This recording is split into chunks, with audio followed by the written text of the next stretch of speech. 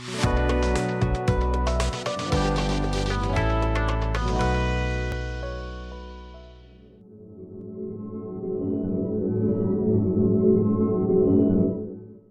and welcome to this new video. This is going to be a recording of a 4-day workshop on scientific software development in Python.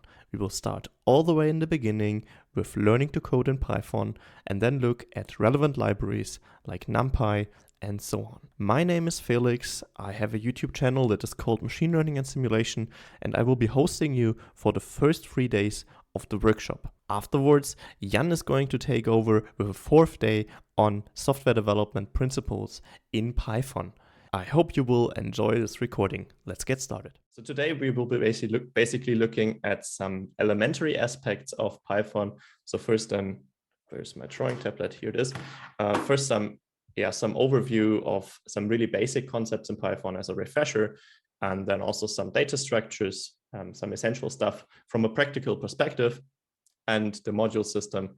And then we will spend a lot of time with NumPy, which is really the fundament of all scientific computing in Python, at least what I can think of. And many libraries build upon NumPy or are inspired by NumPy.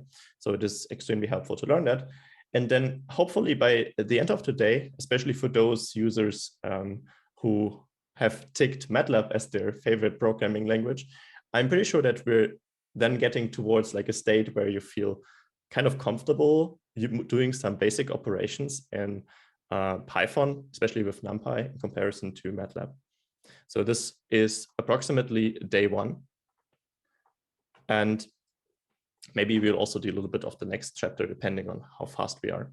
And then the next day will be on like these scientific computing libraries that Jan already mentioned. So it's matplotlib, some plotting, then we do some really simple data analysis, so some essentials that you might have. And the focus of the workshop is really on like giving you the overview, because personally also for me, you will probably at some point, if you have some really detailed question, you will probably also see me Googling for a help. But this is also, I think, really interesting for you to see, because it's kind of an art also to understand how you can quickly get to a solution.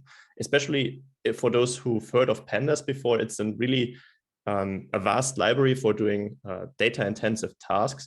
And there are so many functions in pandas, and I tend to forget a couple of them. And so I always have to look them up.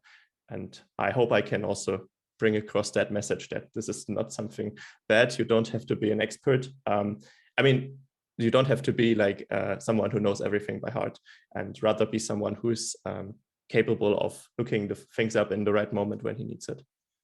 Anyways, then we will also do something on SciPy, which is a collection of algorithms that are built upon NumPy. And they will then kind of conclude, hopefully, our MATLAB clone. So this is collecting all the functionality you find in MATLAB, like ODE solvers, root finding algorithms, all this kind of stuff, and sparse matrices. Then, at least that's the plan. Let's see how far we can get there. But this is day 2.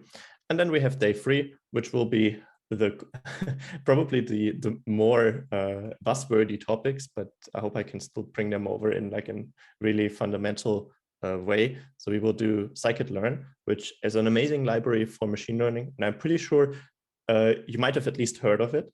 And we will go over some essential algorithms there, and I hope to then, by this, I hope to convey kind of like the basic philosophy behind scikit-learn, such that you can then catch up on the more advanced stuff if you need it. Then we will also look at TensorFlow and Keras, which are, at least when I prepared the workshop mid of last year, they were still probably one of the most used, especially for people who aren't too deep into deep learning research, are the most used libraries for using neural networks. At least, I mean, I don't have any scientific resource on that or statistics, but this is just my personal perception of it. And I don't think it has changed much, maybe a little bit, but never mind. This is still like you have to kind of get the basics, and then you probably can also move on to other libraries in case the environment or the ecosystem changes in the future.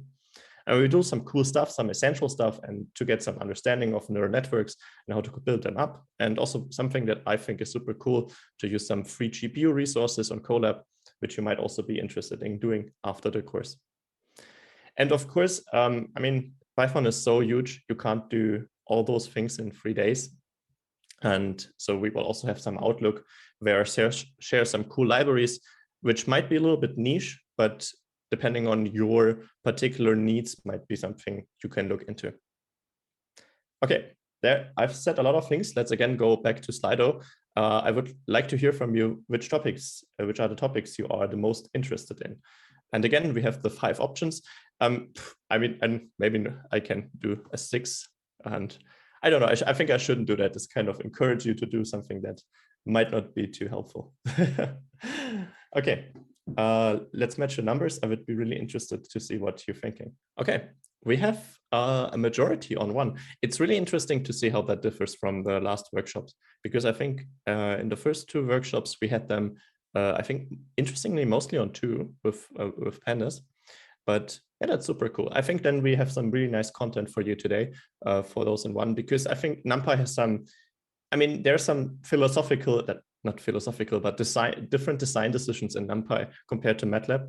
In particular, also for those who've already tried it, that NumPy is using like element-wise multiplication by default, whereas using MATLAB is matrix multiplication by default on high-dimensional arrays. So this is something you probably feel uncomfortable in the beginning when you come from MATLAB, but I hope we can, yeah, clear up that difficulties. Nice. And then we also have 4, which is a scikit-learn. That's super cool. I love scikit-learn. And we have 2, 3, 5. Not too many people on TensorFlow, and it's fine. It's also the last topic, so we will see how far we can get, and then if it's like not too interested, we can also like shift the focus. For instance, if you say, hey Felix, there is this one thing I'm having problems with, or this is this one functionality of NumPy I've seen before but I've never really understood, then we can dig into that in more detail. And then just one more time, how you can follow with the workshop. So this is interactive, so meaning that I mean, right now it's not interactive except for the polls, but when we then start with the actual stuff, it is supposed to be interactive, meaning that you follow along. So in the best case, you have 2 monitors. If not, then you kind of split your window, how I've like shown it here on the in the screenshot, where you have your VS Code session on the right and your Zoom meeting on the left, and then you follow the screencast and type along. So basically you start copycatting what I write.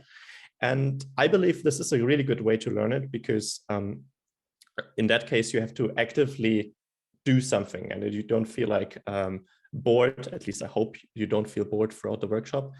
And this also helps me, because then I'm always having a pace where you can follow. I mean, probably I'm a little fast because I know those things. So feel free to like say, hey, Felix, you're going too slow, going too fast, or going too slow.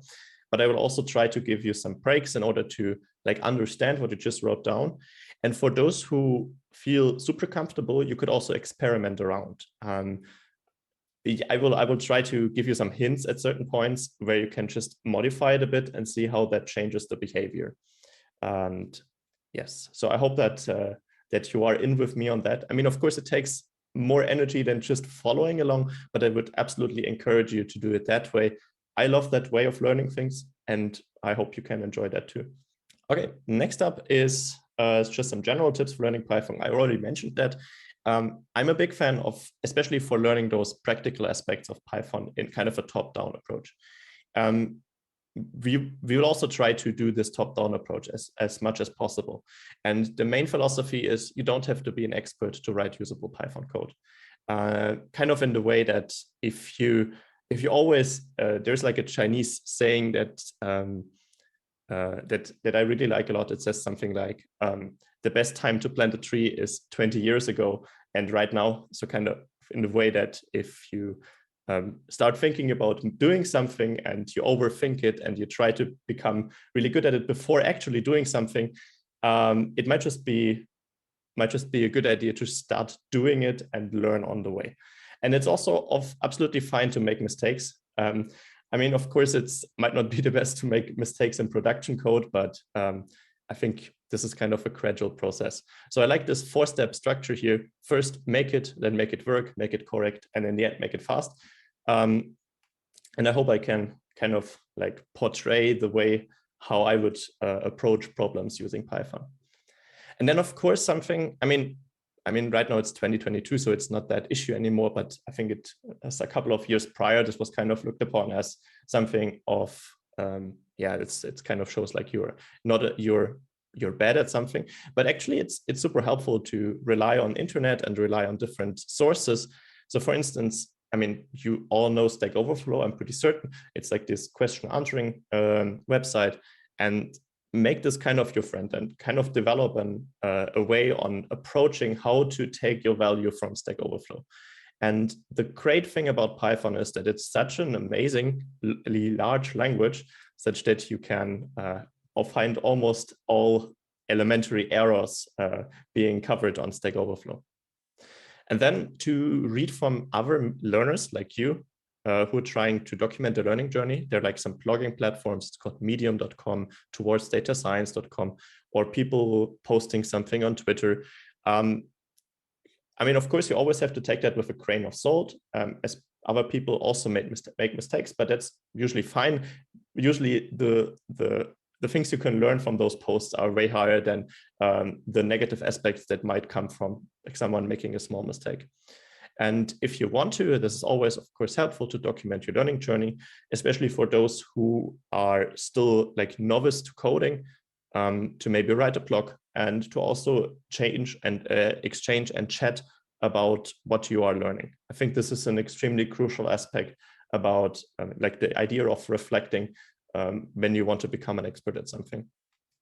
And then something that I also tried to show a couple of times over the next hours and next days, to take advantage of the code others wrote in the way of documentation, but also in looking at the repos and trying to take the best from the design patterns they use. Of course, again, take a bit of grain of salt. I mean, there are like varying qualities of code, but I'm pretty sure over the time you kind of develop a way of how to approach those kind of things and take the most value from it. And then, as said, this is probably also why you are really interested in learning Python. It's not just the language itself, but it's the ecosystem of packages like TensorFlow, like NumPy, and so on, which kind of makes this, yeah, okayish and kind of nice language into such an amazing powerhouse as it is today. And of course, this kind of matches the first point, learn by needing it. So this is also what I try to emphasize over the workshop.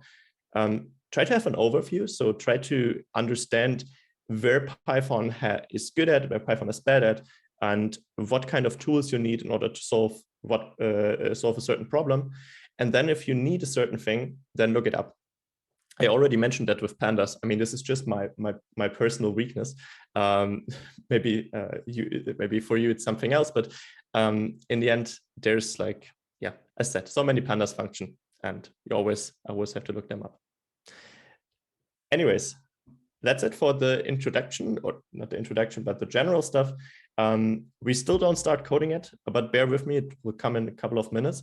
I just first want to give some motivation to those who are not yet convinced why Python is a great language. And first of all, there's kind of the wisdom of the crowd, which I would say Python is ubiquitous. Here I've just took the first statistic that kind of supported my point of view. That's of course not the best way of doing research, but I'm pretty sure there's like a kind of a common sense that Python is a well-used language, and I'm pretty sure that you've been exposed to Python code at least once in your academic career so far. And this is a statistic taken from GitHub, which is the number of pushes, I think, to repositories that are tagged with a certain language. And it is collected over the years. And you kind of see that Python is like on the second line here. And you probably only see JavaScript in the top because there's so much web development happening in there. And this is kind of a motivation of learning Python.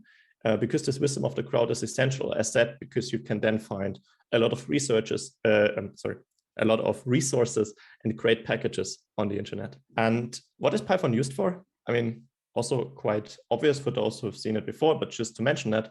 So you find it a lot in the backend development for servers. You do some general scripting stuff, build websites, access databases. This is not necessarily what we are interested in. I mean, probably you will learn some basics, and if you want to dive into that, you can probably have an advantage if you took the course. But the focus here is clearly on the latter parts. So some scripting, maybe not too much of scripting, but essentially machine learning and scientific computing. And it's interesting to see, to actually notice why Python is good at. We will also see about that in the next slide. And I like to emphasize that Python is such a simple language. And first of all, it kind of has a syntax that reads like English, which is amazing. And on top of that, it is freely available, and it has a rich ecosystem of packages where it can benefit from. Okay, and yeah, then why did I say why this is kind of at least a little bit questionable, or not questionable, but it's interesting how Python developed into that region is Python is actually quite a slow language. So what is meant by slow? Of course, this kind of depends on your use case, but here I've taken a benchmark. I probably have to zoom in a bit in order for you to see that. It is screenshotted from the Julia language, which is, as I mentioned before, it's kind of like a nice language for similar tasks that we are doing. And its goal is to be quite fast compared to compiled languages. And compiled languages usually have the advantage that you can have really optimizing compilers and have some really low-level access to hardware. And here there are some benchmarks on some essential numerical algorithms. And the baseline is C. For those who don't know, C is like a programming language, usually referred to as one of the fastest languages you have. And you also have Fortran here, how it compares in these benchmarks. And for us, it's more interesting to look at Python. And this is a logarithmic plot, meaning that when we go up one level, we are 10 times as slow. And you see for a couple of algorithms, Python is really slow. And that's because Python has some aspects that really slows them down. To be fair, MATLAB is living kind of in the same region. In some points it is faster, some points it is slower, but we're trying to, in the end, we will probably get something that has the speed of MATLAB. In some ways it's going to be faster, some ways it's going to be slower. But why is Python still considered a fast language in the overarching sense? Is because it allows for fast prototyping. And in languages like C or Fortran, you usually takes a lot of lines of code in order to solve a problem, because you have a lot of boilerplate, and you might not have as many libraries as you have in Python. And therefore, Python in the end turns out to be faster because you might be able to solve your problem faster than if you were using other languages. Maybe the runtime is slower, but if your total time from having a problem to solving a problem is slower, then there's a good chance you might enjoy Python. And maybe we will also see that at certain points throughout the workshop, and I try to emphasize that. Okay, again, a lot of talking on my side. Let's go back to Slido and let have you ask a question. Of course, we talked about your previous experience in Python, but I would like to also know, why do you want to learn or improve your Python language skills? So we have a couple of answers. The first, it's the first proper programming language. Then you might have your lab, like when for you as PhD candidates, is using Python and you want to catch up on that. Then there are certain libraries that are only available in Python. I mean, I think MATLAB caught up in deep learning quite heavily over the last 2-3 years. So I think you can now do also really good deep learning in MATLAB. But before that, it was, especially if you want to do it on that high level, TensorFlow and PyTorch were like probably the go-tos. You can be curious. And of course, number 5, if you want to become a data scientist, I think this is kind of like an I mean, it was supposed to be a joke. For those who don't know, FAANG is kind of computer science speak for those big tech companies from the Silicon Valley that tend to pay a lot of money for software engineering and data scientist positions. Okay, and I'm super curious to see what you voted here. Maybe we can get some more votes. And it's cool to have curiosity. I like curiosity. I think that's probably one of the best ways to learn something, to be curious about it and try to be open-minded. Okay, then the next option is free with the libraries. It would be super cool to see over the next days what those libraries are. Maybe we also cover them. Then 2, the peers are using it in the lab. And then 5, of course, yes, there's nothing bad about like earning a lot of money. Of course, I don't know if this is like a realistic salary. I think maybe depending on where you work at. And we also have someone who's answering other things. Okay, great. Okay, long story short, now I talked for 40 minutes. I hope you're still with me. And we now start with the actual interactive stuff. So I would now ask you to go to your VS Code. So I will just switch here to VS Code. And let me get away my drawing tablet. And then I will close the file explorer here. And I hope by now, at least the majority of you are available, like, or I have like the Python installation and VS Code accessible. So in case you don't know what this is right now, what I have here. So if you started, I think just with the VS Code session, you have this is like a home screen. But if you go to the bottom, right above the action bar, there's this way to pull it up, to pull up this pop-up, I would say. And there is a terminal in here that we want to use. Depending on the operating system you're using, you might have PowerShell, you might have CMD, and I think Mac is also using Bash. I'm also having Bash here, but it shouldn't greatly matter. So first up, I of course want to look at how you can interact with Python, because right now, so far, it has only been abstract. And the cool thing about Python being an interpreted language, you can do like interactive stuff, which you can rarely do with other compiled languages. So this is kind of similar to what you can do in MATLAB. So we can open up an interactive Python session. I hope everyone is now on board by just typing out Python and then hit enter. And of course, Python has to be in your path. And I just see, sorry, I have to go out there and I first have to activate my Conda environment. I'm sorry for this. So this should bring you into the Python course environment that you have installed according to the videos, hopefully. And if that is not the case, don't worry, for the first couple of hours, we only need NumPy. And so probably this is installed in many environments. Okay, let's go back into the Python shell. And here you basically see a prompt. I'm using Python 3.8 here in this environment. And now we have the option to interact with Python interactively. Let's just go for printing a hello world. So let's do print and then an opening bracket and then in quotation marks, hello world. This is kind of a standard thing. So if you've ever programmed in any language before, this is usually the first task that is done, to print out hello world.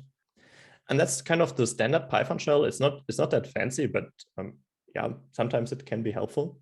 We can exit this Python shell by either hitting Control D, so CTRL plus D, or in German STRG, or we type out exit and then opening and closing brackets. So the next step, which is kind of my preferred interactive way with Python, is to use the IPython shell. It's kind of an extended version. I now see probably you need to have that installed on your environment, but I hope all of you have the Conda environment fixed.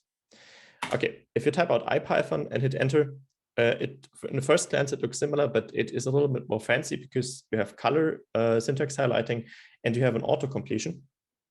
So you can type out PRI, and then if you hit tab, it will autocomplete what you just wrote. It's quite nice. So in that case, print, and we also have this syntax highlighting, or syntax coloring, I would say. And let's again write out an hello world.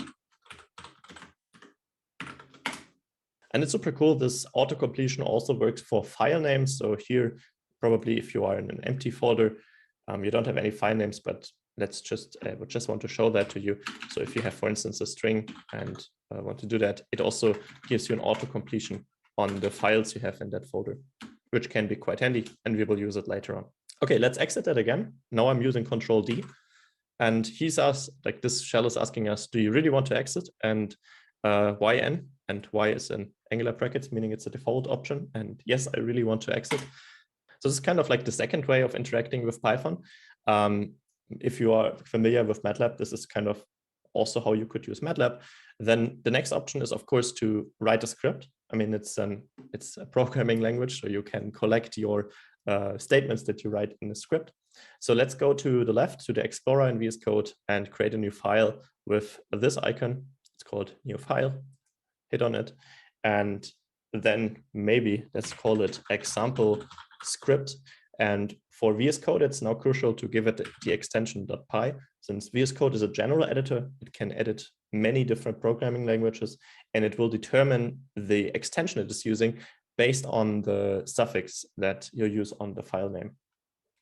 So let's say example script, and then it's also bringing up the Python extension here, given it a couple of seconds. Yes, and I see it's using another environment. So if that happens for you as well, you can click on it and change the environment in case it is found by your installation. Okay, then we can type out print hello world as well. If you watch the videos, you might have done that before, although it's not that really difficult of a task. And then you see kind of like this dot indicating whether it's an unsaved file. So you go to File, Save, or you just hit Control S to save the file. And you see we also have some highlighting here. Not syntax highlighting, but documentation. Okay. Then we have multiple options. If you install the Code Runner extension, you can just hit the play button and say run code, and it says hello world, and that works. Or you can also just go to the terminal and type out Python and then give the file name as the second argument and say Python example script, kind of read this as, hey, Python, please execute example script. And then it should also print out the hello world. So these are like the rather basic ways of interacting with Python. And especially at some points, I also want to use Jupyter notebooks with you. Jupyter notebooks is a way to like collect code, plots, and documentation in one place. If you, for instance, want to analyze some data, or if you want to share some thoughts or like do some exploratory analysis on certain packages or some certain data. And initially, Jupyter notebooks are web-based. So it's kind of like we execute, or we let the Jupyter notebook application run, and then it opens up a website for us where we can then interact with Python. And this works in the way that we write out Jupyter-notebook. It has to be in your path. If you have issues with that, just in case, maybe on Windows, I don't know, you can also do Python-m Jupyter-notebook. So this -m just means execute the module or execute whatever is installed under this name. I hope it works. Let me see. No module name Jupyter. Okay, well, then it was not to. Either way, I hope this works for you. And then if you hit enter, it should do something like this. So it says like it spun up a web server, and then gives you an web address that you can also click, depending on your shell you're using, or just copy and paste into your web browser. And then if you go over to the web browser, it should bring up this website, which is running locally on your machine. And it shows you the overview of the files that are in the folder from which you have executed this Python or this Jupyter notebook. I will just enlarge that. And here you can then create new notebooks. And I want to create a Python 3 notebook. And so I go here to new Python 3, IPyKernel. It opens up a new tab, and then we are in the Jupyter notebooks. And essentially, a Jupyter notebook is a collection of cells, and those cells are executed independently. I'm not too familiar with Mathematica. I think is it called Mathematica? No, I'm always confusing that. The programming language developed by Stephen Wolfram. I think they also have something similar to that. I think that's called Mathematica notebooks. Never mind. So basically, you can write code in there, and each cell is kind of executed independently. So let's kind of start again with doing a hello world. So print hello world. And as you see, you also have the syntax highlighting. And you can execute a cell. So if you hit enter, it will just get a new line in the cell, as you would expect if you do the editing. But you can execute the cell either by hitting the run button or by shift enter. So shift enter, and then you see hello world. And the reason I think people are liking Jupyter notebooks is, first of all, you have this cell structure. So you can have lines of code that you can execute independently. But you also have markdown cells. So you go to cell and cell type and change the cell type to markdown. For those of you who aren't familiar, markdown is an, let's say, how you say, like a document formatting language, or not language, but something in that regard. I mean, for those of you who have used MATLAB, who have used LaTeX, it is a similar idea. So you try to use some letters in order to indicate how you want your code to be formatted, but it's way easier and has way less functionality. So for instance, you can create a heading by using a hash tag, and then say, this is a markdown cell. And then by enter, you go into the new line. And then you can use normal code and say with, for example, and then some LaTeX, which works in here. Of course, might depend on your installation. Let's just try if it works. So for those of you who know LaTeX, if you want to do formulas, you do like these dollar signs. And in the dollar signs, you can then, for instance, say f of x is the square root of x. And then if you hit shift enter, it will format the cell. So this was the heading, so it makes it bold and a little larger. And then it formats the equation. And that's kind of nice because you can then write code. And above that, we can have and above that, we can then basically have documentation or maybe have some mathematics regarding what you're doing. And except of that, you have the same functionality. Just one thing I want to make you aware of is that Jupyter notebooks have an execution order, which is not very logical at first. That's why you also see the number in the angular bracket here. So for instance, if I assign a variable here and execute the file, so I just say a is free, and then I go back to the first line and I edit the first line and put in a print a, for instance, so to print out whatever the variable stores, and execute that, or maybe if you can think about that for a second, in a usual Python script, for instance, or also in a MATLAB script, I'm pretty sure it's also like this in MATLAB. There you kind of have an order, right? Because you can't expect to have your variable being available after you declared and defined it. But here it works. So if you have shift enter and it works, and that's because this has an execution at point number 3, where this has an execution at point in time 2. So this one is aware that this variable exists. But in case we were to restart the kernel, so with this restart button here, and say restart kernel, so everything starts from the beginning, and then we do this to restart the kernel, and sorry, it's with restart again, but to run the entire notebook, so with all the cells in there, and do that, it should complain. Yes, it should complain that the name A is not defined, obviously. I tend to find that confusing. That's why I'm not using notebooks that much. Of course, if you try to avoid that and not use that actively, they're a handy tool. Especially later on, we will see that you can also insert plots in there. But I just hope you are aware of that and maybe remember that in case you have errors. Either way, that's already it with the Jupyter notebooks. Let's close down the tabs.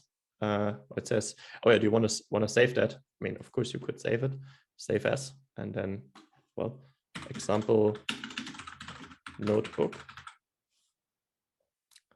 and then save, and save. Then we can close that and close that. And then let's go over to the VS Code session again. And we want to shut down the kernel. So in that case, we can use Control-C.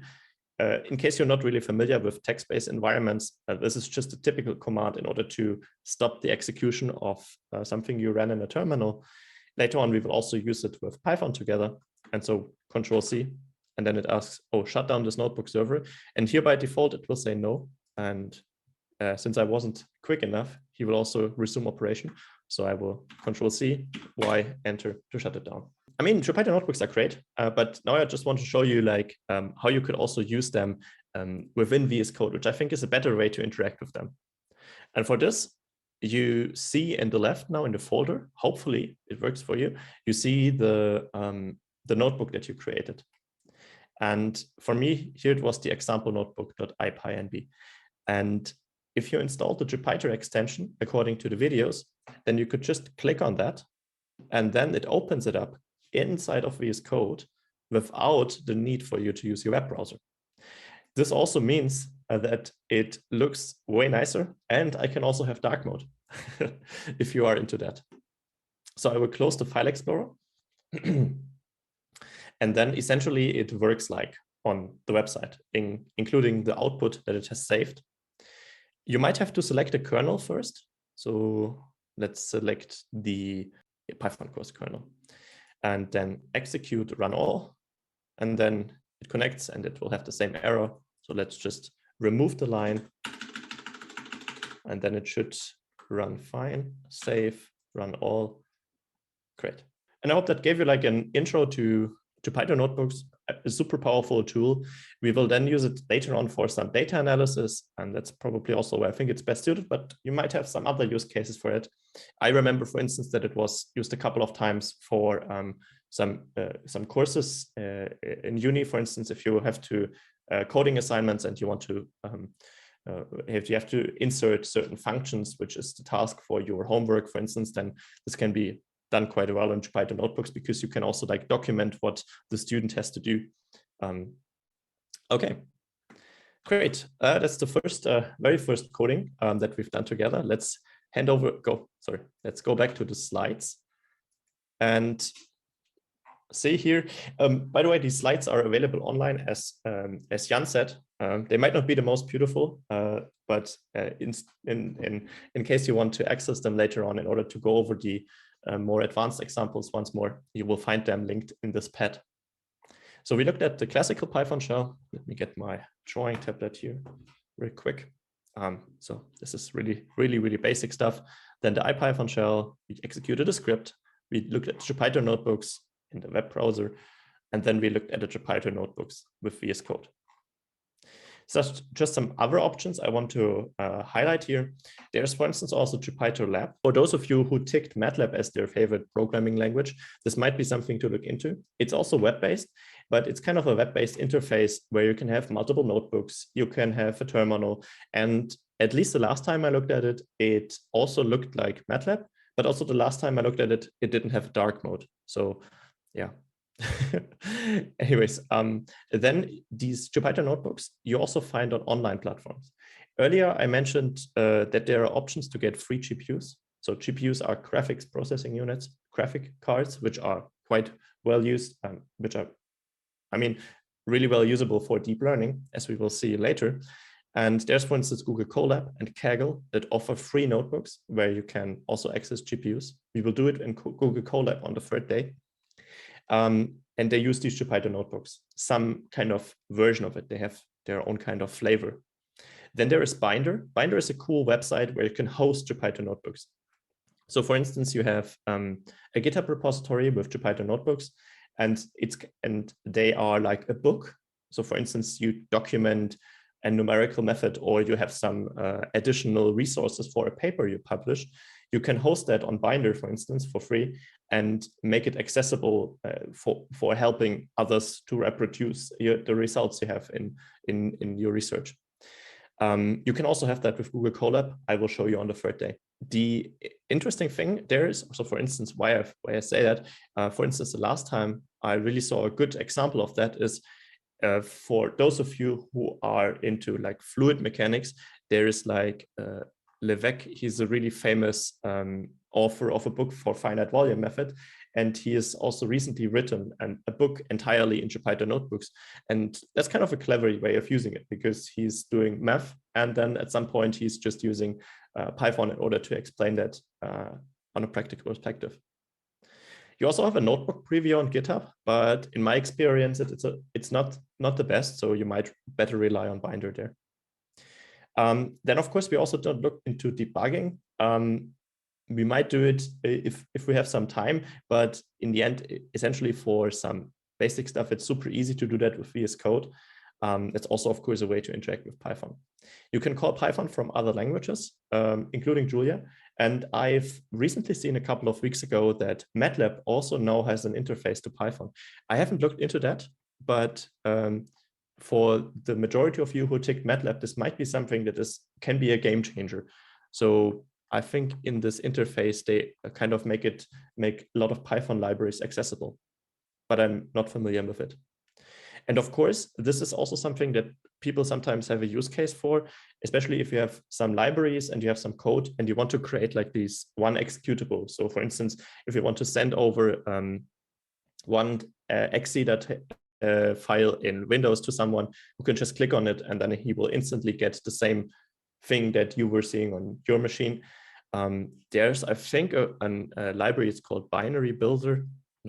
I'm not sure, but I'm pretty certain if you Google for that, you'll find that. So the option exists. Last time I used it, it was a little bit hacky. Maybe there are better ways now, but it is at least an option. And it's something that you, for instance, can't do with MATLAB, because whenever you write code in MATLAB or even Simulink, the other person needs MATLAB or Simulink installed, except for some basic stuff where you can rely on, for instance, Octave. Okay, a lot of talking again. Let's hand over to Slido for some polls. Let me quickly bring that up. Okay, there is one question before we go into the poll. Someone was asking, do you know how data privacy works when using Google Colab? We usually don't run our research content on servers in the US. Yes, I think that's a valid concern.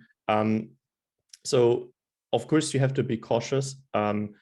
I don't know for certain, and I don't think that Google Colab is offering you any guarantees on the data privacy. So you kind of rely on Google doing a good job and not leaking anything. And of course, you're also relying on Google not giving away your data to someone. So of course, if you have a data critical aspect, then you shouldn't be using Google Colab, certainly. But I still think for some experimental stuff, so if you just want to, for instance, learn TensorFlow and you just want to look at basic examples and you just need a GPU, it's a good thing to do. But if you, of course, kind of think that's super crucially important to you, and also for things that are not under an NDA, then of course you shouldn't be using it. But please let me know if this kind of affects a majority, then I won't be showing it on the third day. But it's a good question. Thank you very much. I will take it as resolved. I hope it was resolved. Okay. I would like to know if I could convince you with my thinking about how you should interact with Python. And last time, the majority of the people actually disagreed with me, and that's absolutely fine. First, I want to know from you, which way do you think is the best for some simple and quick calculation? Should you be using the classical Python shell? Should you be using the IPython, so this enhanced shell, write a script and execute it, use Jupyter notebooks or something else? So for those who answered something else, I would be curious to hear what it is. Feel free to spam it in the Zoom chat. Okay, so it looks like the majority is going for free. This was actually the same in the last two workshops. That's understandable because it's kind of probably the most well-known way and the most reproducible way. Since in the classical Python shell and IPython, you lose whatever you did after your exit. Of course, if you saved certain stuff, then it still exists, but you don't really get the same reproducibility as with a script. Unfortunately, not unfortunately, but I think it's still the best way for us, at least today and tomorrow, to work mostly with the interactive shell, since that alleviates a lot of issues that one could have with point number 3. But then later on, we will also go to the script, since I believe also this is the best way for do more advanced stuff. The Jupyter notebooks are also great. I don't want to give some bad review on them. I also like them, but I tend to avoid them because this execution out of orders is really confusing me, and it has gotten me into some issues a couple of times. So whenever I can better have a script, I use the script. Okay, cool. Nice. That was for the simple and quick calculations. Let's see how differently you think if you want to do data analytics. So data analytics mean, for instance, you have a large CSV file that this was created from an empirical measurement, and you now want to, for instance, create some plots. You want to create some statistics. How would you do that? Again, same options. Maybe we can quickly reset the poll. So again, let's see if that changed your perspective on that. Okay, now the poll is open again. Would be happy to see what you think. Yeah, I see. It's going in the same way. So writing a script. I hope this wasn't my influence on telling you to not use Jupyter notebooks. Okay, great. So the majority is for number 3. Well, okay, then I think the next question will probably lead us in the same direction. Which way would you use for writing scientific software?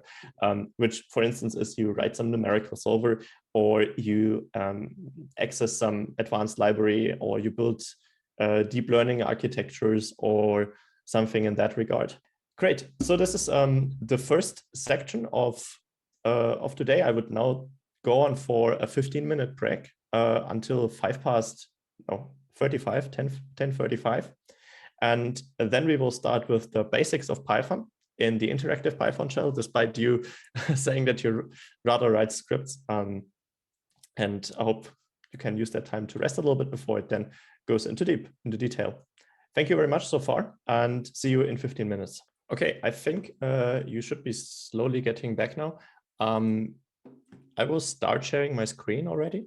So you can head over to your, let me see, yeah, that's the right screen. You should hand over to your Visual Studio Code, since we will now start with the coding part. In the meantime, you could also close what you have open here. So close the example notebook, close the example script, and then slowly as you're coming back, we want to work now as opposed to what you just said. I think it's like a little bit better for the beginning to be in the interactive sessions, but as said, don't worry, we will go back to the scripts later. So let's open up the terminal, and you can even pull it all the way up such that we can see it on the entirety of the VS Code session. And I, for instance, want to clear my screen. So, I mean, it's not part of the Python course, but in case you want to learn that, at least under Bash, it's Control-L to clear the screen. I don't know if it's the same command in MATLAB, but I'm pretty sure there is a command for this in MATLAB. And then if we're all back, let's enter an interactive Python session with IPython. And I just want to start with the super basics of Python. And just to make you aware that Python is something that one usually calls a dynamically typed language. So we can have different types, and these types are something how a variable is stored or how one can interpret a variable. And there are different kinds, and the idea of Python or a dynamically typed language is that it kind of infers that based on what you are assigning to it. So for instance, if we want to have text, we could do text equals, and this equal, as we've seen before, and it is in a lot of other programming language, is variable assignment. And for instance, we want to assign hello world to text. And there is a command within Python in order to figure out the type Python has assigned to a variable, and it's called type, quite obvious. And it is in that sense an application of a function, and we've seen that with print before, so open and closing brackets, and then we plug in the text in here, and then it prints out str, which stands for string, and string is computer science speak for a collection of characters, and in this case it's hello world, so there's H, there's E, there's L, and so on and so forth.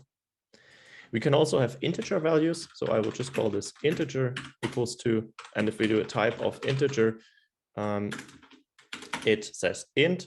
We can have floating point numbers, so I will maybe use, 1 second, okay, it's better. So then I will maybe use floating number and say it is 42.0. And if I then check the type of floating number, we get float. So floating points are, so in case you're not familiar with that, so floating points are a way to store almost store real valued numbers, whereas integers, of course, allow you to store integer values. And these types are flexible. So this means, for instance, we could also use the text variable and assign it an integer. So text, and then reassign it with 3.0. And then the type of text is a float. So this is kind of the way dynamic programming languages work in that sense. Some people find that confusing. Oh, sorry. Some people find that confusing, but it definitely has some advantages, especially for these high-level languages like Python is. And you've also seen now some basic types, and Python lives based on these types, and we see some more later in the workshop. An essential other part of programming languages, of course, so-called conditional statements. So for instance, if we want to execute certain parts, certain types of code, depending on whether a condition is true. And the typical way to do this in languages like Python or C or similar languages is to use so-called if-else statements. And it kind of works like this. For those who know what a conditional statement is, at least this should make you familiar with the syntax. And we have an if statement, and then we ask for a condition. And for instance, let's say 5 greater than 3.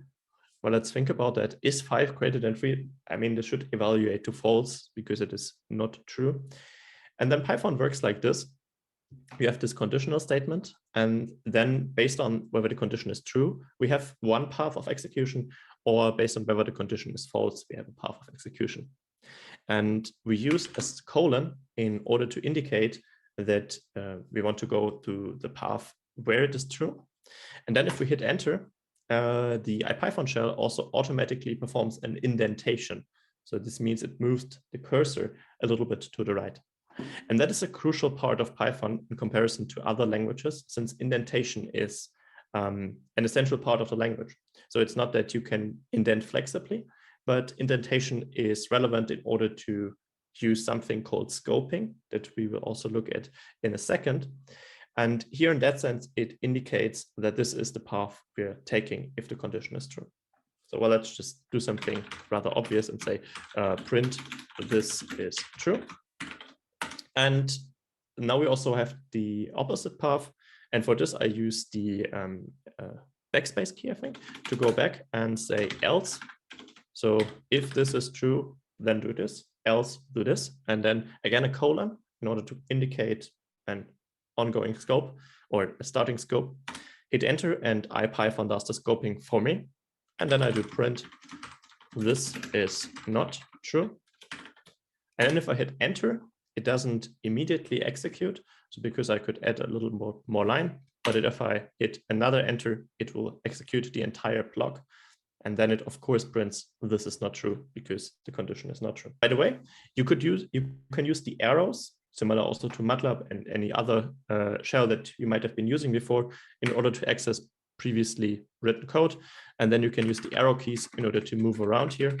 And let's say, for instance, if 3 is smaller than 5, well, what should happen now? This is, of course, a true statement, and it executes to true. Okay, let's combine the conditional statements that we have here with what we learned about the typing system. Let's say, for instance, we have a variable that's called something. And let's take another hello world in here. And of course, hello world, or the way we wrote down hello world, this is a string. And now we want to do some condition based on the type. And there's also a way to assign a variable that does not have a type at all, or nothing at all. It's called none, and we can check for this. So for instance, we can say if something is none, and here you also see this is kind of the advantage of Python. It reads like the English language. So if something is none, which checks, yeah, well, if something is none. So if the variable is none, so it definitely does not have a variable type, it's just nothing. And then we will print, yeah, well, this is none, obviously. Then let's have an else. And now we want to have a couple of checks. We want to either check whether it is a string or whether it is not a string. So we basically have now more paths. So we could basically say, well, if something is true, then do that. Else, check again. So else have another one. So we could, for instance, do else colon, and then in the next scope have another if-else statement. Although this is kind of like a typical thing to do, to have like these nested conditionals. So there's a shortcut by just saying elif, which is a combination of else if. So if something is true, then do this. Else, if something else is true, do this. Or else do this. And let's say else if the type of something is not string. Okay, this might not be the most obvious way to check if whether a variable is a string, though let's just stick for that for a second. But again, look at how beautiful this reads. So elif, the type of something is not string. Well, what should we print? So let's say it must be something else. And then finally, let's go back and say else. Well, if this is all not the case, so if it is not none, if it is also not a string, well, then it must be a string. It must be a string. Okay, let's check that and say, oh yeah, it must be a string. Yeah, obviously. Of course, we can then use the power of Python to reassign the variable and say something equals 5. And then we can use the arrows in order to go back to the code that we executed once and hit enter and say it must be something else.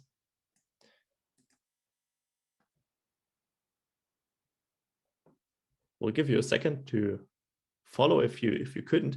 Please also let me know with Zoom reactions. I haven't looked at that, unfortunately. Whether I'm too fast, then use the left pointing arrow, like this smaller equal or super smaller equal.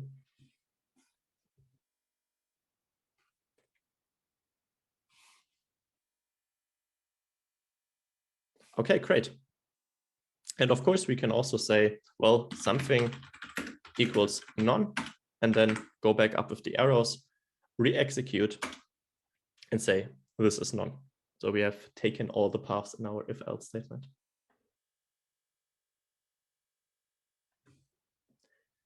Okay, conditionals are the first essential of a programming language. The next essentials are loops.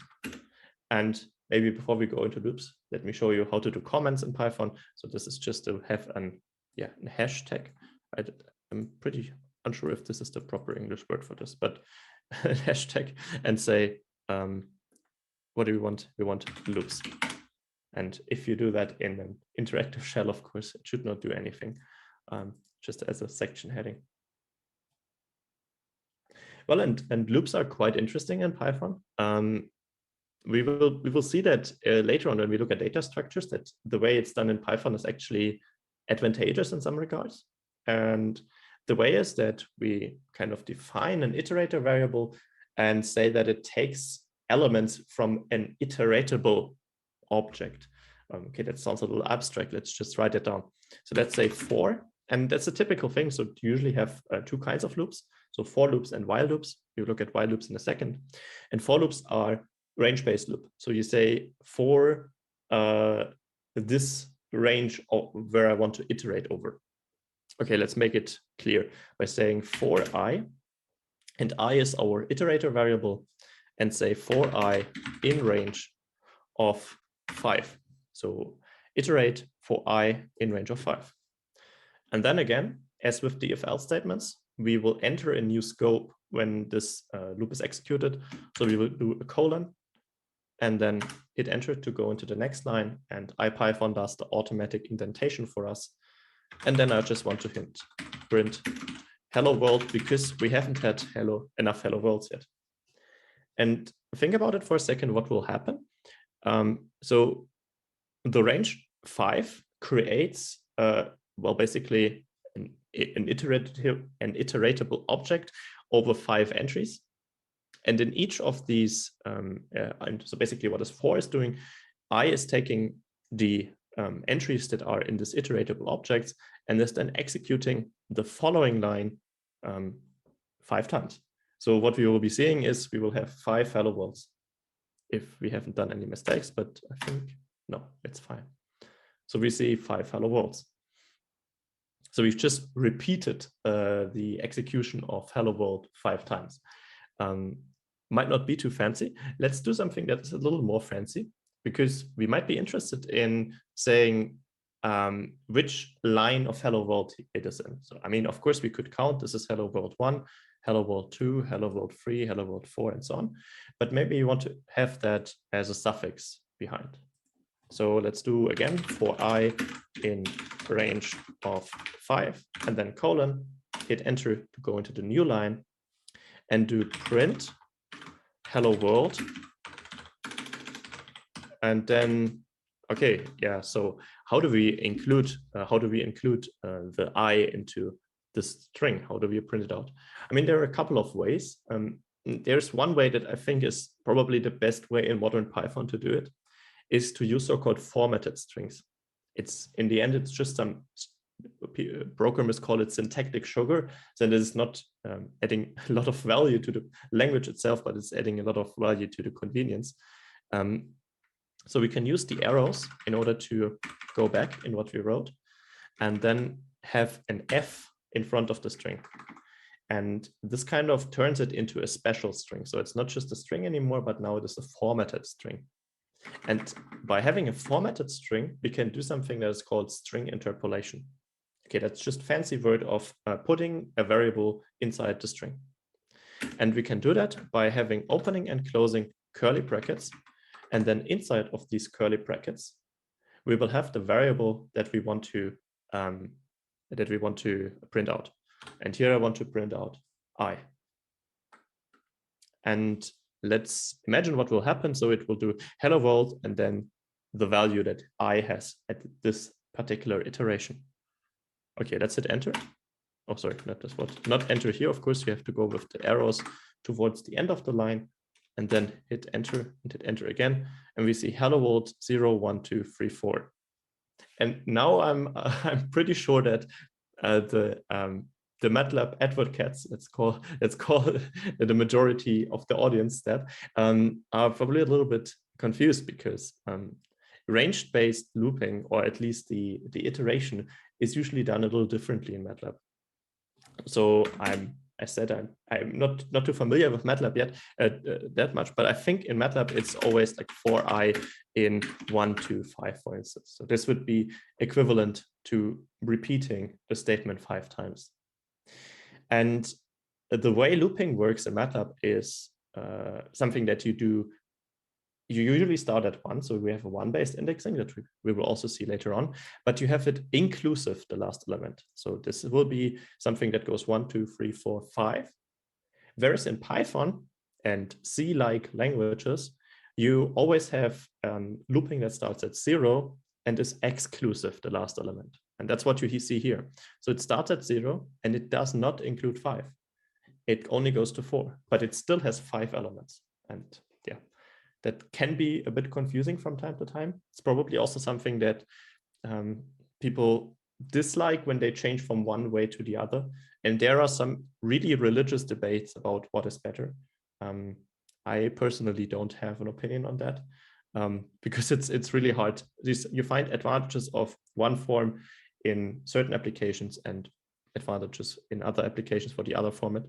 By the way, Julia, like the language I highlighted earlier, is also using the MATLAB way. So this starting at 1 and including the last element. Okay, I just want to use the formatted strings to show you one more thing, which is also handy to do, because right now, I mean, it says formatted string, but we haven't formatted anything. So it's just like string interpolation. But we can also use a format specifier. So let's use the arrows to go up twice. And then let's use the arrows in order to go to the curly brackets. And then right behind the I, let's add a colon.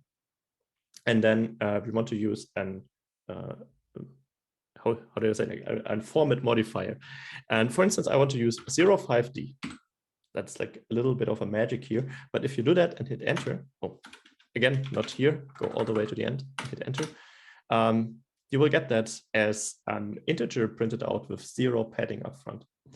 I mean, it's a little unnecessary in that case, but this is kind of what you might have seen if you've ever used printf. So printf, I think it's also printf in MATLAB or something similar. This allows for format specifiers. And here in that particular case, just to give you some information, D stands for integer, obviously. 5 means that you want to have 5 digits printed out, and 0 up front means you have the 0 padding. I mean, I know a couple of format specifiers, but I forget the more advanced ones. So Google is my friend in that regard, but you will see them over the next hours used a couple of times, especially when we use floating point numbers. Either way, I will give you like 30 seconds to a minute to catch up on that if that was a little too fast, and feel free to also ask a question if there's something unclear up until this point. Then we will continue on to the next point. So this is for loops. Let's go on to while loops. And for this, let's look at some simple examples. Let's, for instance, assign a variable first. Let's say b is equal to 5.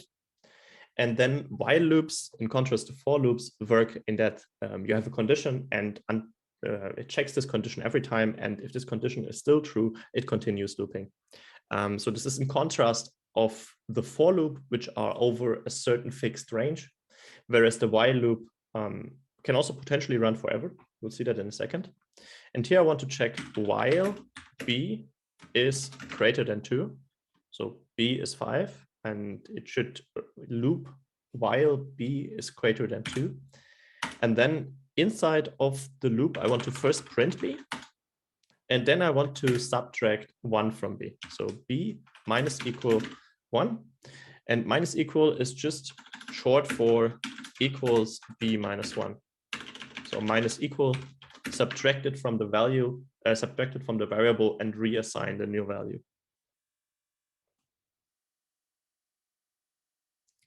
And then let's execute that. And here we expect, well, 5, 4, 3. That's great. And afterwards, the loop terminates because then the condition does no longer hold. And now something interesting that you don't see in often in other languages. I mean, don't say often, but it's something that is something Python does, is that when you assign variables or modify variables inside the loop, they keep being modified outside the loop. So here in that case, if we access b, it is 2 because that's the modification that I've done to it in the loop. However, if we also assign a new variable inside of the loop, so for instance, if we go up and do b minus equal 1, and then say, for instance, age is, let's say, 42, then this age will be available outside of the loop. So let me see. Of course, yeah. It was the same as last time. Because our b is still 2, the condition does no longer hold true. So b is 2, and therefore b is never greater than 2. So it will always be smaller or equal than 2. And therefore the loop doesn't even have a first iteration. And if we reset our b to 5 and then run the loop, yeah, okay. saved. Nice. then H is available. The reason I'm saying this is because this is something that you don't see in other languages. That's just because how other languages are built and how Python handles stuff, such that if you define something within a scope that is defined by for loops, if-else statements, while loops, the variable is accessible outside of it. And that can be extremely handy in certain scripting scenarios. Talking about while loops, I mentioned we can have infinite loops, so meaning loops that basically run forever. And we can use an built-in Boolean variable for this by saying while true, and this is written with a capital T up front. And this is basically an infinite loop, and we can have an empty scope by just doing pass. So saying while true, do nothing. And true will always be true, and therefore it will always loop forever. If we hit enter, then you see, so basically it has entered this state where it is calculating or Python is executing and nothing happens. Well, that's of course a little sad. So then we hit Control C, and then this kind of interrupts the execution. I mean, it's not something that happens too often that you have infinite loops, but can happen. And also there are some use cases for infinite loops. I mean, of course, they don't loop infinitely, but having this while true statement, and then you can have something inside which can actually break the loop execution. Then we have a question on Slido. Someone's asking, could I also make H to be only available inside the loop? That's a good question. Probably you can, but I mean, what would be the use case? I mean, of course, if you, for instance, have a variable, now let me think. So first of all, to answer your question, I don't know the obvious way. I mean, there might have a hacky way, but I would rather not show it because it's probably not too helpful. But I would be interested in hearing like what would be the use case for this, to have that kind of like not available outside. I mean, in the end, if you're not overwriting any variable, you should be usually fine. And yeah, maybe someone else has an idea. Then of course feel free to let us know either by speaking up or writing in the chat if you have a good idea for that. Otherwise, I would just like leave that in the background, and maybe of course feel free to come up with a follow-up question if you have a particular use case, and maybe then it can become more clear and maybe we can code it down. Okay, then I would continue. Let's go over to the slides once again. So we did some super basic stuff. I would just like to ask you now a question which actually has changed since last time we had the course. So Python does not have a switch statement. So a switch statement is basically you say my variable is, so you can have like a multiple cases. So you say if variable A is 5, 3, 4, and so on. That can be handy from time to time, but it is not implemented in Python. The question is, have you ever used them in a different language? If you are familiar with coding in that. Okay, that's interesting. A lot of people have used that in other languages. That's cool. In the end, the way it is done in Python is just to have as many if-else statements, or in the best case, use a different way. I haven't looked too much into the recent Python version, but if I remember correctly, sorry, this has gone. If I remember correctly, then something like this was introduced, but I can't fully tell yet if it is a complete switch statement. Maybe if someone is familiar with that, feel free to let us know. Let's continue on to the next point. And for this, I will switch over to VS Code once again. And let's look at another essential building block of a programming language, which is functions, where we want to somehow collect functionality into something that is callable again with certain arguments. And that's also quite intuitive in Python. For this, let's go back here, and I will just use a Control-L to clear my screen. And then we define function by using the def syntax. It's short for define. And then a function consists of a function name. So let's, for instance, call this function say hi. And then it has some arguments or no arguments. Let's say opening closing brackets for no arguments. And then similar to for loops, while loops, and if else statements, we are entering a new scope. So we use a colon, and then we enter into the new line and indent by the typical indentation in Python. And then we do print hello, for instance. And then if we execute that, this is of course creating the function say hi. And then we can call this function by say hi, opening closing brackets. And then just says hello. That's of course like the super simplistic one. We don't interact with any variables, but at least to get the syntax straight. Let's have a function that I want to call greeting. So let's say def greeting, opening closing brackets. And then we first want to query the name of the user. So we say name, create a local variable, and then do input, which is a command which prints out a string and then asks the user to insert something. And then whatever is inserted is assigned to the variable name. So let's say, what is your name? And then I want to print out the name. So print name, although I want to have it like formatted because I want to say hello to whoever has entered his name. So print and then hello. And then do you remember the formatted strings? So let's go all the way to the front, add an F to the string and say hello name. Oh, maybe not this one. Okay. And then I also want to return the name. Why not? So this is kind of like what a function does. So it takes some input, it does something, and then it returns something. So I just want to return the name. And then let's save the function. And then let's create a variable and call it returned name and execute the function greeting. And then let's say, what is your name? I want to be called Darkness, my old friend. And then let's execute this. And then he's saying, hello, Darkness, my old friend. Either way, so this is basically what is happening. So we have this structure, and we could re-execute the function and just change it, for instance, to Felix or your name. And it says, hello, Felix.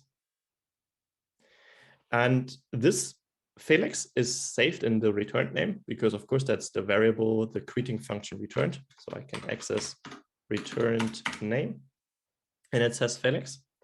And then earlier I said that these scopes in Python are interesting because when you create local variables inside of them, they are available outside of it. However, that does not hold for functions. So here I can't access name. Name is not defined, and that just means that the variable was inside that scope.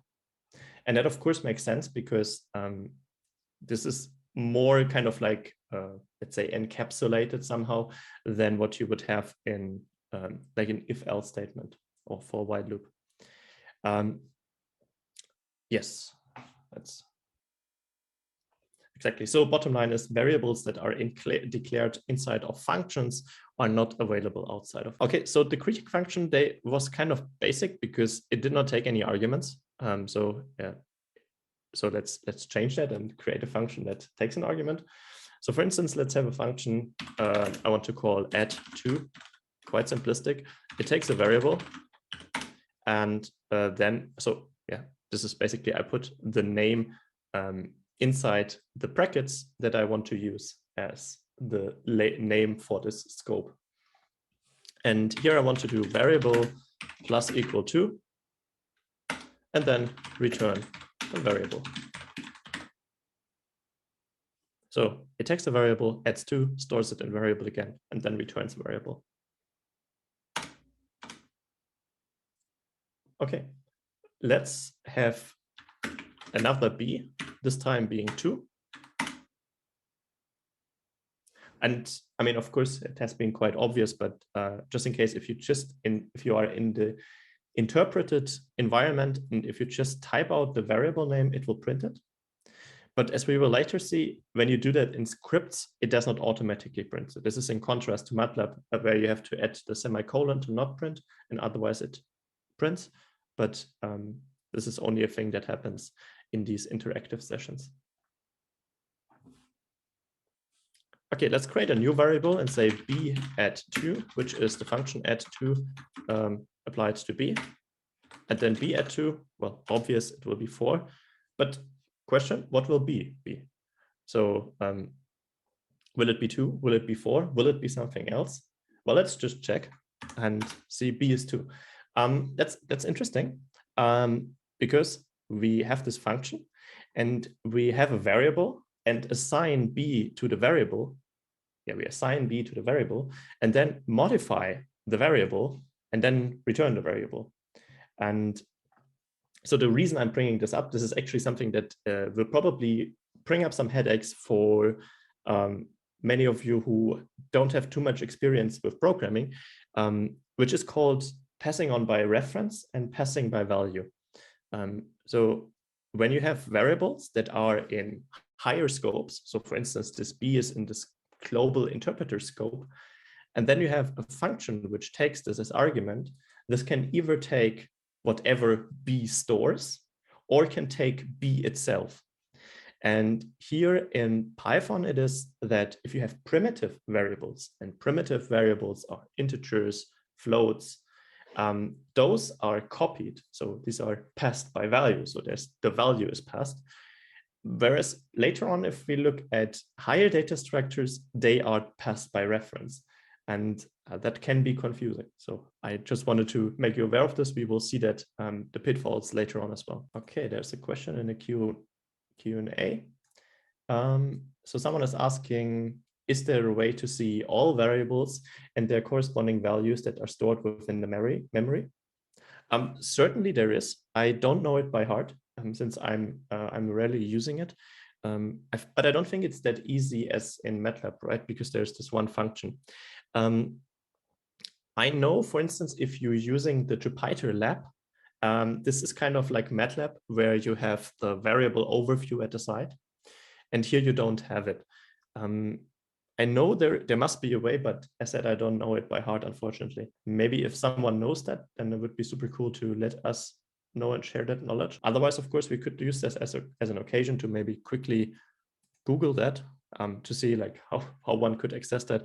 So maybe show all variables in a Python session. Let's see. Okay, let's check. So I mean, it's quite obvious going here. Okay, so it says that there are a couple of ways to approach that. So maybe let's put that up front.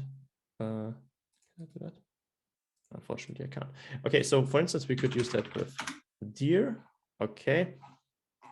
So there's a couple of variables. So this is why I meant this is not the obvious way. So it's not like that it's showing you like just the variables that are that you mean like in that sense. So it's because it's also adding variables that it is using internally.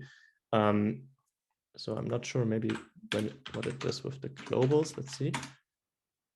Or the locals. Yeah. That's not really elegant. Okay, apparently to the next answer, there's this whose magic command. So let's maybe also quickly talk about magic commands. That's quite an interesting aspect. So when we are in these IPython shells, and interestingly also within the Jupyter notebooks, which build upon the IPython shells, we have those magic commands that start with % symbol. And with this, we can do some fancy stuff. For instance, timings, which we will do later. Apparently, let's just believe that this comment is right. And let's say whose. Okay, yeah. So apparently this is probably more what you would have expected, that you have an overview of the true variables in that sense. So the ones that you defined and that weren't defined internally. And you also see that it says it saves the functions as variables. And here you also see the type. I hope that answered the question. And then we can move on. So next point on functions, let's have functions that take more than one argument. So let's, for instance, create a function and say, sorry, not a function, define and say add up variables. And this one takes a variable 1, a variable 2, a variable 3. And so basically this is just like comma separated argument list. And maybe let me also use that occasion to make you aware of some conventions in Python. And here in that case, Python kind of likes this these underscore notations. So it's kind of also a religious debate how you handle variables that consist of more than one noun, I think is the right English word for this. And there is like camel case and snake case. Camel case would be something like this, where you don't use underscores. And it is even more prominent if you, for instance, have not just a number, but have multiple nouns. So for instance, this is camel case, and this one, this is snake case. And when it comes to variable assignment, variable, not variable assignment, but variable naming, Python prefers snake case. Although this is just how there's like an there's a Zen document, so some Python convention which gives hints on which variable, which naming or which kind of styles are favorable. Of course, you should adhere to what is, if you are contributing to a larger project, and of course you should adhere to their styling guide. But this is the way Python prefers it, and it's also the way I prefer it. Of course, you can change that if you want to code, if you modify the code while coding along. Either way, it's just a little like in a little bit more info. Let's just write down what the function should do. So add up variables, and let's say, for instance, return var1 plus var2 plus var3.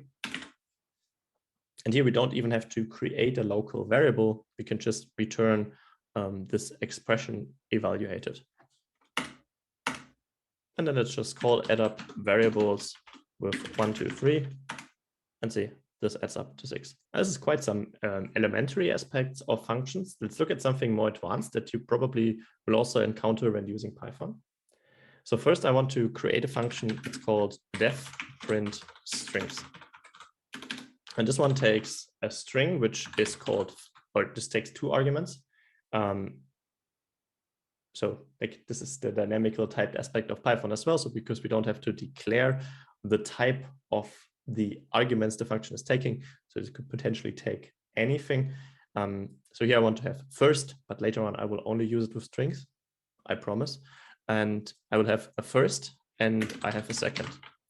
And now I want to print them out by saying print and then a formatted string with first underscore second. So I want to print them and I want to put an underscore in between them.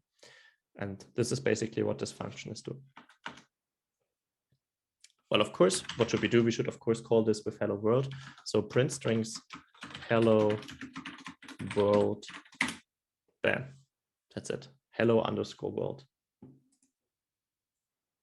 And the reason I'm bringing this up, I mean, this kind of sounds obvious, is what we've done before, is that Python has a thing that you don't see in MATLAB. I don't think it is in MATLAB. Some other programming language do it, is called keyword arguments. Because when you call functions, you have to match the function signature. So the function signature is basically the function name plus the arguments, and in typed languages also the type.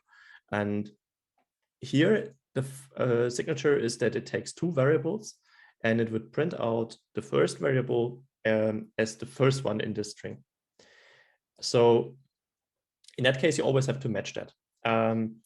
However, as you probably know, if you've written functions with larger amounts of arguments, this can become tedious from time to time. So Python has like this neat thingy called the keyword arguments. Let's just do it before telling so much about it. And it works like this. So you do print strings, and then you use the names of the arguments that you've used when defining the function in order to assign the variables to it. And here I want to do second equals hello, no, so second equals world, and first equals hello. And what will it do? It will print hello world again. And the interesting thing is that we've changed the order. For the two variables, we flipped it. And in case we have multiple variables, the order would be arbitrary. And that kind of gives us more flexibility. And what I prefer, more verbosity, because this one shows, I mean, here it is like super stupid variable naming. But when you have, for instance, scientific algorithms which take multiple options, it might be better to have these keyword arguments than having positional arguments, because then one immediately sees what is the argument I'm passing.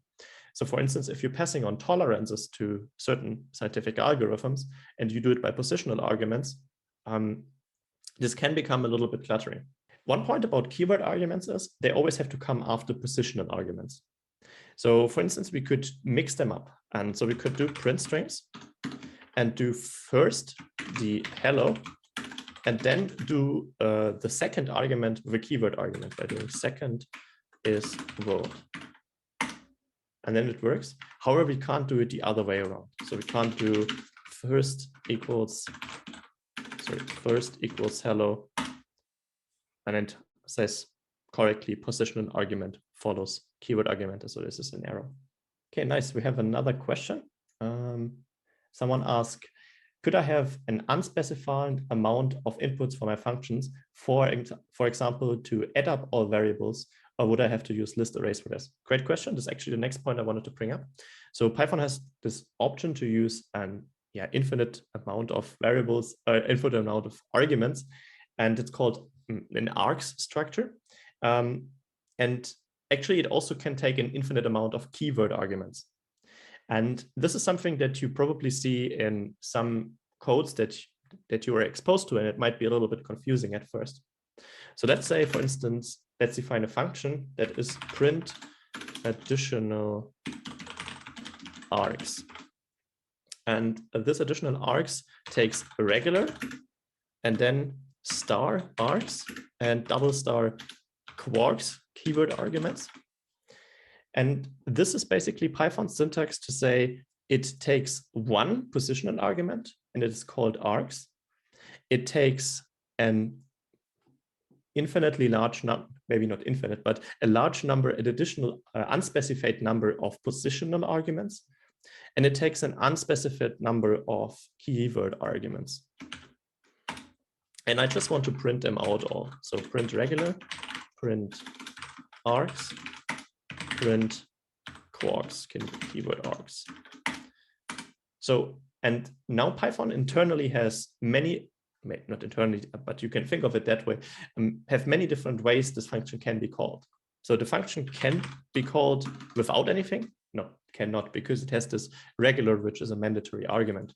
But if we just call it without, it says missing one required positional argument, regular. So let's say, for instance, 3.0. Okay, that works. And so it's basically printing 3.0, which is the regular argument. And then it's printing something, an opening and a closing bracket. And it's printing an opening and a closing curly bracket. And we will see about that in a second. This is called a tuple, and this is called a dictionary.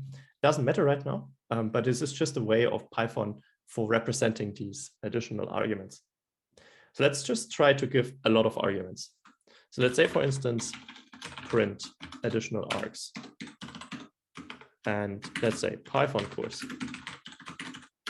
And then 242. And then, for instance, take a list. We will see about that in a second. This is square brackets, open, close. And then let's do some keyword arguments. Let's say something equals true, something else equals false. And then it prints out first Python course. That's the regular argument. And then it has 3 additional positional arguments, 242, and a list with 5 and 8.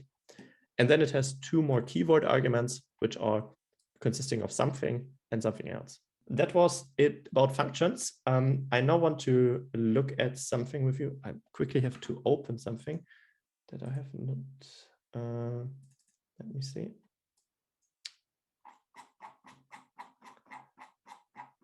Because that's it about functions. And let me go here. So this is basically the slides opened in a different program. I want to show you something why I think these positional arguments are so relevant. And later on, we will look at, I mean, on the third day, we will look at scikit-learn, but maybe we can foreshadow that a bit. So here we have an example of a method or an algorithm from scikit-learn, linear regression. So I will open up this link here real quick. And this is a documentation of scikit-learn. And the reason I bring that up is to show you how certain libraries are doing their interfaces in Python.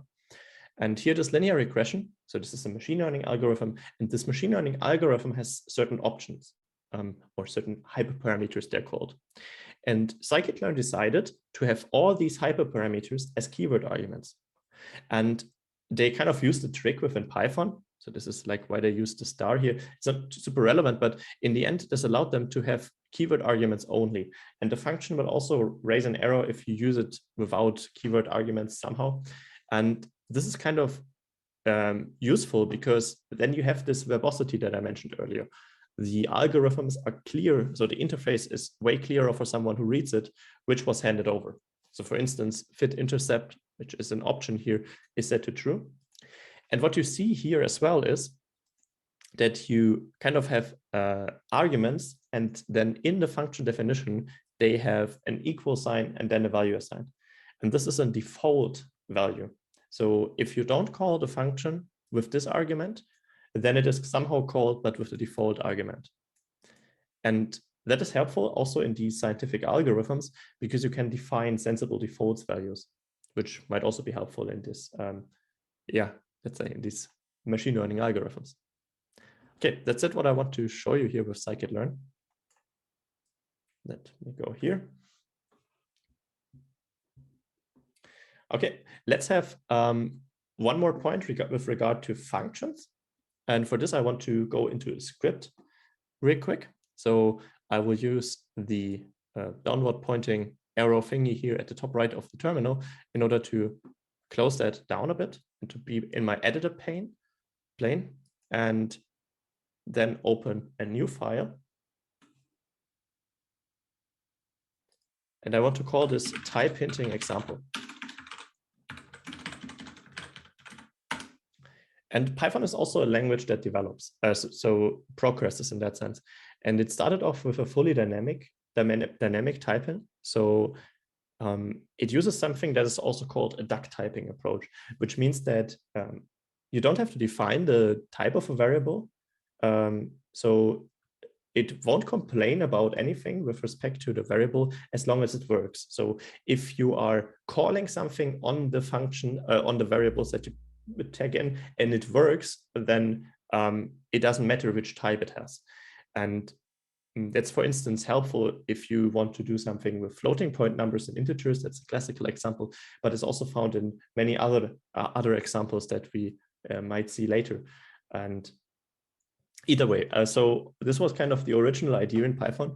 And then with, I think, starting with Python 3.5 or 3.6, they started introducing something that's called type hinting.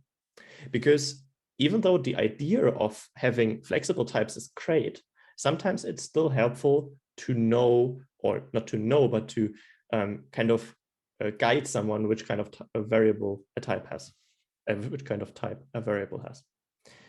So let's just do that real quick to see what I mean by that.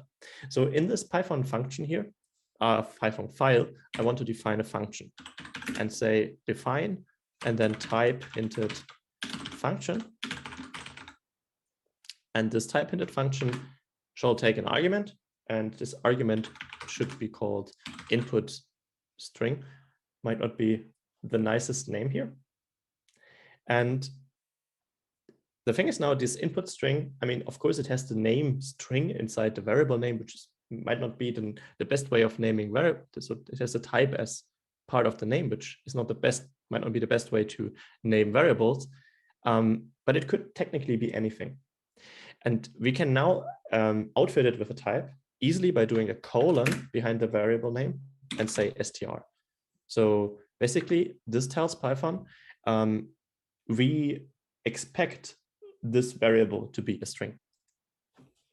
And then, for instance, we can also say the return type of this function is also expected to be a string. And then again, we use the colon to indicate function and then hit enter. And the big advantage when we do that is we get access to all the functionality that is associated with the type. Because before that, we couldn't use features from autocompletion or IntelliSense, since the input variable could literally be anything. But now Python knows it must be a string, so I can use all the string functions. And that means, for instance, if we call the input string and then use the autocompletion features within VS Code, for instance, by saying dot, and then it already pops up. I hope it's the same for you. It shows me methods that are associated with a string. So for instance, capitalize, to capitalizes, and similar thing. So for instance, capitalize. Here it is. And it wouldn't do that if we didn't have the type hinting. So if I remove that again and also remove the type hinting and then go back down here and do a dot, and then the autocompletion feature within the editor plane is opened by hitting control and then space, control space. So in German, strg plus space on the German keyboard. And then it says no suggestions, because as I said, this variable could literally be anything. And so this type hinting can be advantageous. And I mean, it is also done in a lot of libraries. I mean, you see it sometimes, but if you remember, if we go back to the scikit-learn, and here it also has this handy function to go to the source code. I mean, that's the advantage of open source, so you can easily access the source code. And if I click on that, I can go into the function definition. So this is the class. We will briefly talk about classes later. And we are actually looking at the init function, which is the constructor of this class. Don't mind what this constructor is at the moment. It in the end is just a function. But the important point for me here is they have these keyword arguments or arguments in general, and they don't assign the type to that. And it can have a couple of reasons. I don't know exactly what the reason is why scikit-learn doesn't do that. But here in that case, it could also be a legacy reason, since this feature has entered Python with version 3.5 or 3.6. And I don't know exactly when they were released, but probably after scikit-learn was released. So you also see it in some libraries, and probably if you were to start a library from scratch or write something from scratch, it's probably a good thing to look into, and it can be helpful if you have larger projects. However, it is not something that is enforced by the compiler. So for instance, let's take this type hinted string, and let's say, for instance, do modified string and say this is, or yeah, maybe what should I do? Let's do modified string is basically, yeah, let's maybe do it like that. So do a formatted string and say for instance, hello, and then opening, closing curly brackets on the input string, and then return modified string. And of course, we wanted to have the type hint here as string. And then, for instance, I want to call this function, type hinted function. First, I want to call it with world. And then I want to call it with something that is not a string. So for instance, 42. So this was a little quick. I will give you a couple of seconds to catch up here. Yes, I've also seen the emoji. That's good. Thanks for letting me know.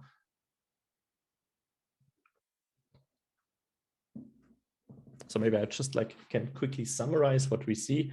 So as said, a function signature. Oh, give me 1 second.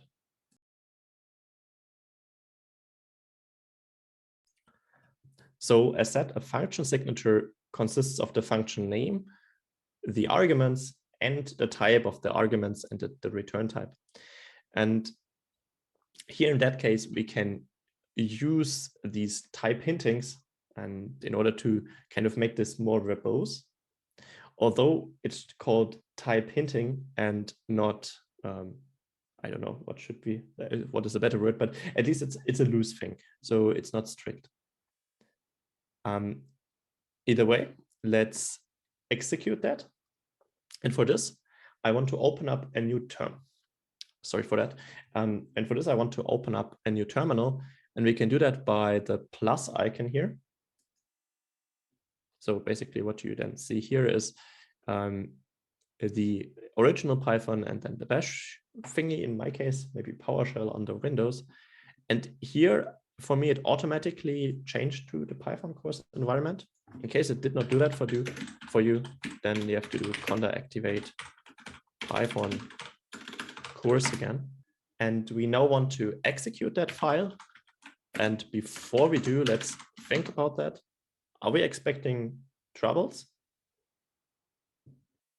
Let's see. And oh yeah, what did I do? Of course, yeah, I did not print it. Maybe I should print it. Let's print it. So I did not print whatever the function returned. So I added some print, and then in closing brackets, I have the function call. So I print whatever was returned. And I then save the file with Control S, or you can also just save it with going to File and then Save.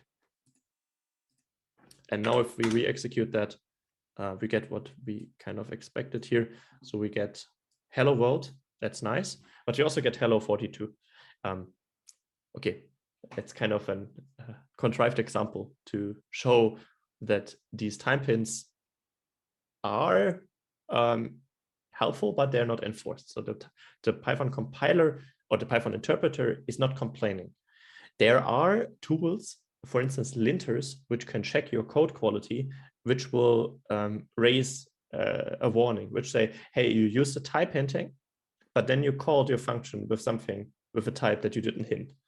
So there must be some troubles in your code, because it could potentially break code at certain points, because we could call functions on the input or methods of them, like this capitalize, and an integer would not have that kind of method.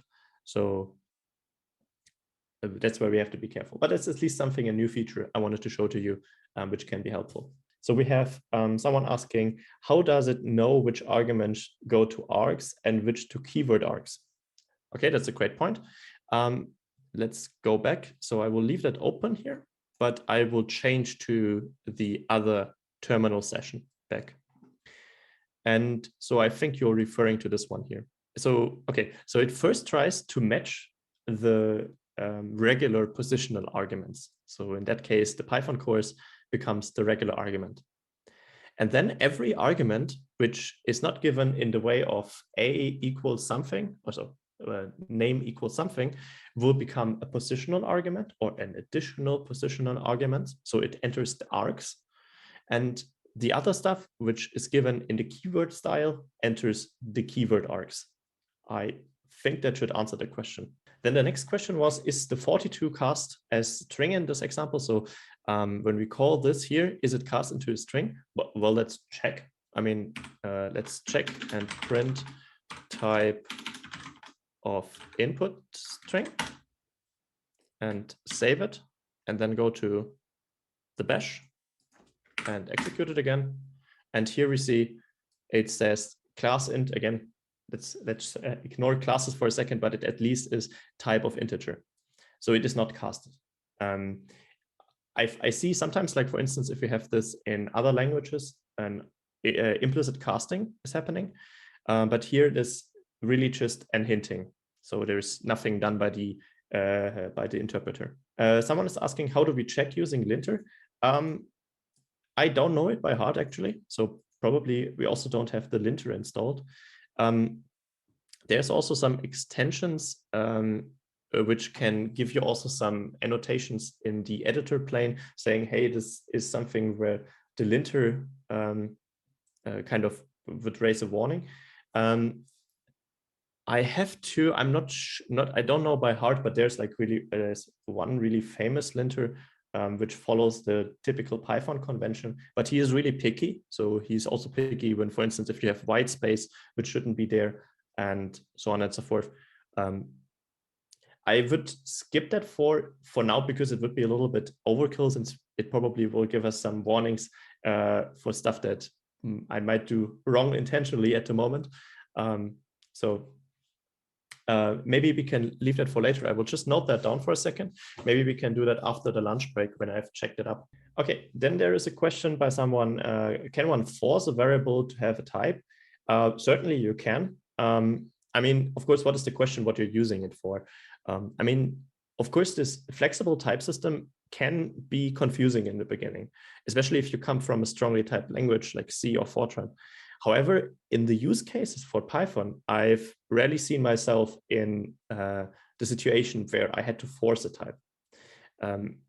What you might want to do is type conversion though. So for instance, if you have a string that consists of a floating point number and you want to cast that into a floating point number, or parse it is probably the right English word for this, you can do that. So I can quickly show this.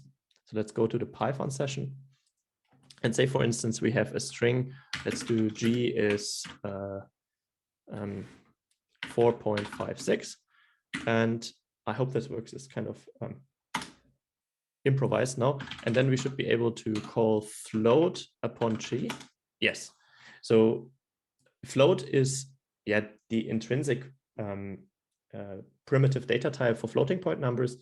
And kind of Python is nice in that sense. It just works if we also give it a string, and then it like parses the string for us. Because if we look, maybe let's give that a variable name and say G as float. And if we look at the type of G, we see string. And if we type of G as float, we see float.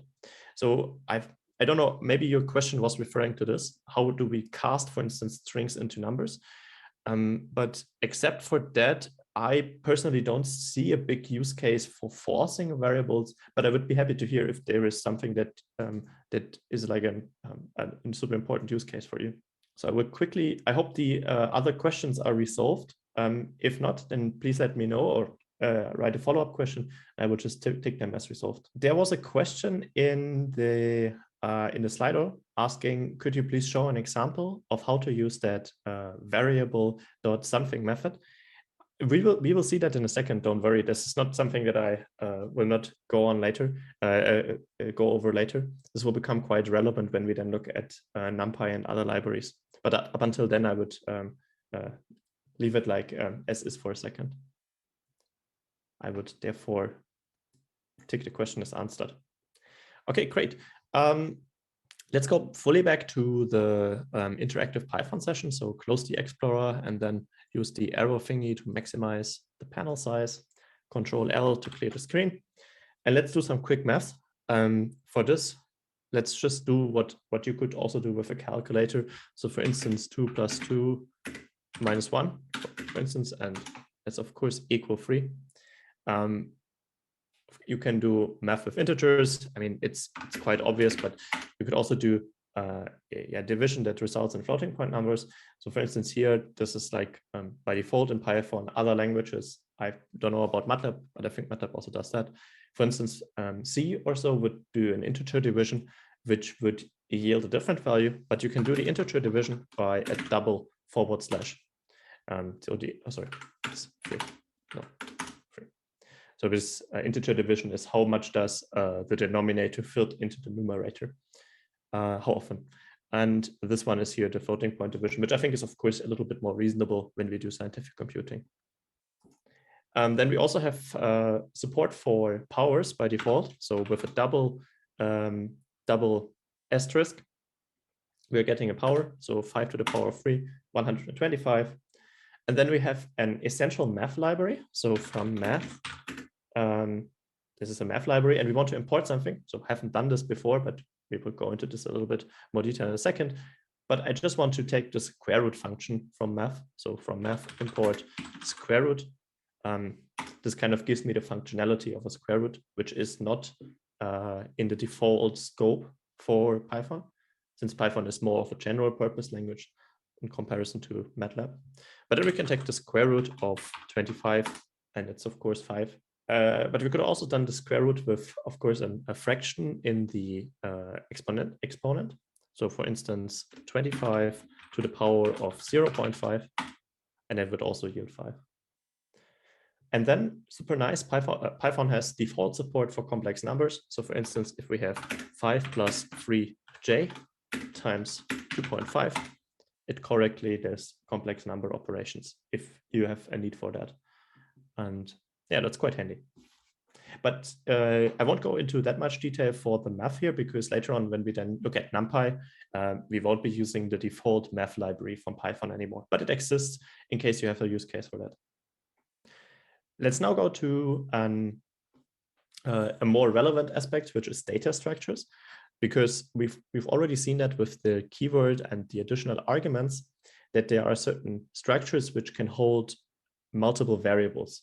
And the first I want to introduce to you is the list, which is can be thought of as a resizable container. And each of the three most needed data structures in Python have their own bracket in order to instantiate them. And here, for instance, I just want to create a collection of my favorite fruits. So my favorite fruits, and I want to use strings to indicate my favorite fruits. And let's say, for instance, I like apples. And let's say I also like banana and I like kiwi. Okay, this is then a list. So because we use these square brackets, and then we had kind of like a comma separated list in there. And now my favorite fruits is a list with these 3 items in it. So it's a list of strings. And we can access this list also with these square brackets by saying, yeah, my favorite fruit, square bracket. And then, for instance, the 0th entry in order to get, well, what should this be? This should be the apple, right? And here again, we have this a little bit mind-boggling for people coming from MATLAB, from probably, that we will start indexing at 0. So if we were to do a 1, we get banana. And more importantly, if we do a 3, we get an out of range error, because our my favorite fruits list has 3 elements, but it is we can only index 0, 1, and 2. Okay, there is a question. Does it matter whether one uses double or single quotes? Actually not. So Python accepts both. So we could have also done I mean, you also see it here that when it prints out, it uses the single quote. So strings can be defined by both equally. So for instance, a string with a single quotation is a string. This also comes down a little bit to preference. I mean, biased as a German, as native German speaker, I prefer the double quotation. But you see both. I actually don't know by heart which is the one that is recommended by Python, by the Python PEP, which is this styling guide that I mentioned earlier. But you can use both. So it doesn't matter. Maybe it matters style-wise though. Okay, let's create another list with my favorite vegetables. I hope this list is not empty for you. So my favorite vegetables. So of course you can use whatever vegetables and fruits you like. So let's say, for instance, tomato, and let's do potato. And then we can show that list. So my favorite vegetables, tomato, potato. And now I might be interested in having a list which consists of the fruits and vegetables. And let's say, for instance, my favorites.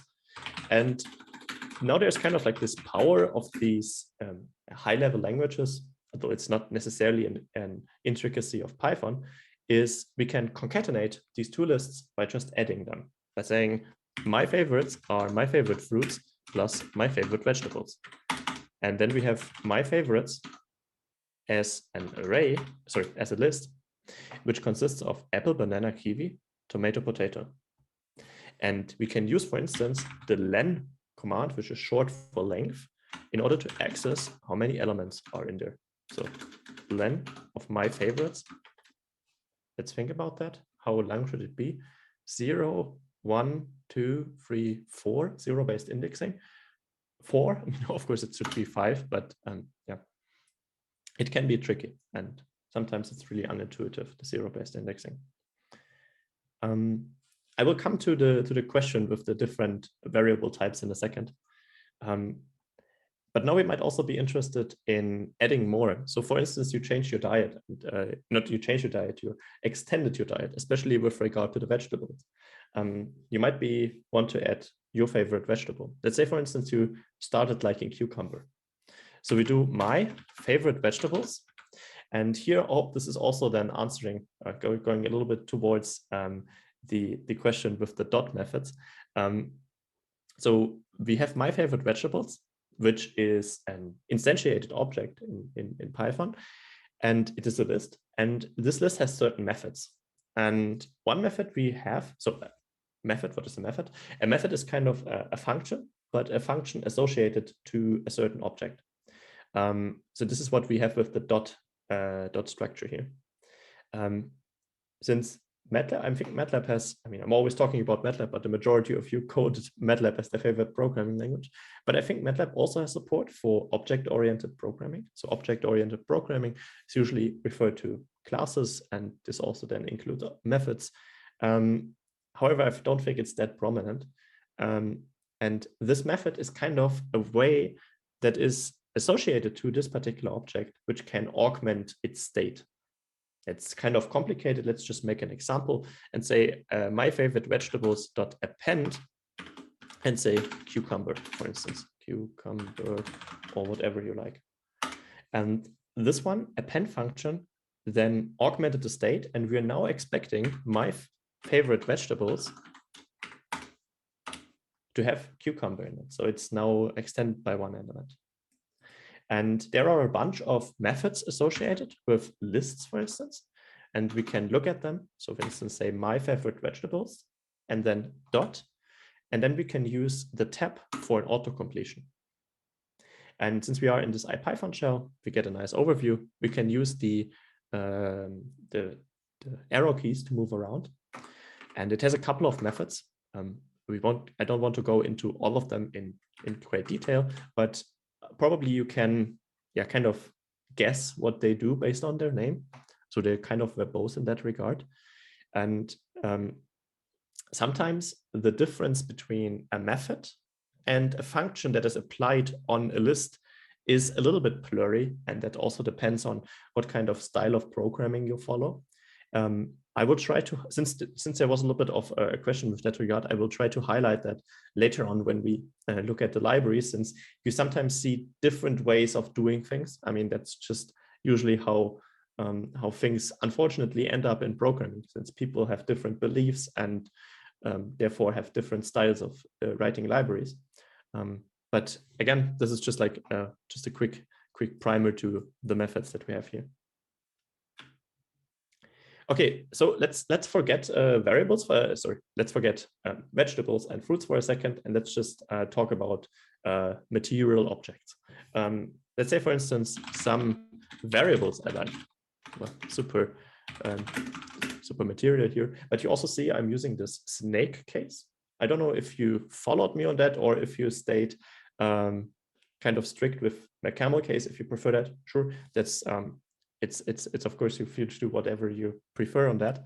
And here some variables I like. I want to use a list, and these variables are of course definitely of different type. And I'm pretty sure you guessed I like hello world, and so this should be a hello world string. And then I also like the number 42.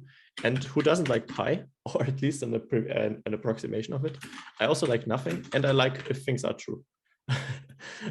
Okay, and the reason I'm doing this here is to highlight that list can have different types of variables. And this is kind of the great flexibility of Python, and which also makes it an amazing scripting language, because kind of think of list as these containers that can hold multiple things. And without you prior knowing how many things are in there and what kind of what type of things they are. And it is also possible to nest list, to have lists of lists, but let's move that. Let's wait until we get to the NumPy arrays. either way, so let's quickly recap on lists. So we can save anything we want in there and also how much we want. And we could nest them and we can modify them using different ways. And as I also mentioned earlier, like there are so many ways, it is probably impossible for me to present all of them to you. But usually if you can think of a way that what you want to do with a data structure, I'm pretty sure there is a way in Python, and you will probably easily find that by just Googling for it. And if it's something that's common, you tend to learn it really quickly. Okay. I think the questions are answered, so I will take them.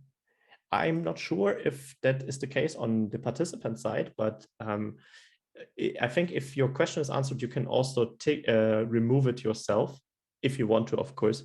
That would be quite nice. It's also for me a good indicator for me whether I correctly answered it.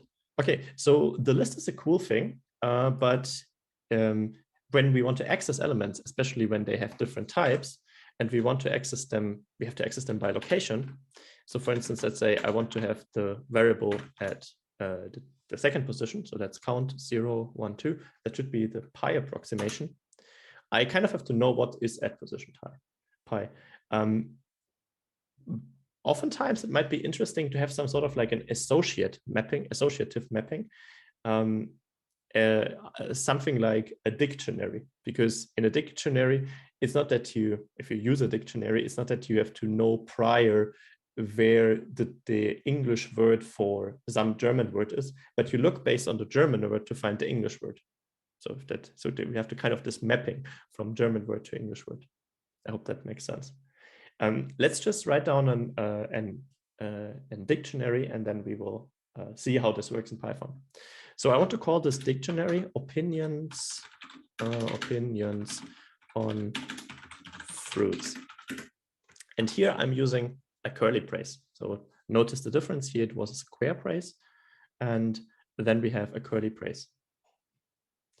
And I will come back to the question in a second. And here I also want to define it over multiple lines, because otherwise it might become a little bit cluttering. So let me hit enter, and then we are on the next line. Here we don't need an indentation, but I will just do one for styling. And a dictionary is a keyword value pair, so a collection of keyword value pairs. And theoretically, the keyword can be any type and the value can be any type, but let's just start with exclusively strings. And let's have an apple and say, well, what is an apple? So I think an apple is sour and crunchy.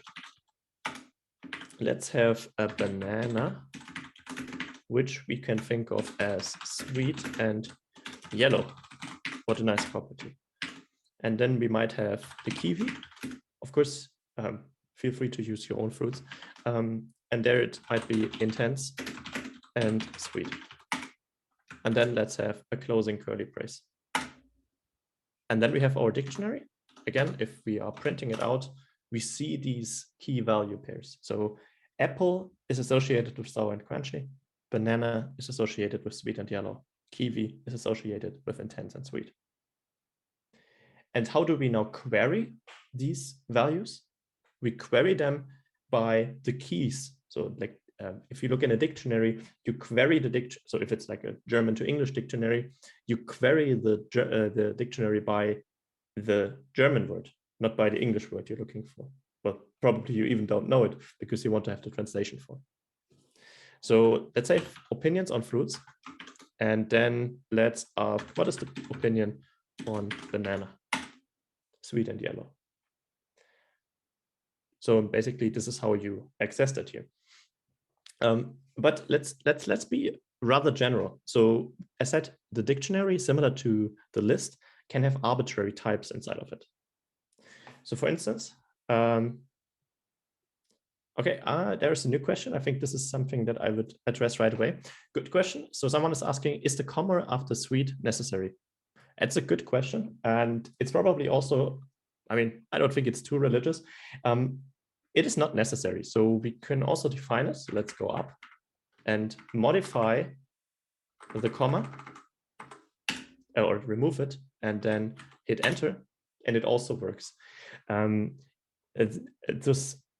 thing with the comma at the end of lists, so you could also have the, if you remember with the my favorite fruits, my favorite vegetables equals, and then I could also have a comma here. This would also work. This is called a trailing comma. And you, so in first, my opinion is that I like that, especially if you use it on multiple lines. In Python, it is optional. In C, it would be an arrow. So in C, for instance, or C++, at least, I don't know, maybe in the most recent versions I changed it, but I think in one of the older versions, at least, that I learned, if you have a comma at the end, maybe also in MATLAB, this raises an arrow. It makes sense because if you have 3 items, then you have 2 commas separating them. And you shouldn't have a third one because you don't have a 4th item. Although, if you have this trailing comma, it kind of makes it easier to add more items to that. Because imagine, for instance, I wanted to add another line with another fruit. Let's take an orange. I wouldn't have to modify this line because it already has the comma inside at the end. So, I mean, of course, it's optional. You don't have to do that. I would advise you to do it because it doesn't hurt, first of all. And second of all, it can make your code easily extendable. But I'm not 100% sure how the styling guide of Python recommends that. But feel free to look up trailing comma, and then I think you will be finding some religious debate about that, I'm pretty sure. Okay, let's have another, again, with the variables, the question with the dynamic variables, I will come back to in a second. Let's have opinions on variables. So opinions on variables. And again, curly bracket in order to indicate a dictionary. Let's go into the next line with tab, indentation. These indentations are optional, but I like them. I don't like, so that I like them. I think it's, well, in the end, I like them, but here it is also kind of helping to understand that we do this indentation because we couldn't fit this entire dictionary. I mean, we could, but it would be a little bit cluttering to have the dictionary definition in one line. And here, for instance, I want to have 42. And let's say, for instance, 42, what do I think about that? This is the full truth. This is, of course, I mean, yeah, who knows it, that knows it. Then we have, for instance, hello world, which is something basic or something that you classic maybe.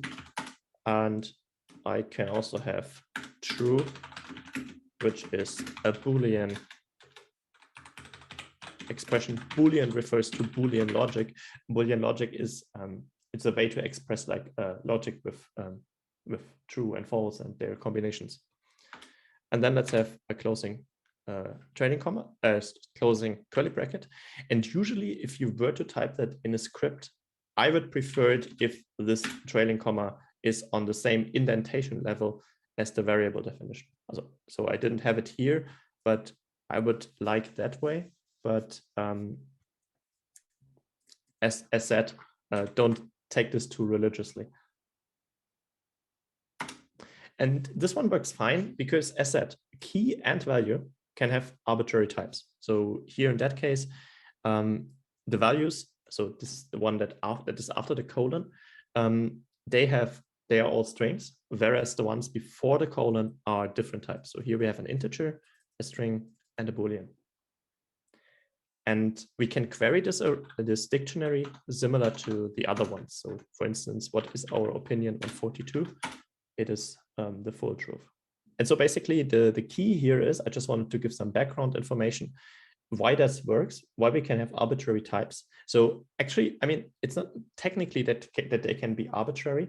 So the important thing is that they have to be hashable. So because such a dictionary is implemented by using hash functions. I mean, if you've never heard of that, that's not too relevant here, but the restrictions are that the key has to be a hashable data type and the value can be any data type.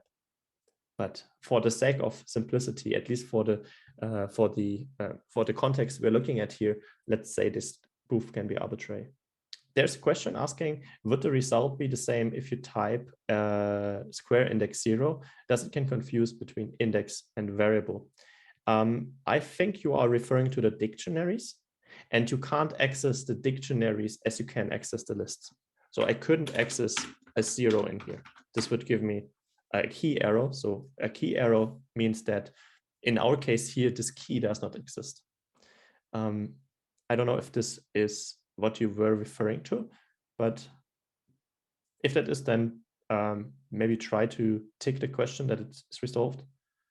Okay, great. Thanks, but thanks for the great question. That's I can understand that, because yeah, it's kind of like we can't access the dictionary the way we access the list. And of course, I want to highlight one particular application. I mean, so far we have looked at really stupid stuff with fruits, vegetables, and variables. But let's, for instance, have something where you could use lists, and that's, for instance, to give an options dictionary. And let's, for instance, have an options. I mean, it's kind of contrived, but let's have an options dictionary which consists of, which is made for an ODE solver. And for instance, this could have the argument solver to say, okay, what kind of solver are we using? And let's say also we want to have a nested dictionary. So we have solver and then do that, and then we can basically create another dictionary inside a dictionary. So it's kind of like see it on multiple hierarchy levels. So for instance, you have a dictionary which translates different languages to English. Then you have the first hierarchy level where you check for the language, and then the next hierarchy level where you check for the actual word. And say, for instance, like the solver is, let's say type is RK45. This is a classical ODE 4.5. And let's say we have RTOL, so relative tolerance of 1.0 E-4. Okay, we haven't seen that one before. This is kind of the scientific notation for like this exponential. This means by 1.0 to times 10 to the -4. So 0.0001. And ATOL, absolute tolerance, would be, for instance, 1.0 e to the -4. And then let's go back down here and try to match my styling guide here, but feel free to not do this if you don't like to. And then, for instance, we have another option here, for instance, a save at, and this would be 0, 0, 1, 0, 2, 0, 3, 0, 4, and maybe let's have a trailing comma here, and also a trailing comma. And if I haven't done any syntax, yeah, it should work.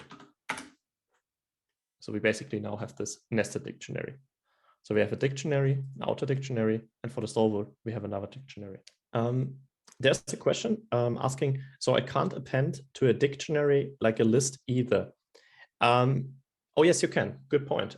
So for instance, the good thing about dictionaries is you can flexibly insert stuff. This makes them kind of so extremely handy for a lot of things.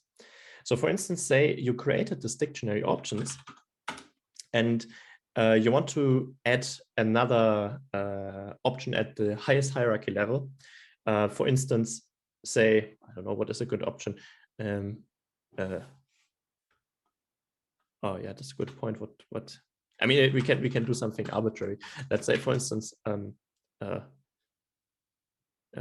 let's say let's do speed and then say fast. So by this, we basically create a new node, and you have to understand that in the following way: if we try to access a dictionary with a key that exists, and then assign it a new value, it overrides whatever was there.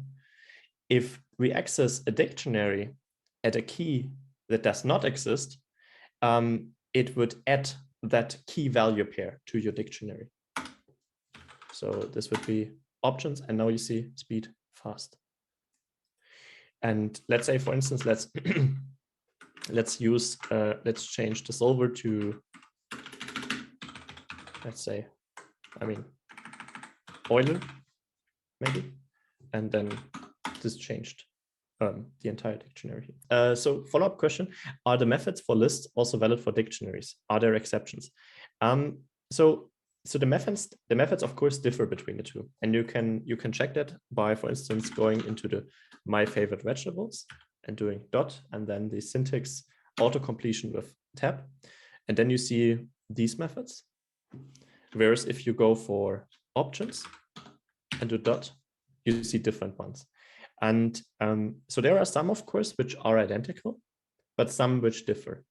We will probably see one example for this later when we try to iterate over these data structures. But this is, of course, general for most of the things that you find methods for, that some might have similar methods, some might don't, obviously. And this is kind of the options, not the options, but this is kind of the dictionary here. And I wanted to highlight one point, especially for those who have done some web development before. This is quite similar to a JSON format.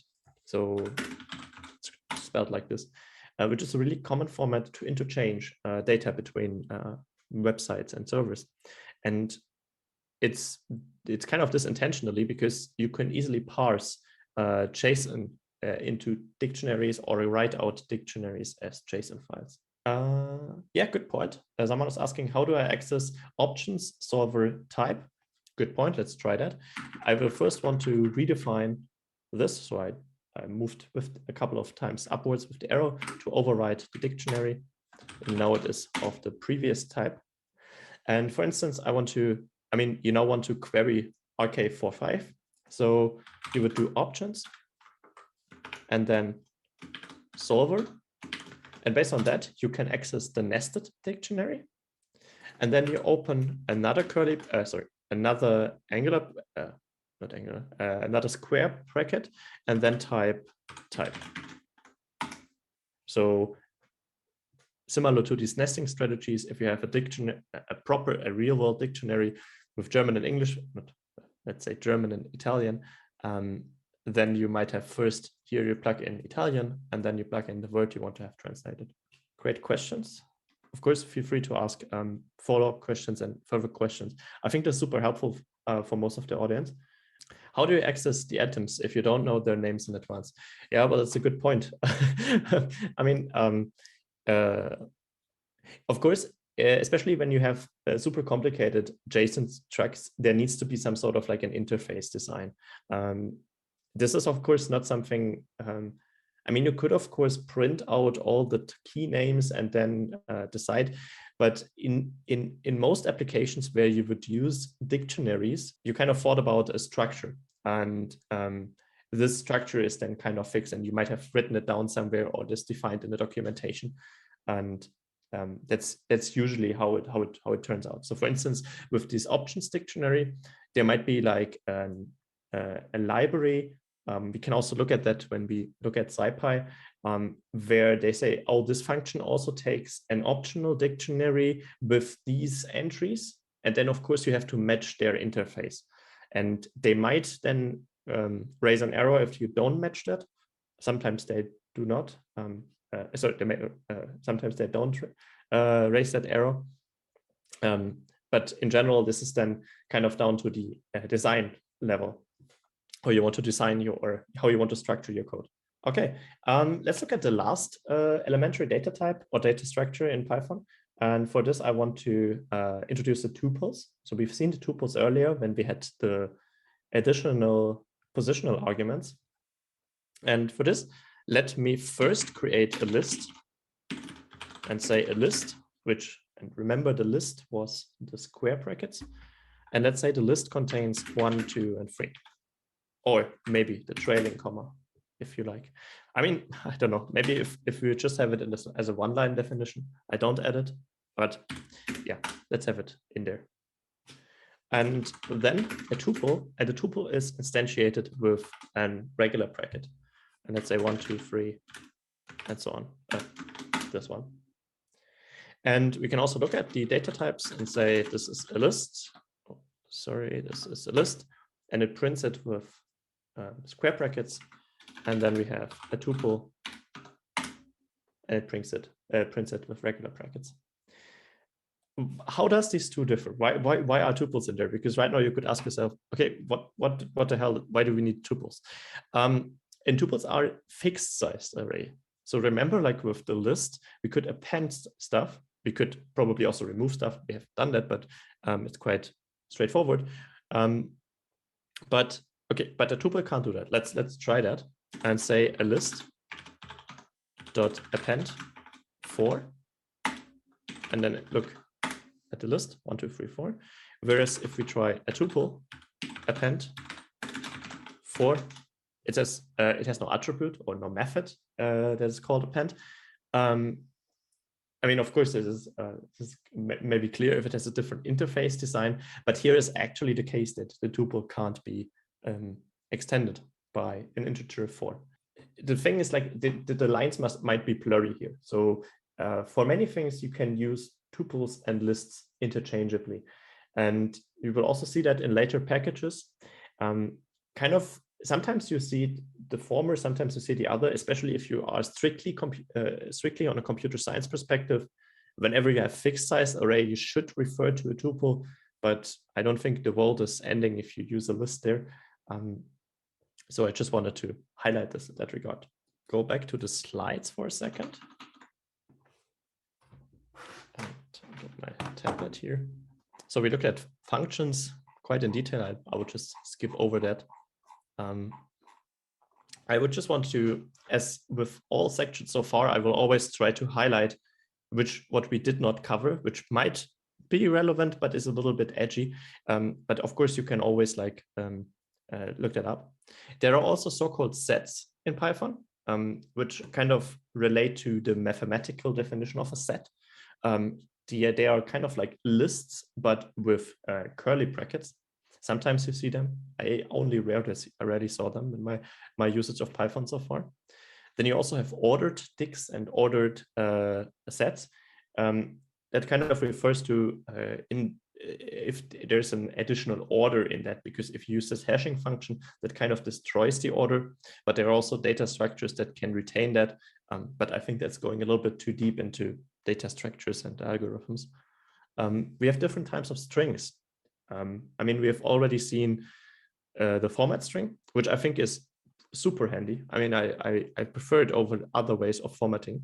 I mean, I haven't shown you other ways, so you have to trust me on that. But I think other ways are a little bit clunky, and this is way more verbose, especially if you also have the format specifier. There are also raw strings and binary strings and stuff, but I'm pretty sure if you need it, you can look it up. And we also see way more data structures from other packages, especially with the NumPy arrays after the lunch break. Let's head back to the VS Code session. And here we are. Let me clear the screen with Control L. And let's create another list and call it favorite fruits. And say these favorite fruits are an apple, a banana, and a kiwi, let's say. Kiwi. And we might now be interested in iterating over the entries in there. So for instance, we want to print out that whoever likes this particular fruit.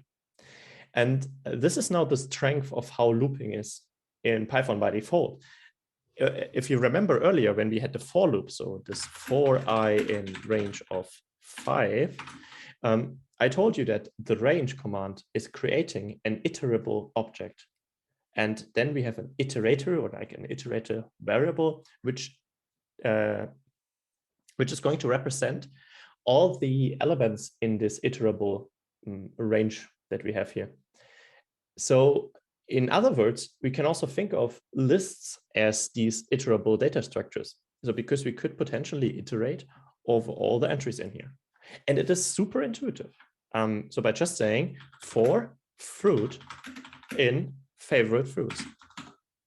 And this basically means iterate over all the entries in here and call one entry fruit and then do the following. Remember the colon and the indentation? That has to be like this. And then say print and do a format string.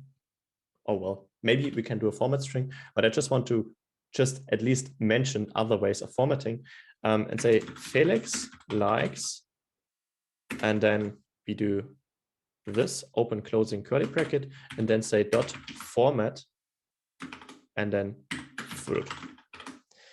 This is another way of formatting or string interpolation. So this means here inside the curly bracket, we want to format in fruit.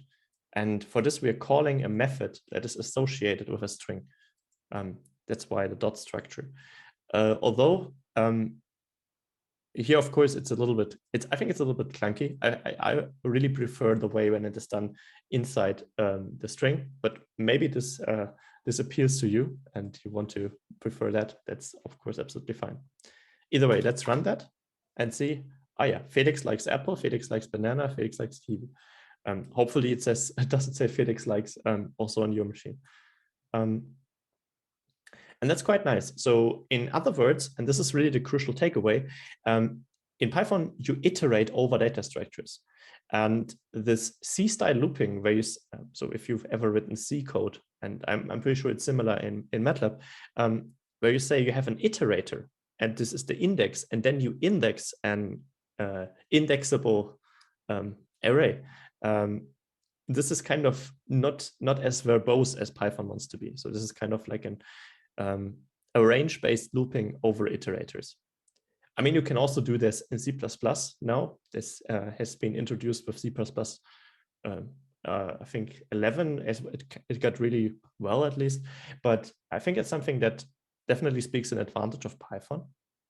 But you might now say, well, I might be interested in fruit, but maybe the list also has an inherent order. So it is not just that it is a collection of fruits I like, it is also a collection in the order of the way I like it. So the apple is my most favorite, then the banana, and then the kiwi. And you say, well, I don't just want to iterate over the entries, I also want to iterate over their position in the array. And this can be done. There is a function called enumerate. So for this, we say for position and element in enumerate over the favorite fruits, or maybe let's not call it element and call it fruit. And what it does, and now it might feel a little bit weird at first, because now we have two variables that iterator variables. So we have the favorite fruits, which is the list, and then we enumerate, which means we iterate over the entries, but each time we look at an entry, we also know its position in the array. So apple will be 0, banana will be 1, and kiwi will be 2. Yeah. So let's print that out and say print and do a format string and say rank position and then fruit. Yes. So rank 0, apple, rank 1, banana, rank 2, kiwi. So, and I mean, of course, we have the 0-based indexing. We could do some manipulations now in order to make it have 1, 2, 3, but I believe that as an exercise for you, as one likes to say. And of course, this was an iteration over lists. And now you might ask yourself, well, can't we also iterate over over dictionaries, for instance? For instance, for this, I want to recall the opinions on fruits. And by this, I want to show you another really cool thing of the interactive Python shell. If you type out the beginning of a line that you once wrote, and you then use the arrows to go upwards, it will only go to old entries in your command history that start with the exact matching. And by this, I can instantly go back to my opinions on fruit dictionary, where I did this rather unnice curly bracket and links. I will move that to the same indentation level.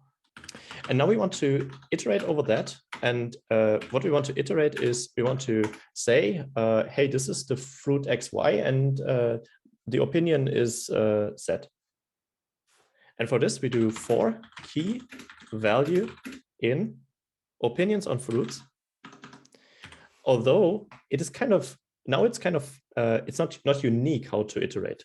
Then, because we could potentially iterate just over the keys. We could potentially iterate over the values, or we could iterate over both. And if you want to iterate over both, we have to call .items, because that kind of gives an iteration over both. And so we are iterating over keys and values, and in each row, we are assigning key and value to the particular variable. So let's do that. For key value in opinions on fruit.items, colon, and then say print about, sorry, formatted string about key.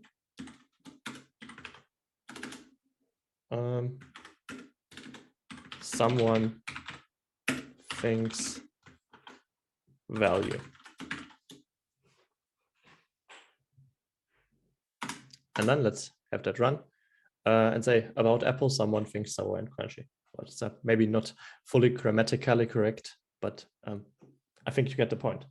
And just to remind you once again, this range of 3 or range of 5 that we once used is really just also creating this iterable object. So here we go. So it's kind of an intrinsic object. So it would be stupid for Python to create a list with the literal entries 0, 1, 2, 3, 4. It is just using an abstraction for this. I mean, we could convert it in a list though, by saying list of range of 5. Then we get it explicitly. But bottom line is we use this range in order to also have this range-based looping when we just want to have a classical C-style looping. Okay, maybe then I can return to the question, which is it a problem to have dynamic variables that, for example, change their size in a loop? To have dynamic variables that change their size. I'm not fully sure if I understand that. So if you are referring to, for instance, lists that get longer and shorter within loops, I think this is fine, I would say. But if you mean, for instance, if the ranges of a loop change flexibly, I'm not 100% certain how Python would react to that. Feel free, if you want to, you can feel free to unmute yourself and ask a question. Of course, if you don't want to, you don't have to. We can maybe try it real quick and say, I'm pretty sure you were referring to that. So let's, for instance, create an empty list and then say for I in range of 5. Oh, sorry, of course, we need the colon. For I in range of 5, g dot append I, and then G has the entries.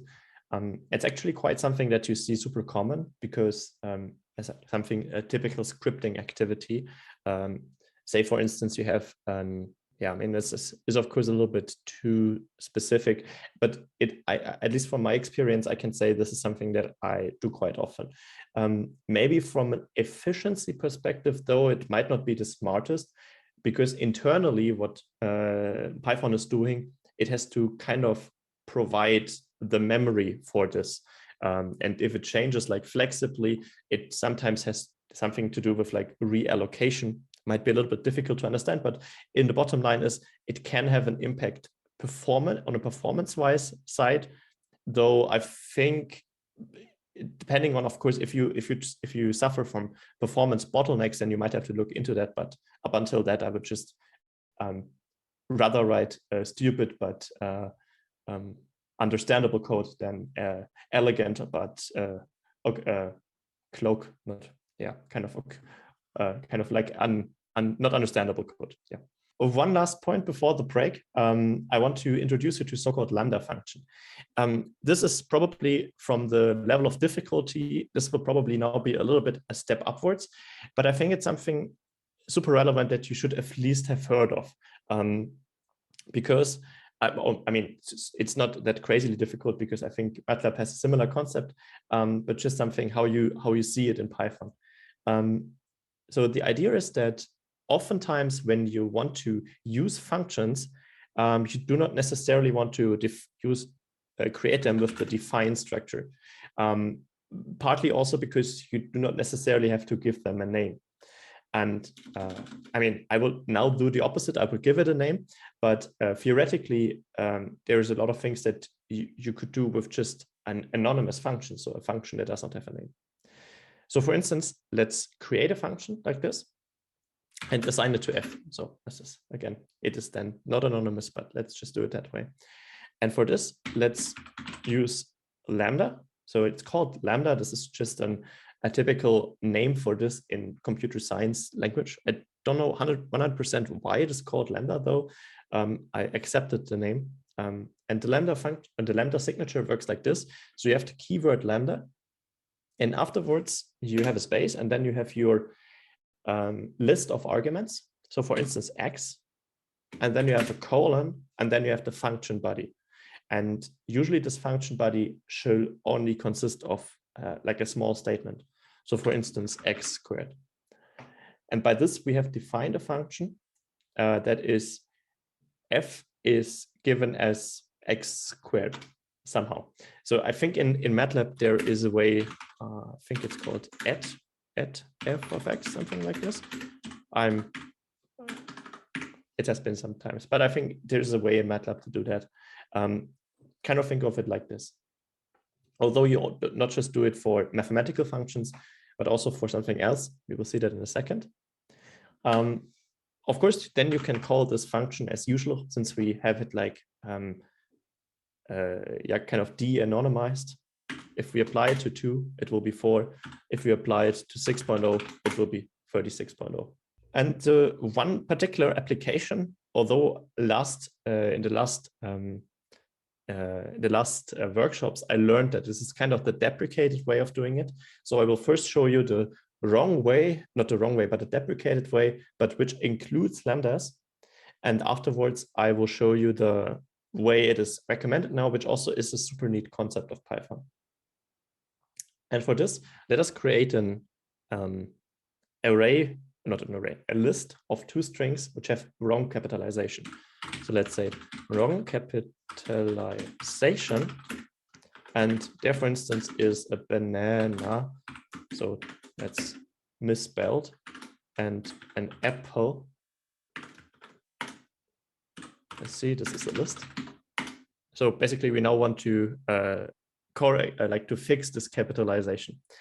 And we can basically, we have a function. So if we have a string, there's a function, it's called capitalize. Maybe you remember from earlier when we had the example with the type hinting.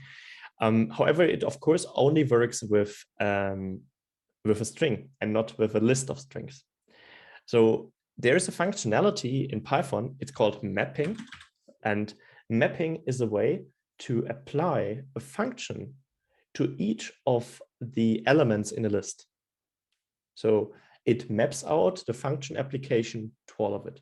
And we want to map out the capitalization to each of the entries in the wrong capitalization list. And for this, I will create a new variable and call it correct capitalization, and say this one is map. And then map takes 2 arguments. First, it will need a function, and this function, quickly see, yeah, and this function can be an anonymous function, and that's kind of one of the deprecated applications of lambdas. So this one is a function which takes x and then calls x.capitalize. And then we have a comma. So basically, this is our anonymous function that we have here. And then this shall be applied to the wrong capitalization array. Okay, let me, this is a little bit difficult to understand at first, so let me try to do this once again. So basically what is happening under the hood is Python is doing a for loop somehow over the elements in this list. And then for each of these elements in this list, it is calling the capitalize method.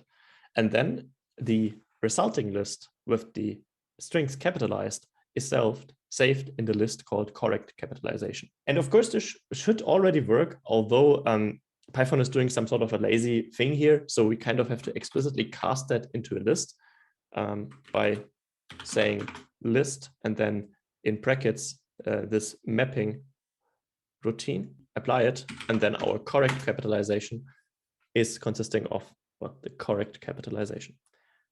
So maybe for your understanding, ignore the list around it and just refer to the map. And the list is just an additional thing that is necessary. Yeah, good question on Slido. When should Lambda functions be used? Is a great question, because when I highlight multiple times that in that particular application they are deprecated, there are some things where they're handy. Although if this is kind of a deprecated thing here, I mean, you might find them for some NumPy stuff though, because since these, I think probably I will go over that in more detail later, because one really crucial downside of Python is that the looping in Python is extremely slow. That has some internal reasons, and that's why sometimes using a map can be advantageous over the method I will show you in a second. Although I will think about that in the break. Probably I just don't come up with a good application now, but it's definitely an interesting, I mean, a useful concept though.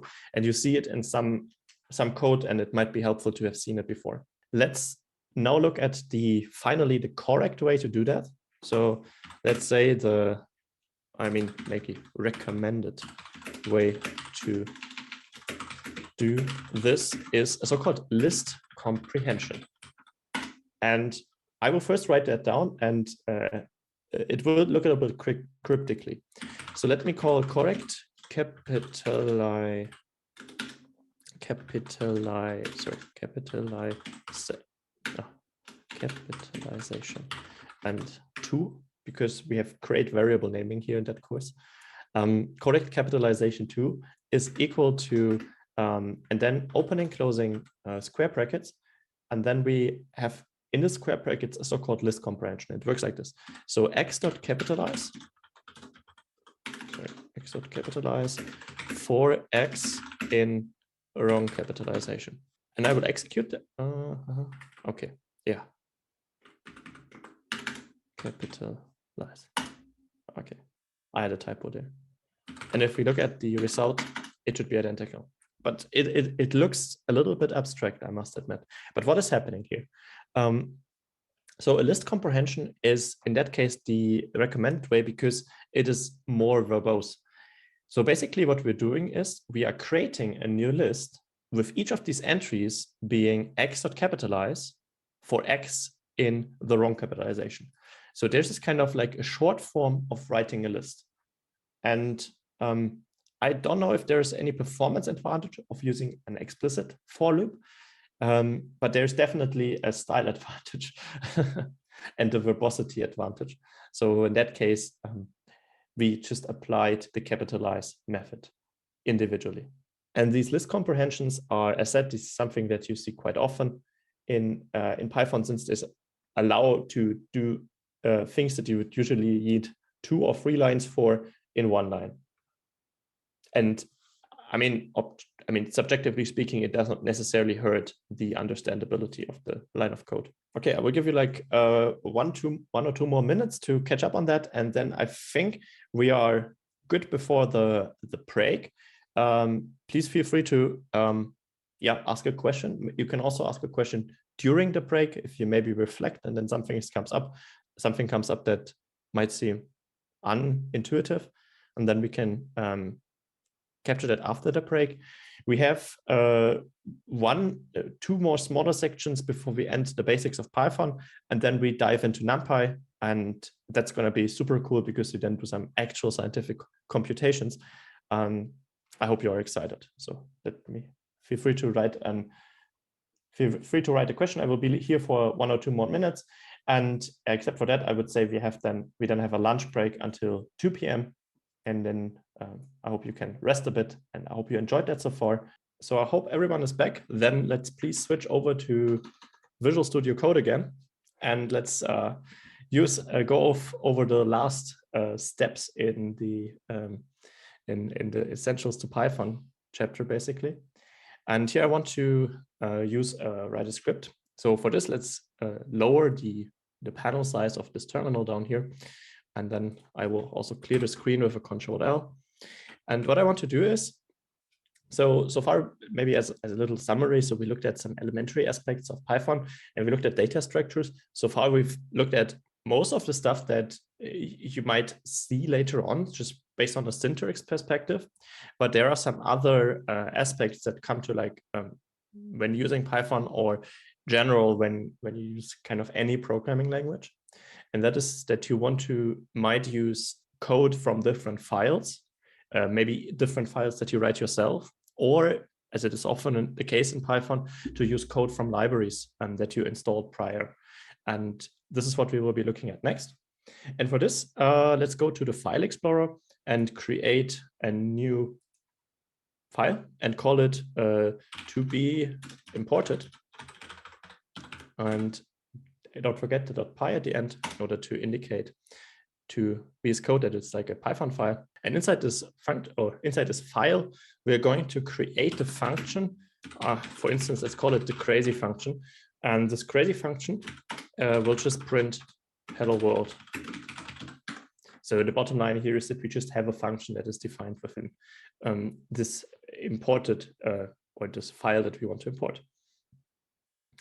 And it is now crucial for this next step that we take that the file is in this main directory that we have here. So it's not in subdirectories.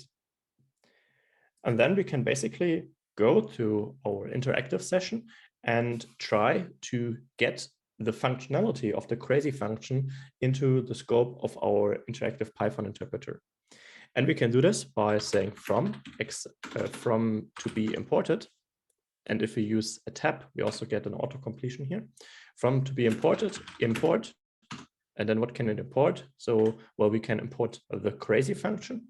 That's what we are looking for. And then we kind of have the crazy function here.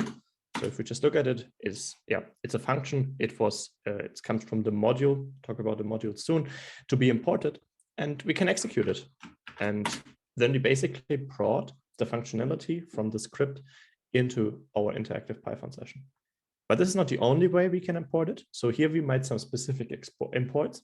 So we said from the module, from the file to be imported, we import the crazy function and then we execute it.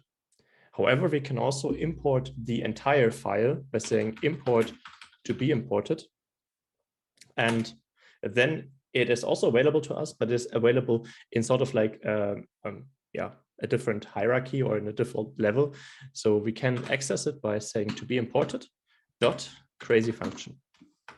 And then it does the same. So here basically we imported a specific aspect of the module. And here we imported the entire module, and then we called the function of it.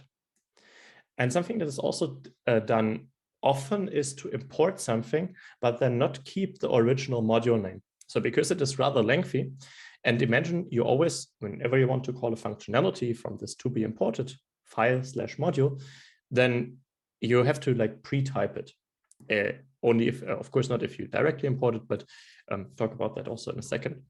And a typical thing that is done is kind of an abbreviation is made or an alias. So we can say, for instance, import to be imported as, I don't know, what is a good name? TBI, why not? And this will basically import the package and then make it available to us, but under this the name TBI. Then we can do TBI dot crazy function, and here we go. And we will see that quite often over the next chapters. So for instance, when we then later on use NumPy, the difference is that this is not a file that is local within our directory, but this is something that is globally installed into our corner environment. But here it is usually done that you import NumPy as NP. So there's like some common abbreviations that are used. Sometimes you also see the following: from to be imported, or whatever package it is, import star. That kind of can be read from to be imported, import everything. And this is no longer advised to do. You still sometimes see it in legacy code. However, if you have the choice to do that, I would advise against. So the problem here is that this can create shadowing, which means that you can potentially have functions defined prior that share the same name, and then they will be overwritten. So that's kind of can result in undefined behavior. And in that sense, it might be reasonable to always use these module names. I think for me, it's also easier to read because you then know where the function is coming from. I think what is fine though is to import like to import single functions like this from to be imported, import crazy function. That's still accepted usually, but this one is something that is advised against. And that's also mainly what you have about Python packages. Python packages and Python imports. There are some nuances to it. So first, you can also, of course, import from some nested folders. So for instance, let's create a new folder here and say, how should we call it? Maybe let's say nested folder, or maybe not nested, but let's call it nested folder. And then we have the to be imported and move it into the nested folder.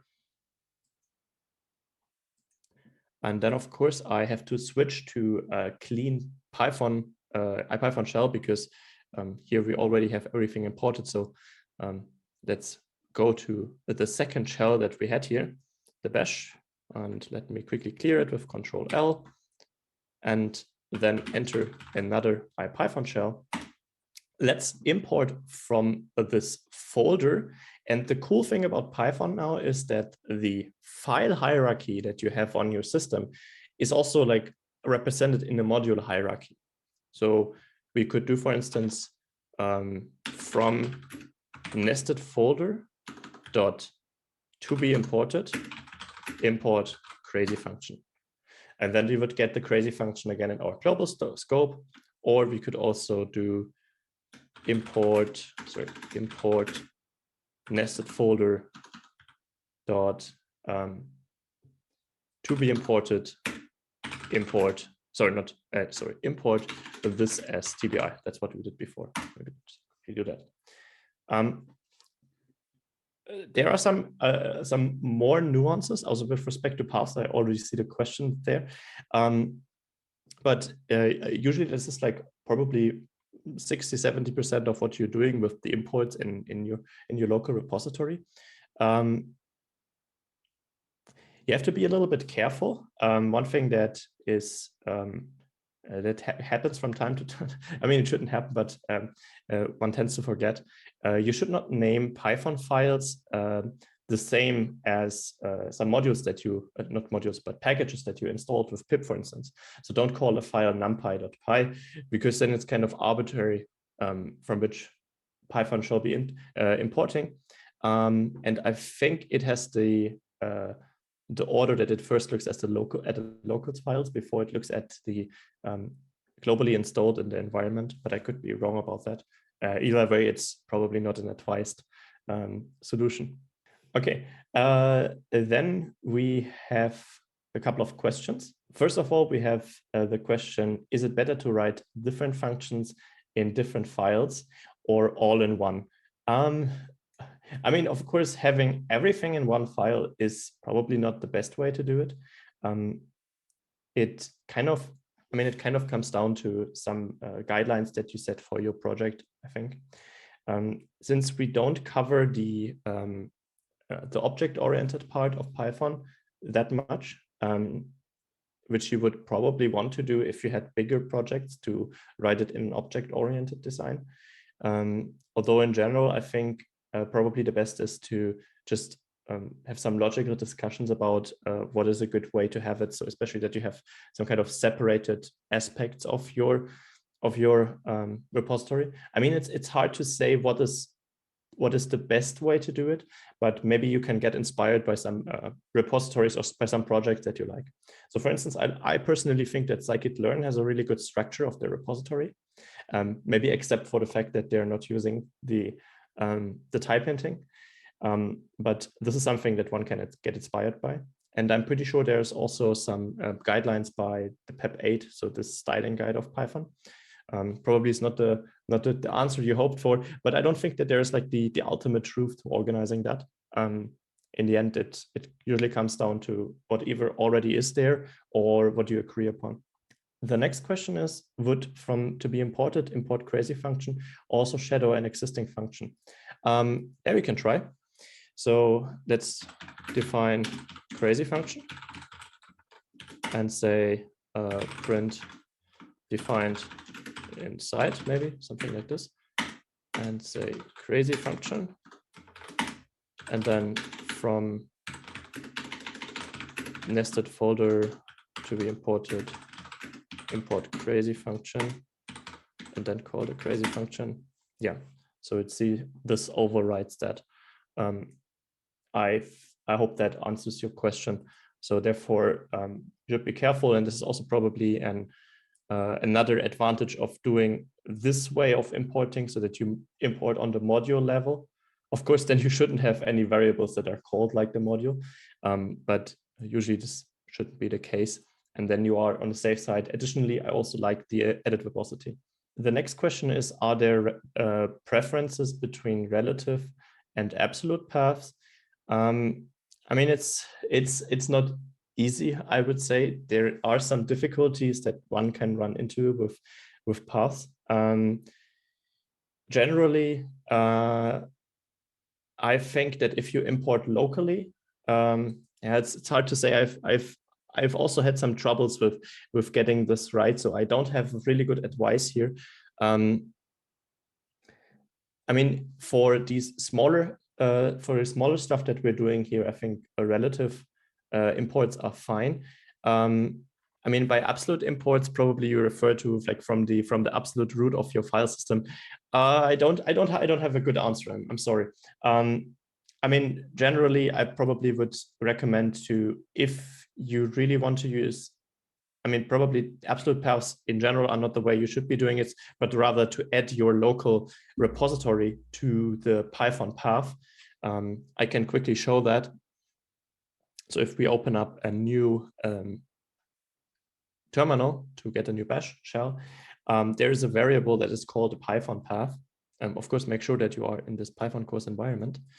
And it's an environment variable. So this is more something that is a little more technical than the actual Python aspect. And you can access that under bash with echo and say echo Python path, I think. No, I think I'm wrong. Let me quickly check. Yes, I don't know for sure. This could be that it is different under the Conda installation. Either way, there's like a path that kind of defines where Python is looking for modules. And it could be reasonable, depending on how you structured your repository, to add your repository to the Python path in order for it to have an import behavior as it would be if someone else would install your package. But I think this is a little bit too advanced, so I might leave that out for this. I will note that down, and maybe I have a good answer tomorrow. Then we have another question, which is when using longer paths, does it matter how they are typed, like / or / or double / or double /? Yeah, good point. I mean, in the end, it boils down to the operating system you're using. Maybe let's go into a new Python, and yeah, I think we can do a new Python shell here. Python also consists of utilities in order to change the root directory in which the Python interpreter is executed. I mean, basically also where it is trying to import files from. And you can, first of all, we import OS. So this is basically a package that is built into Python, which provides functionality with respect to the operating system.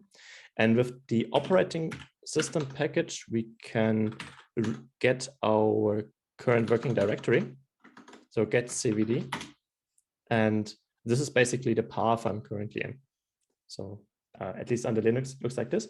Probably under Windows, you're getting the C colon and then double /. You can then use OS to change the paths. So for instance, I could do os.chdir for change directory to change into the nested folder. And then my get cvd would be that one. Of course, this, I mean, especially if you have like absolute paths. So for instance, maybe not absolute paths. What would be the smartest thing to show you here? Maybe let's try that. So os.change here. Maybe if I try to go from my root to all the way to the folder of the workshop today, then I would maybe do like /home Felix documents courses, and then the tub, the course. And here, at least under Linux, you can easily use the forward slashes. I'm pretty sure if you would do something, of course, under Windows with the colon and then the C colon double forward or backward slash, you would probably also arrive at a certain point. So, okay, this is again bringing us to this main folder here. So I think that the question that that probably you has whether what should you be doing, and that's kind of like the question: what is the right solution here? So the forward slashes, according to my experience, they work used inside of this string, both under Linux, Windows, and macOS. The backward slashes, or double backward slashes even, they work under Windows. So kind of the general way to do it would be, if you want to do it as a string, to do it like with these forward slashes. Although, in order to like circumvent these kind of issues, Python started to introduce an abstraction on top of that, because this is just like a way it is done based on the operating system. And maybe if you want to be more general, you might have to have an abstraction on that. And there is an object, it's called path. So it's a Python library, it's called pathlib. From pathlib, import path. I think it's called path. Exactly. And with these paths, you can have a more abstract way of thinking about the directories in which you are. So for instance, I can get, let's say, for instance, I want to have my PVD, my present working directory. Then I will just do path of os.get current working directory. I think this should work. Yes. So then I get a path. So this is like a specific implementation of a path, but this is like on a more abstract level. And then, for instance, I might want to have this nested folder. So I will do, for instance, path of the nested folder. And then I could, for instance, have a path all the way to this nested folder. So then maybe absolute path to nested folder is pvd / folder. And this kind of allows you to work with paths more abstractly. I don't think this was the best answer to the question, but it's also a little bit confusing topic in that sense, since you have this on a quite lower level than Python actually. So since the thing about paths, especially also how you define paths, essentially also between operating systems, is not that easy, and also leads to trouble, I think, in different programming languages. So then we have, I think, this question with would to be imported shadow an existing function is resolved. So I would take that off. And then we have someone asking, I heard that every function should end with return, even if it's return none. What's your opinion on that? Well, that's a good point. Probably if it is a PEP recommendation, then if you want to adhere on that, it would be interesting to see what the linter says. I mean, it does not hurt in that regard. I don't have a good opinion on that. I don't think that if it needs to return anything, doesn't need to return anything, wouldn't use a return statement, but don't take my words for granted. That's what I can say. Yes, then the next question was, what about this path.append? Exactly, this is what I want to show you next. That's a little weird because I couldn't see it as the environment variable. Never mind. So, okay, let's forget about the paths for a second, but at least the way paths are defined on different operating systems. And the this Python path in which Python tries to look for modules is also where you can also like kind of change it or augment that. And this is kind of what the question was about. So let me clear the screen here for a second. And there's another system level or operating system level package that kind of abstracts away the differences between the operating systems Python can work on. And it's called sys for system, I assume. And this sys has a variable that is called path. And inside this list, there are basically a couple of paths in which Python is looking for modules. So it is looking, as said, it is looking at the modules for in the root folder. So basically in this present working directory in which we started Python. So basically what we got with the os.getcvd. And on top of that, it is looking also there. And in these paths, that's also where Python installed NumPy, for instance, or all the other packages that you could be using. And you can augment that. Since it is a list, you can just add basically new entries in here. So for instance, by saying this path dot append, maybe let's say somewhere else. And from this, so this should of course be a proper path. And from there, Python would also be looking for modules. And the reason I'm bringing this up is that, at least in the experiences that I had so far, I sometimes found it helpful that if I'm developing like in a repository to add the repository root itself to the Python path to have an importing behavior that is similar to what others would experience so similar to that what others would experience if they installed the repository on their machine. But I think it is a little bit too much in detail, and probably there are different best practices to do that. I hope I could at least made you aware of that, that there are some issues with that, probably. Then I would remove that here, and we would continue with like using the packages that we installed.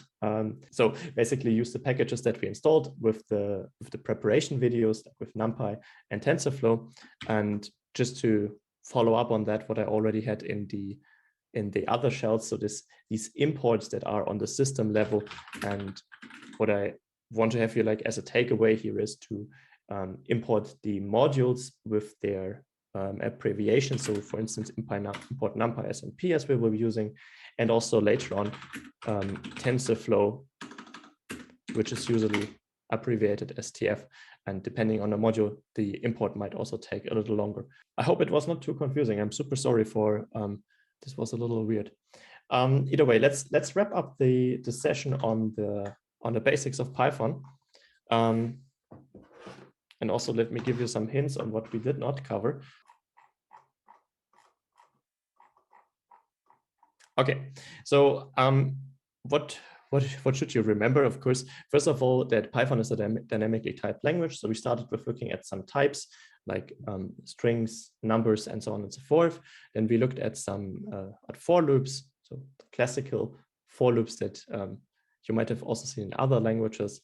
We looked at while loops, conditional statements, and then we defined functions. First of all, explicitly, so with a classical function signature. And we also looked at these additional and arbitrary length argument lists. Then we also had anonymous functions. Then we looked at how Python is using scoping or the indentation in order to have the scoping with the colon operator. And then we looked at some built-in data structures, for instance, lists, dictionaries, and tuples. We looked at how to import code from our files or packages, at least with the bottom line, how to use the installed packages like NumPy. What we did not cover, first of all, there's way more built-in functionalities for the data structures, as you might have also seen when we looked at the auto-completion after, for instance, a list. There's options to sort it, to reverse it. We did the list comprehensions though. And we also did not cover file IO. we will use it like indirectly later, for instance, when we work with pandas and we read in CSV files, but we didn't look at the low-level interface. But I'm pretty sure this is similar to what you would do it in other programming languages. And I'm pretty sure that with the knowledge so far, you're probably able to catch up on that. And then we also skipped mostly on the classes and the object-oriented programming. That is because I believe that for a beginner in Python, it might not be too relevant to look too deep into classes yet. There is some good reason to still be aware of that. Like many functionality is implemented in this object-oriented way, and we will also use it, but we will not write classes ourselves. So this is something that is, becomes relevant once you look at larger code bases, because it then kind of becomes a favorable way of structuring things. This object-oriented nature of Python, this is also something that we indirectly look at, and like code exceptions, like interruptions to the code flow.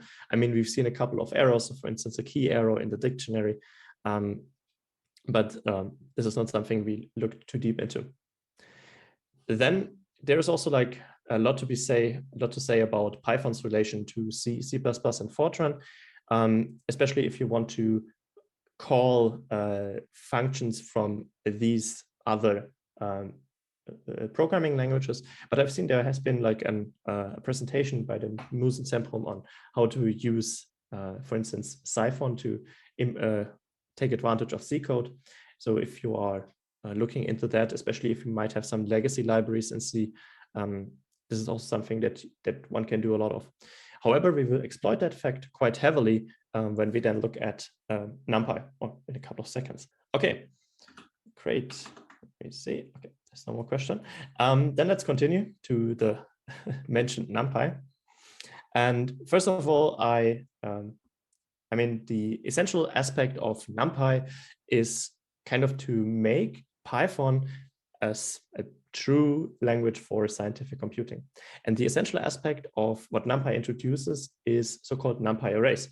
And of course, the question is, I mean, so far we've done a lot of things with lists, and probably you can implement a couple of numerical algorithms just by the internal data structures to Python. So this might raise the question on, first of all, what are NumPy arrays and why should you care? Why should this be relevant for you?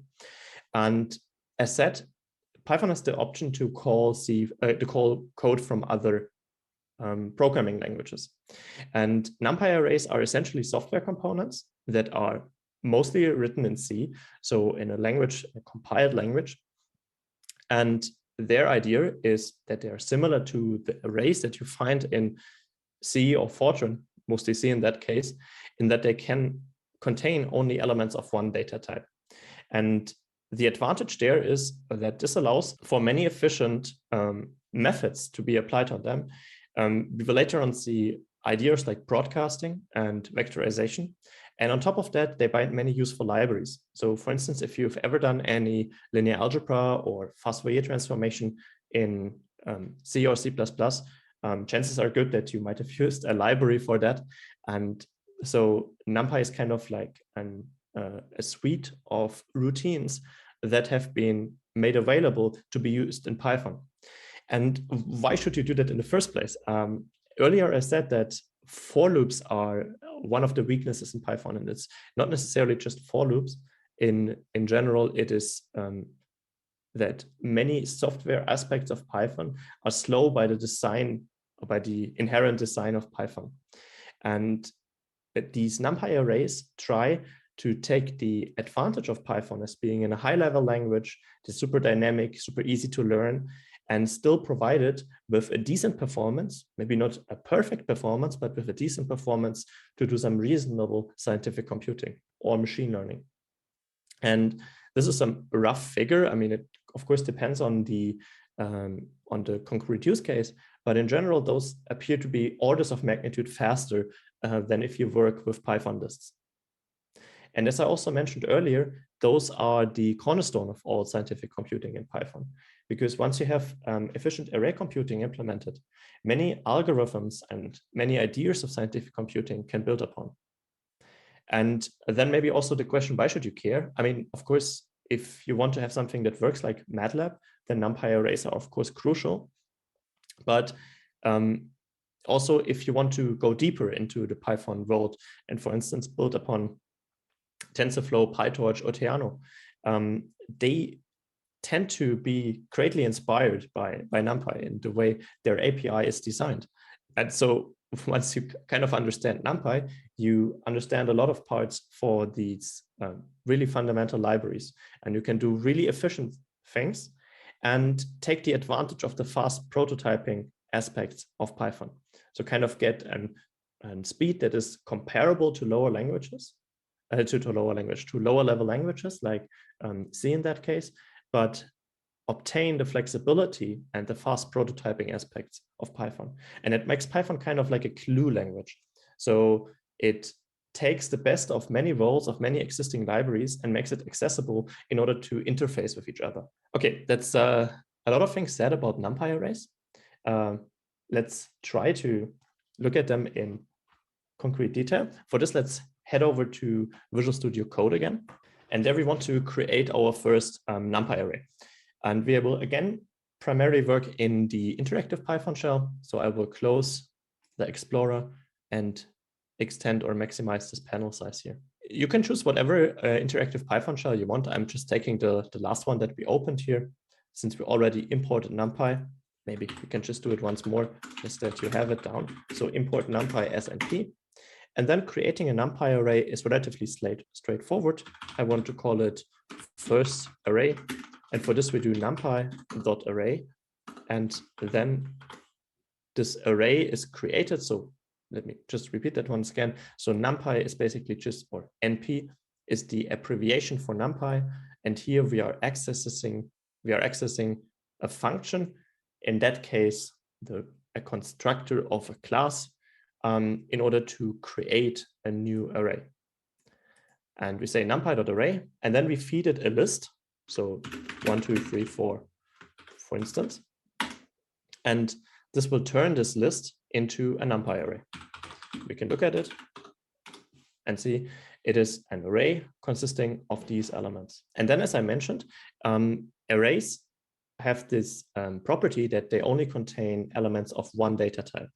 And we can check that data type by saying first array dot dtype for dtype for data type. And here in that case, our data type is an int64, so it's an integer. And also take care here, for instance, not for instance, but it is kind of crucial that NumPy differentiates between integer types. Python would just have an integer implementation, whereas here it is crucial what kind of an integer you have. So here it is an integer 64, so a 64-bit long integer. We can also create an array that contains floating point numbers. So let's say float array. And in that case, we do, for instance, let's take a couple of floating point values, 1.2, 4.8, 9.7, sorry, 9.7, like this. And then this float array, of course, should have the data type float, and sorry, float array dot dtype. And here it is float 64, a 64-bit long floating point number, which is in other languages, it's called a double precision floating point. And except for this fact that it only contains one data types, they behave quite close to what we've seen with the data type, with the list data types earlier. So we can access, for instance, the element at the first position. And then remember that we have the zero-based indexing. So we start counting from 0, so 0, 1. In that case, we would access 4.8.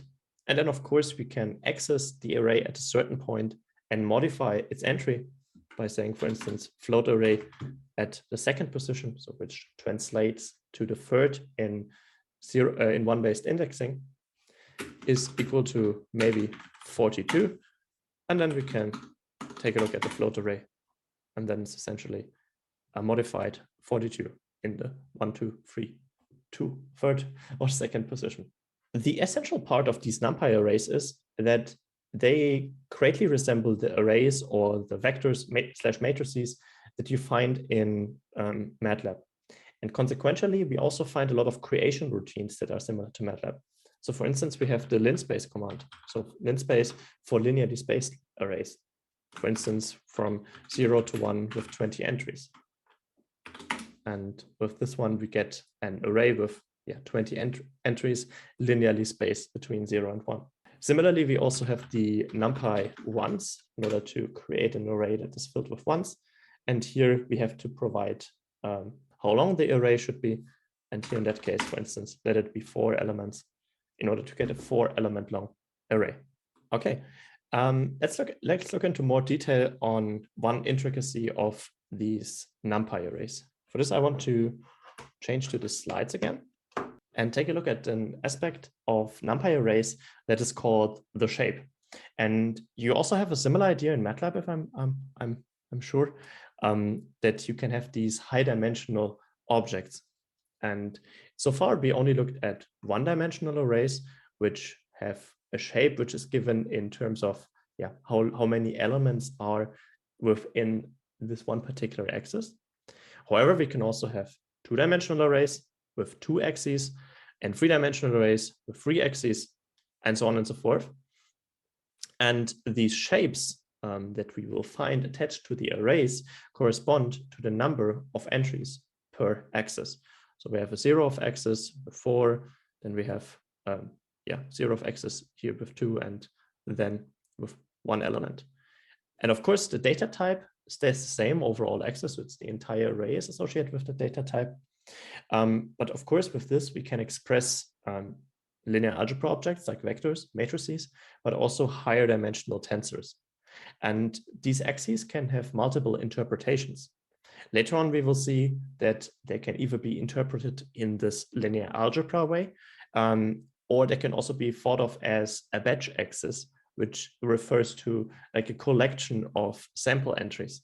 Okay, let's look into that in the example that we have, or in VS Code. So over here. And for this, I want to create a matrix. So let's say some matrix. And this matrix is also created by a NumPy array, but instead of just handing it over a list, I want to hand it over a nested list. So a list of lists. And so by this, I have an opening, closing square bracket for the outer list. And then I have an inner list, which defines the first row of my matrix. So for instance, let's have 1, 2, 3, and then a second row with 4, 5, 6. So create a NumPy array based on this nested list with 2 lists inside, 1, 2, 3 in the first row, and 4, 5, 6 in the second row, potentially a third row, a fourth row. And this then creates the sum matrix. And here you see it is this 2-dimensional structure, and we can access its shape by saying sum matrix dot shape. And here we see it's 2 by 3. So it has 2 rows, but 3 columns. And maybe also just a quick reminder here, this is a tuple, or it returns the shape as a tuple. Since it's in that sense, kind of a fixed sized array or fixed sized container. And then we might be interested in accessing elements based on their position in this 2-dimensional array, aka a matrix. And for this, we again have to take care of this zero-based indexing. And for instance, if we want to access this element here, 5, then we would first count the rows and have 0 and 1, and then count the columns and have 0 and 1. So we are at 1 and 1. And here we kind of have this, also you could kind of call it a tuple as an index. So an index with 1 and 1, and this should give us the 5. There has been a question on Slido. Can one append a new row to a matrix, or is the size fixed once it is created? So it is not that easy to append new elements to this, to the array as it is with lists, for instance, but it's not impossible. So for instance, you could also concatenate two arrays. In the end, NumPy will do some internal optimizations in order to try to minimize the necessary allocations that have to happen. But I'm certain there is no append command, but maybe there is, and I'm not aware of. No, there is no append command in that sense of as it is in Python lists. But you could, for instance, do the following by saying, maybe we have the float array. Why not? Yeah, the float array. Let's say, for instance, np.concatenate, and then hand it over a tuple with the two arrays that you want to concatenate, float array and float array. And then it would concatenate the two together. That is possible. Yes, I hope that already answers the question at least a little bit. The more advanced concatenation, I think I would move to a later stage in the workshop. Then we have the question, is there a difference between sum matrix 1, 1 and sum matrix? So basically the question is whether there's a difference between this and sum matrix 1 and 1. Yeah, that's a good point. I would say that in the particular case for this two-dimensional arrays, at least conceptually, there shouldn't be a difference. There is no difference. I'm not 100% certain if there is a performance difference if you use that.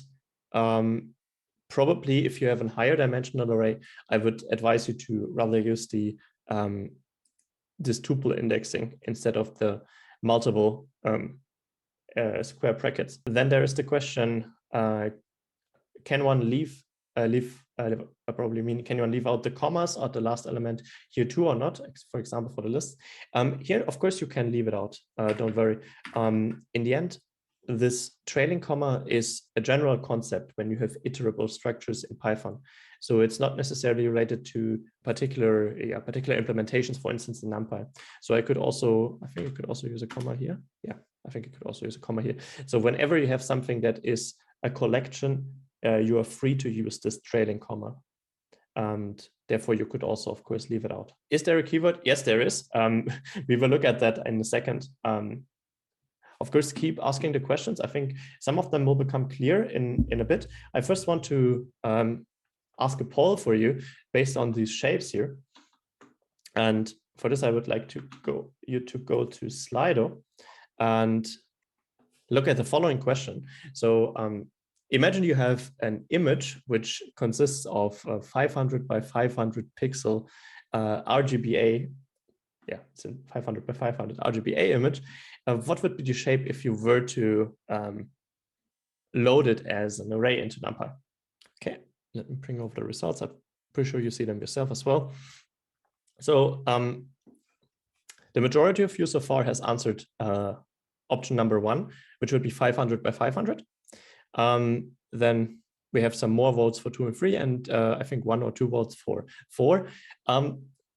So in that case, for an RGBA image, it would actually be reasonable to think of it as option number 3, since we have this 500 by 500 images, but we have an additional dimension which defines the color depth. And in an RGBA image, this would be a red, a green, a blue, and an alpha channel for transparency. And therefore, this third option would be at least in this high dimensional array shape, the correct value. Although this shape is just like something that we give it an interpretation for. In an implementation, probably NumPy will resort to an array that just has 100,000 elements in, because that's the product of all the entries, since we have 100,000 values to store. And therefore 4 would be equally right. 1 and 2 wouldn't have enough capacity for this. So for instance, the 2 would be lacking 1 channel dimension, and therefore, might not be enough to store it's not enough to store the RGBA image. Great, thank you for the participation. Let's go over to VS Code again and try to use some fancy accessing of the arrays that we have here. For instance, we might be interested in using subarrays or extract certain aspects of the array. And this could also include using the last element. So for this, I want to first clear the screen and then create some a random matrix, at least that we have something to work with. For this, we can use the commands from NumPy in order to create a random matrix. I want to call it some matrix again. This will override the variable that we already have. And for this, let's use numpy.random.rand. And this gives us a random matrix. And the function call here is quite similar to what you might see in MATLAB. And you hand it over the shape of the array that you want to get. So in that case, if we want to have a 3x4 matrix, then we hand it 3, 4. And then we get our sum matrix, which has 3 rows and 4 columns. Of course, you could also do higher shapes. So for instance, do random, rand, and then 2, 2, and 3. And then you would get a 3-dimensional array. You could then, for instance, also access the shape and see it's 2, 2, 3. There was a question, what was A in RGB? I think this is should be answered. This stands for alpha, like this is just a transparency. Then there was a question whether we can use a len. So the len command you might remember from a list. Of course, you could also apply it to matrices. Let's just try what happens. So let's do len on some matrix. And then it's interesting because it is giving you the dimension of the first axis, basically. So if we do some matrix dot shape, so it is 3x4, and len is giving you 3. And that is because, remember when we said that that we have iterable objects in Python, so for instance, lists, and then you can iterate over them. This len is basically figuring out how long or how many elements there are in the iteration. And if we were to do, for instance, in that case, it would be 4 row in some matrix. It is basically iterating row-wise. Therefore, we're getting 3 by the application of len here. So there's another question. I hope that answered the question. There's another one asking, are 2D arrays stored column by column or row by row?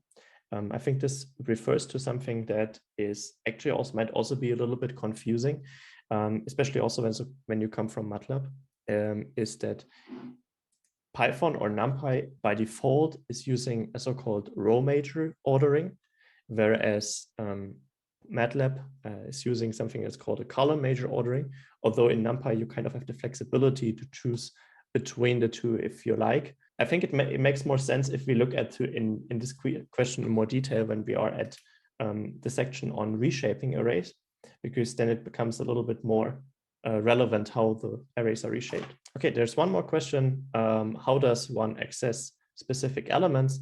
So this was basically with the tuple indexing that we've seen here. So for instance, let's take the matrix we want to operate on and say we want to have this entry here.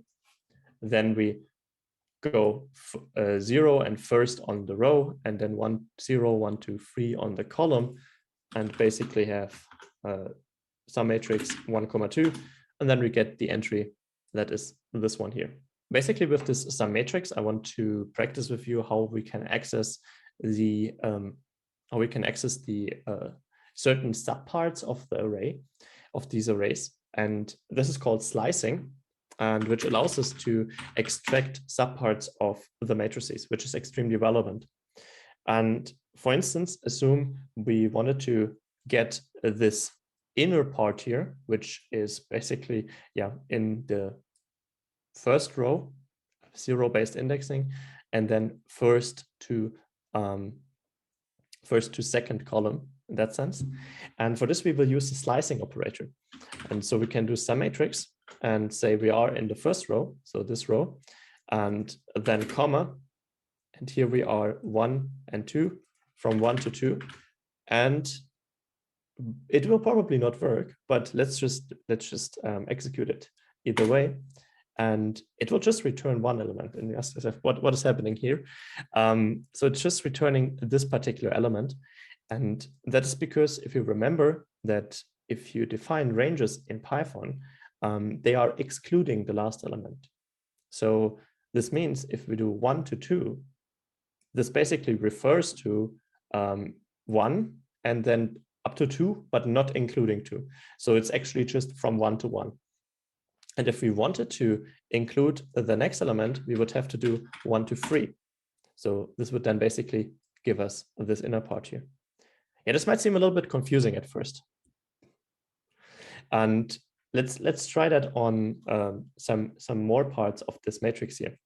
Let's say, for instance, I want this row together with this row to form a new matrix. And then, for instance, I could do some matrix 1 to 2. No, I remember I had to do this 1 to 3 in order to go include the last line basically. And I have 1 to 3 here, and this extracts this subpart of the array. And based on these slicings, you can really effectively access the elements in high-dimensional arrays. So because this idea that we have here extracts further to more dimensions. So if we have a 3-dimensional array, like with the RGBA images, for instance, for the RGBA image, and that would allow us to do really fancy manipulations. To answer the question how we can access the last element, so Python has this intricacy to use negative numbers to index from reverse. So for instance, if we wanted to access the element in the bottom right, which would be the very last element in both axes, we could do, for instance, some matrix and then -1, -1. And this would give us the element in the bottom right. And we can then go like even more in the negative direction to address from the opposite, basically, and say some matrix, maybe -2 and -2. And this would give us this element. And this kind of allows for quite advanced indexing. But in essence, to answer your question, the -1 is going to be similar to the AND operator in MATLAB. So maybe feel free to play around with this sum matrix here a bit, to have that, for instance, like 0th row and have the last elements here and have them from this position all the way to the end. So maybe from 2 all the way to the end. Next, we can, oh, sorry, oh, what happened? Yeah. Next, we can also like just use a colon in order to go from this element all the way to the end, or also have the colon. What happened?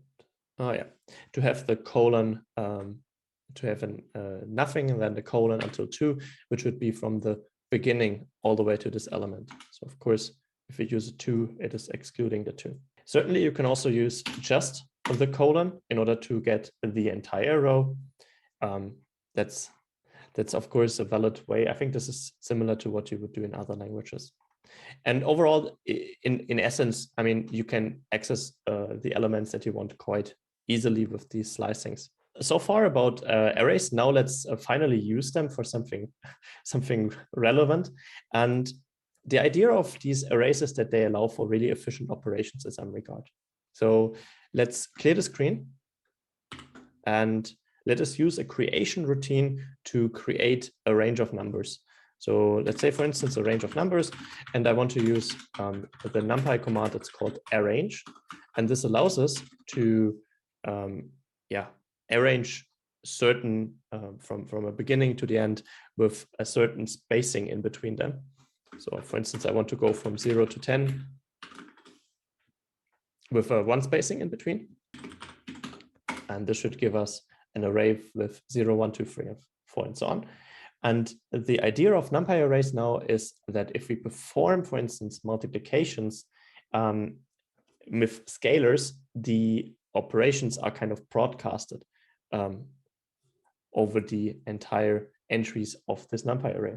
So for instance, we could do a range of numbers multiplied with 2.4, and this would then basically multiply 2.4 with all the entries here. And the reason it is doing this here really fast is that the operation of the multiplication is happening within the C implementation of NumPy. Imagine you would have to code that in in Python, then you might use an for loop, or you might use a list comprehension. And for reasonably sized arrays, you will quickly reach a limit of what you can reasonably run within Python, whereas this might run particularly fast because it uses a more efficient implementation of this. Of course, you can do any kind of operations with scalars. You can, for instance, also divide by 2 and then get each of the elements divided by 2. You have all the special functions within the NumPy scope. So for instance, NumPy square root applied to a range of numbers. You can raise a range of numbers to a certain power, and then it, for instance, to the power of pi, why not? And then get each of the elements applied to this. And this is kind of the overall theme of NumPy. It kind of sees itself more of an array computing framework rather than what you usually have in MATLAB, where it is favoring linear algebra. I mean, there's a lot of linear algebra functionality in NumPy, but many things that we will see in a second kind of favor the element-wise computation.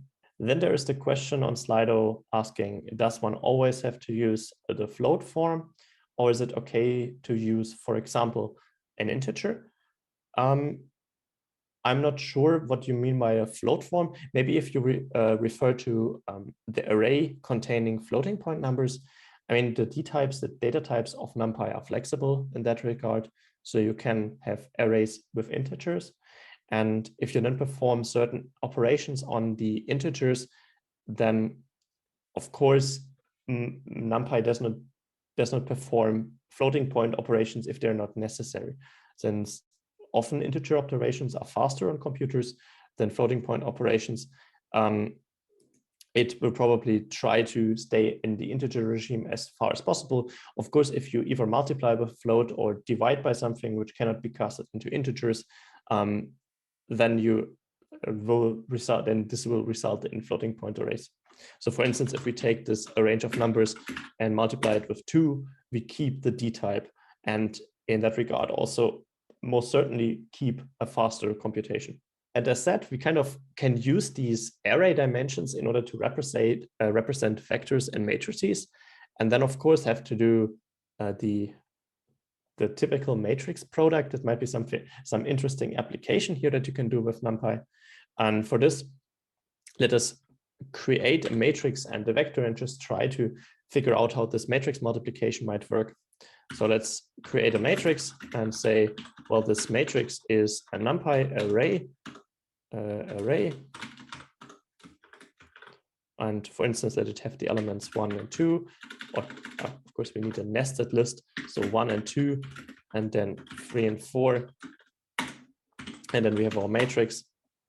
And then let's also create a vector. Let's say, for instance, we have a vector that contains 1 and 2.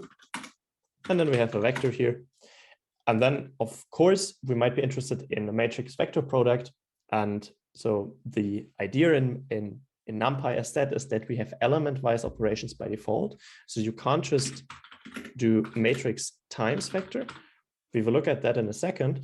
Actually, there's a special operation for matrix multiplication, and it's the add sign. And this will perform the matrix multiplication, as you might be familiar with that. So in that case, I'm multiplying 1 by 2, so 1, 2, 3, 4 with this vector, and then getting our correct result here. If you were to do the multiplication, you would get an element-wise application, and this might not be something that makes sense in the beginning, especially if you're coming from MATLAB, but it's quite an advanced, but quite a helpful idea that we will look at in a second. Of course, these matrix multiplications allow us to represent a lot of linear algebra operations. Also, for instance, the scalar product. So the scalar product would, of course, be that you have a vector and vector transpose matrix multiply vector. So for instance, we wanted to have imagine we would have the scalar product between the vector and another vector. Or maybe let's make that more verbose and say vector 1 is a NumPy array with the elements 2 and 3. And vector 2 is a NumPy array with the elements 1 and 5. And then we might be interested in performing this scalar product. So we do vector 1, and we have to somehow represent the transpose here. And in NumPy, this would be to use a .t, and this would give us the transpose version of the vector, and then matrix multiply this with vector 2, and this would contract the dimension into the scalar product that we would expect here. And interestingly, NumPy does not really care whether you use a transpose on the first vector. So you could also use it without that, which is kind of interesting because usually these kind of syntaxes with the dot transpose allow you to either perform the inner product as a scalar product or the outer product. And there, in case you want the outer product, you have to resort to a special NumPy command. Let us first do the inner product. So this would be NumPy dot for element for matrix multiplication between vector 1 and vector 2. And this is basically performing the same as if we were to do vector 1 matrix multiply vector 2. In case we would now wanted the outer product, which would, for instance, be vector 1 matrix multiply vector 2 dot transpose, which does not work as expected here. We had to do NumPy dot outer, dot outer product. And the catalog of function is quite large. There's a lot of functionality in NumPy. Again, with like the focus of these vectorized and array operations, but you can of course also do almost anything that you could do with MATLAB there. That is quite helpful to be able to look at the documentation. And I will also show you some examples soon. Okay, let's have a last example for matrix multiplication. For this, let's head over to the slides for a second. Okay, so I want to use matrix multiplication in an example that you might know from your linear algebra courses of the example of a rotation matrix. So if we have a two-dimensional vector, we can rotate it by applying it with this rotation matrix, which is given based on an angle of rotation phi. And we now want to build a function that creates this rotation matrix, and then we want to apply this rotation matrix using matrix multiplication to a vector in order to get the rotated vector.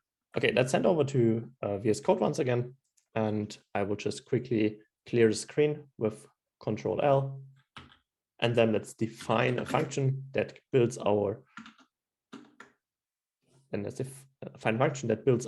rotation matrix. Let's say define rotation matrix, and this rotation matrix takes a certain angle around which we want by which we want to rotate, and it will then return a NumPy array, and the entries are as in the slides. So basically, we first have to apply the cosine to the angle. So NumPy.cosine,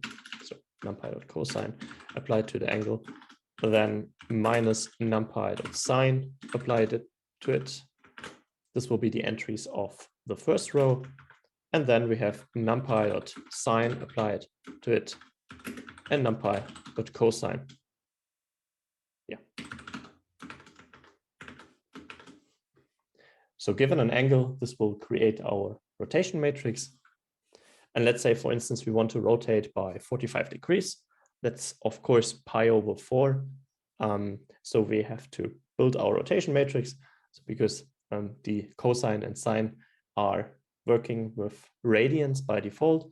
So we do R, let's give it this really verbose name R, and say R is equal to rotation matrix applied to np.pi over 4 in order to get pi over 4. And of course, because pi is not a default constant in Python, but rather something that the NumPy package defines for us, so we can just easily access it here. And I think this also kind of shows the theme here that many of the functionality that you might have been used in other scientific languages, let it be MATLAB, somehow translate directly to NumPy, at least in the naming of certain functions, such that you just have to prefix an np.py. Okay, this kind of gives us the rotation matrix that we see here. And now assume we have a unit vector in the first dimension. So let's say, for instance, this is x, and have it as numpy.array with 1 and 0. And then, of course, if we rotate the unit vector by 45 degrees, we will have a vector that is like, yeah, it's rotated by 45 degrees, but has like square root over 2, square root over 2. Yeah, square root 2 over 2, 1 divided by square root of 2 in both axes. Either way, let's just do it by saying R matrix multiplied with x. And this is basically what we were expecting here. We can also check that by saying 1 divided by numpy.square root of 2. So this is the expected result that we have here. Bottom line, NumPy is using element-wise multiplications by default, and the @ sign is what you can use to do matrix multiplication, and then you can basically do everything that you are familiar with matrix multiplication.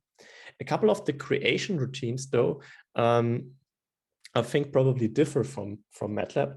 So if you, for instance, were to do numpy.once3 in MATLAB, I'm not 100% certain, but I think it would create a 3x3 matrix, whereas in NumPy, it would just create a free long vector.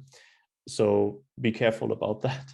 So there was one question I overlooked, which is someone asked, like similar to the last one, this question was referred to whether we can infer the shape of an array, whether we can use len to get the size. Size, of course, I mean, size, same as len, is in that sense a little bit not uniquely defined. So in my understanding, maybe I can share my screen. I said, don't worry if you are not here yet. Just take over the screen. If we look at that. So if you look at the, for instance, let's take, for instance, the rotation matrix. So this is also just a 2x2 array. And here, if we, for instance, call the size, then it will tell us 4, which would be the full size of the elements in here. So it has like 4 elements, which are made up into a 2x2 array. So size in that sense refers to the total amount of elements. Yes, so that's basically what you mean. What I mean by size, and I don't think you can get you can use len. I mean, of course, you could. We will talk about reshaping in a second, but certainly you could use len on that reshaped size. But I think that makes more sense to use the size command here. So I think this one was answered then. I hope. If not, please ask a follow-up question. And then I think the question regarding the keyword element for accessing the last element, like end in MATLAB, I think this should also be answered. So in that case, if that was not clear, but this -1 negative indexing means indexing from reverse in Python. And it's not just for NumPy arrays, so basically for everything that is iterable and has a fixed length. Basically, we could also use a list. So this earlier we did this a list with 1, 2, 3. And this is not a NumPy array. And I can also access it from reversely with a -1 in order to get the 3. So I think that should be answered. Therefore, I will try to take it off.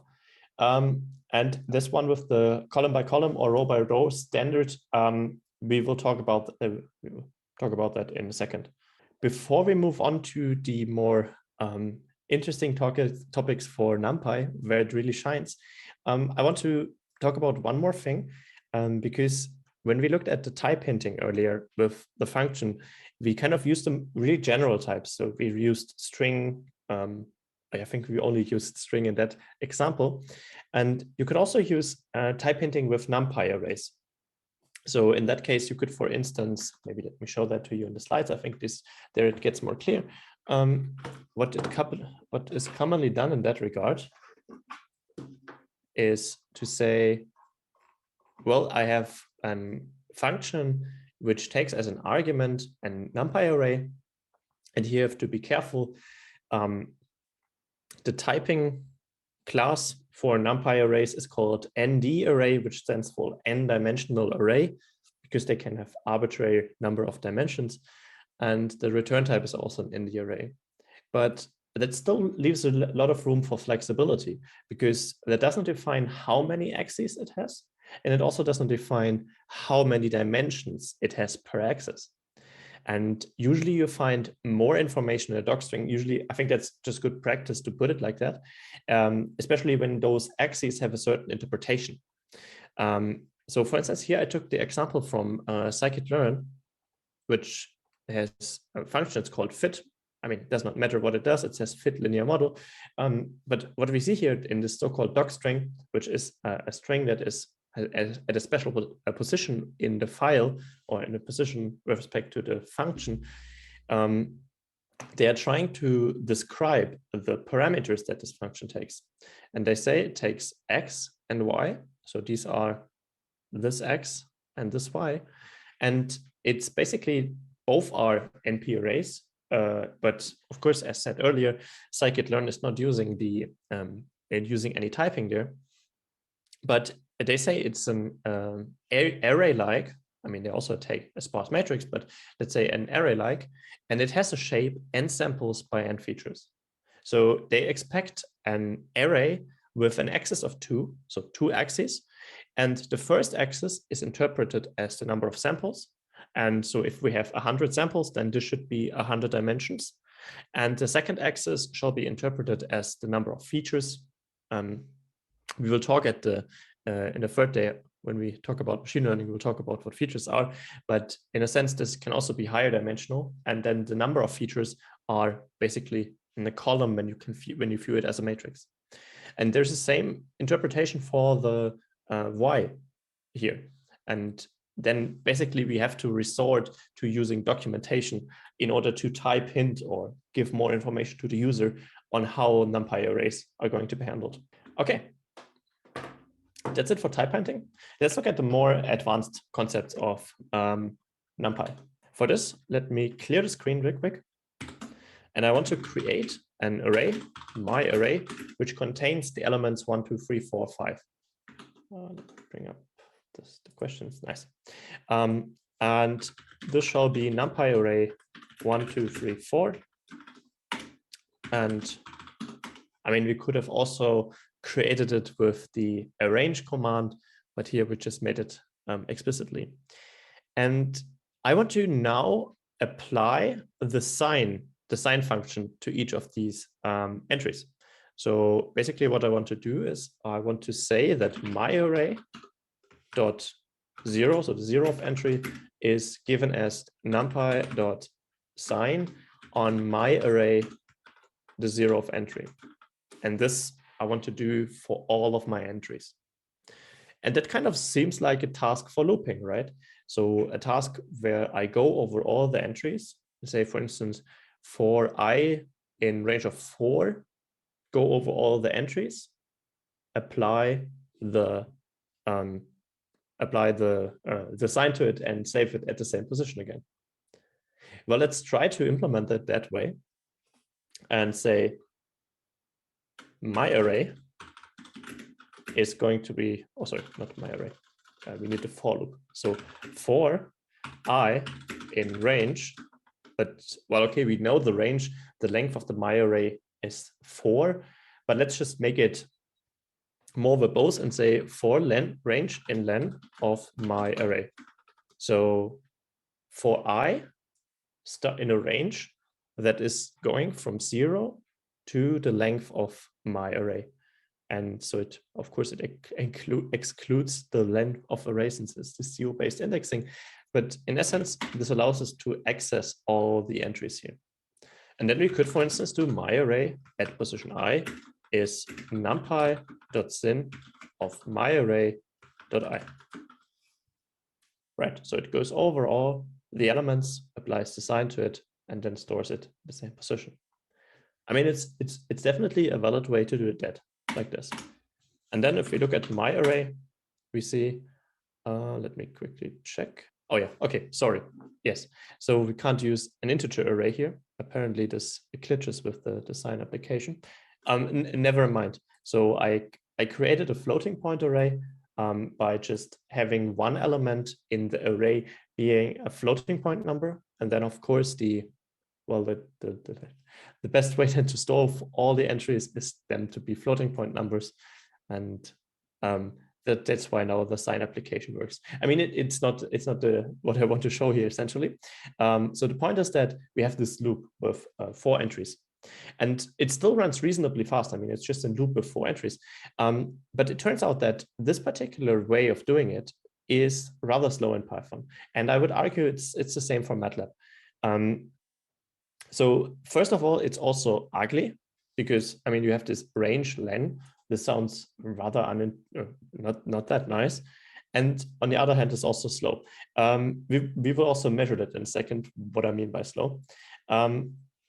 So for this, let's try to use the way that is kind of, we've also done with the multiplication with scalars, is trying to use the automatic broadcasting capabilities of MATLAB, or the automatic NumPy, the automatic vectorization capabilities, by saying my array is numpy.sign applied to my array. And of course, I'm repeating the application of the sign. It shall not be the main matter here. The point is that I just called the function numpy sign on my array, and what NumPy does under the hood is applying the sign array to assign to all elements in the array. But it kind of moves the looping from Python to the C code or the library of NumPy. And since we expect, or since we know that the looping, if it is done in NumPy, is significantly faster than when we do it in Python, we expect a significantly faster runtime. I mean, in this simple scenario, maybe not that significant, but let's just time it either way. And for this, we make usage of a magic command within the IPython shell, which is called time it. So time it. And then we first want to time the for loop, but here we have to be a little bit more careful that we have to write it in one line, because that's kind of the limitation of this magic command, that it can that it can only like measure a statement from one line. But let's just do it that and say for I in range of len of my array, colon, and then say my array I equals numpy.syn on my array dot I. And so this is probably also the first time we've seen this today in the course, but the colon must not necessarily mean that we have to enter a new line and then use the indentation. We can also just write it in subsequently after the colon here. I mean, of course, it might not be the most obvious and also not the most Pythonic way to do it, but it at least lets us write down the entire statement in one line. Okay, either way, let's execute it, and then it will take a little longer because it will perform a statistical measurement by doing a couple of runs. So I think it did 100,000 runs, seven times 100,000 runs, and it took him 6.46 microseconds. Okay, let's try. I hope my promise holds. Let's see. Let's try to do my array equals numpy.syn of my array. Oh yeah, I think I should do it without the assignment. Or let me get the other timing again. Or maybe for a fair comparison, then we should also not do any assignment here. Okay, here we go. So essentially in this super contrived scenario, which which we have here, the NumPy.sign application on the myArray, so basically the vectorized application, in that case ran more or less an order of magnitude faster, so 600 nanoseconds versus 6 microseconds. And again, this is a super simple example here. If you have longer loops, this will become more and more significant. And that's what I meant earlier by this rather rough estimate of 1,000 times faster, but you can easily get orders of magnitude faster. And this allows then the slow language of Python to really excel in certain computation. And in the end, MATLAB would be doing the same. If you were to use vectorized operations in MATLAB, they would essentially yield a similar thing. And if you measure them, probably you will end up in a similar result. But as we will see in a second, NumPy can also go one step further with some really cool, more avoidings of the loop. So, I mean, this is probably the common theme of when you use NumPy to avoid the intrinsic control flow of Python, and rather use the control flow that is like embedded in the implementation of NumPy. So you're kind of moving the slow aspects of Python away and try to hide them within the NumPy implementation in the hope for a faster runtime. There's the question on Slido saying, how would the command percent time it for running it in a script be? So these percent commands, these magic commands, they are only available in IPython or in the Jupyter notebook. It's like not that you can directly use them within scripts. So then you might have to resort to other measures. Easiest, of course, would be to just use the time package and measure the difference. But probably there are also more advanced ways of measuring the time. I don't have anything at hand yet, what I would recommend there, except for just measuring the times and doing the statistics yourself. Certainly, this is, of course, something you might want something that is like a little bit more easier to handle in the end. And the reason NumPy is getting getting so fast at that is due to many considerations that go into NumPy that Python either cannot do or just does not do. So first of all, we have this more efficient looping by itself, since we don't have the overhead that looping induces in Python.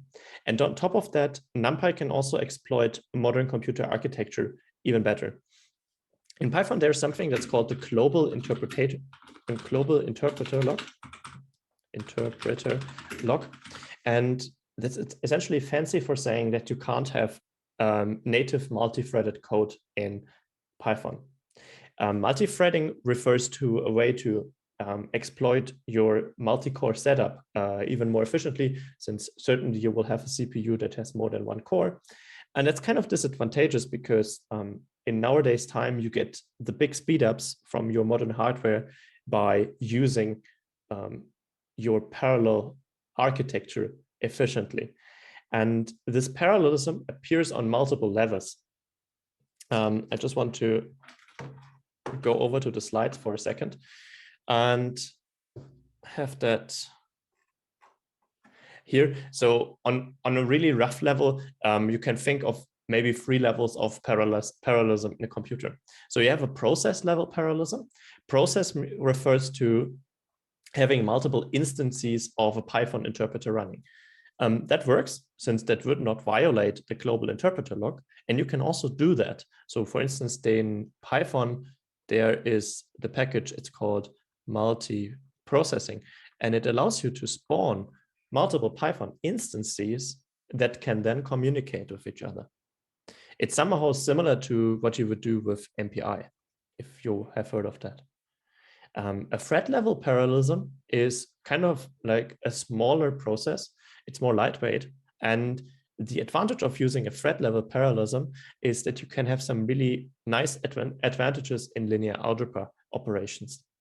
And Python natively can't do that because it was not created for this. At least the 30 years ago when it was created, these multi-core and multi-thread processors just were not a thing. I don't think that large as they are today. And So we had to kind of circumvent that. And I hope you get the theme that we use these external libraries, let it be NumPy, but also TensorFlow, that can more efficiently exploit modern computer architecture and also accelerators like GPU, but make them accessible in an easy language like Python. And that is quite a cool achievement. Additionally, you also have an instruction level parallelism that is a little bit more complicated, but in essence, modern CPUs have a way to process multiple numbers at the same time. So usually a CPU would just process, for instance, if you have an array and there are a couple of floating point numbers inside the classical CPU without instruction level parallelism, which just process one element after the next. And modern CPUs can take advantage of the fact that they have vector registers to process multiple at the same time. And to my knowledge, Python natively also cannot largely make usage of that, at least not to the extent as NumPy does. And all these facts, like that they can use threads, instruction levels, faster looping, and all this stuff makes NumPy so much considerably faster than native Python code or Python lists. And of course, then if you want to do any scientific computing or machine learning, it is so reasonable to use these external libraries. And that kind of makes Python the clue language. So Python as the clue language.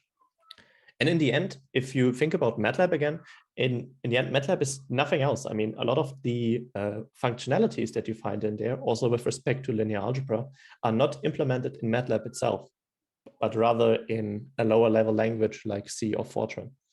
And therefore, there's a high similar in between. But the advantage, of course, on the Python side is that it is that the ecosystem is vaster than it has is on MATLAB, at least for the use cases we are looking at here. Okay, with that in mind, let's go on with more operations NumPy can do and that are interesting to learn. The next operation would be to look at shape-changing operations. So far we have looked at multiplication, slicing, matrix multiplications, and here in that case vectorization, where we apply the same function to all the elements in the array. And we could now also be interested in functions that reduce axes. And the easiest example, of course, is a function that takes the sum over a certain axis. But let's just implement that, and then I think it becomes clear. So I will clear the screen with Control L.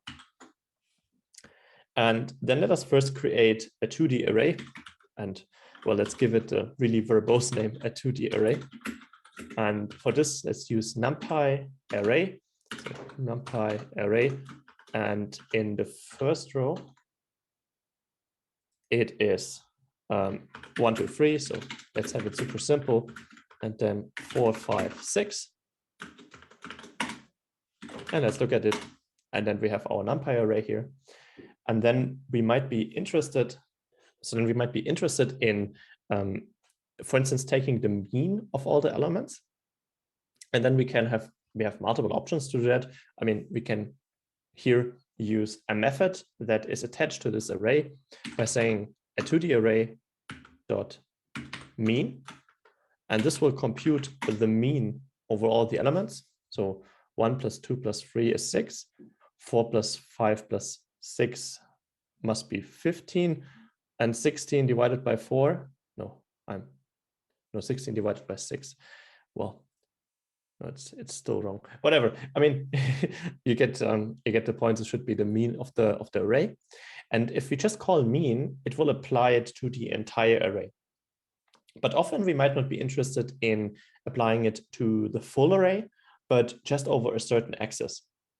And we can hand that over to the mean function by saying apply it to axis 0. And the 0 of axis is the rows. So basically over this and over this. And what should we expect? So if we sum up over the rows, what kind of a shape should we be getting? So if we just apply the mean, we get a scalar, so like a non-dimensional object. But if we apply the mean over the axis equals 0, then we reduce the 0 of axis and only the first or the one axis, the column axis, remains. And in that case, this will be a three-dimensional vector. Well, let's see.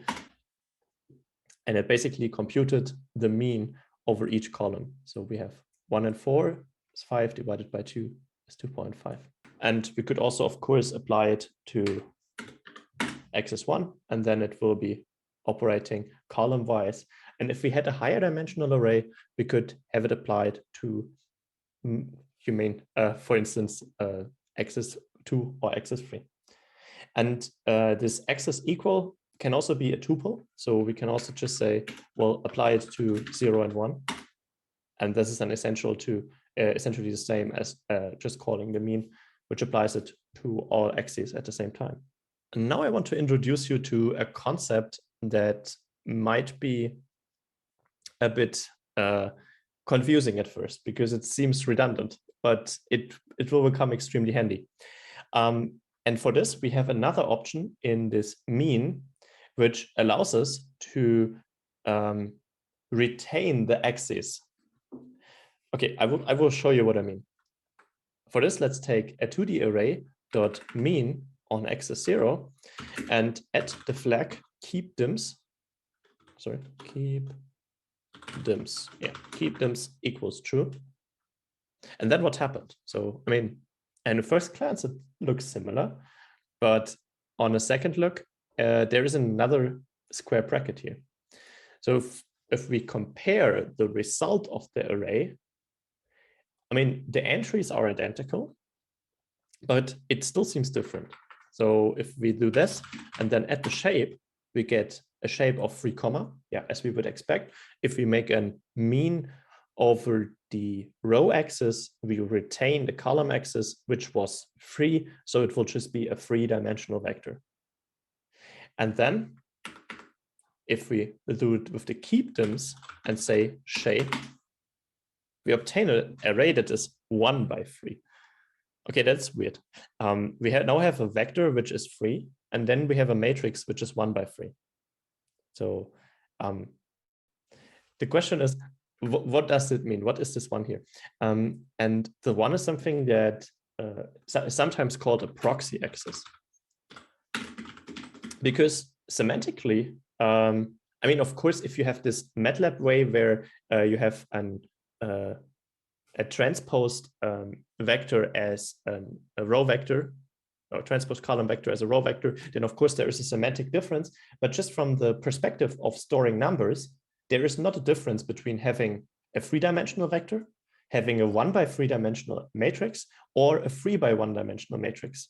They all contain the same values, just reshaped in different shapes. So theoretically, we could also have more of these proxy axes. We could have comma 1, comma 1, comma 1, because every 2-dimensional array is also a 4-dimensional array, but only with every 2 axes, maybe use these kind of terms. Every 2 axes array is also a 4-axis array, but with only 1 dimension in the last 2 axes. Okay, this is mind-bending, but why does it exist?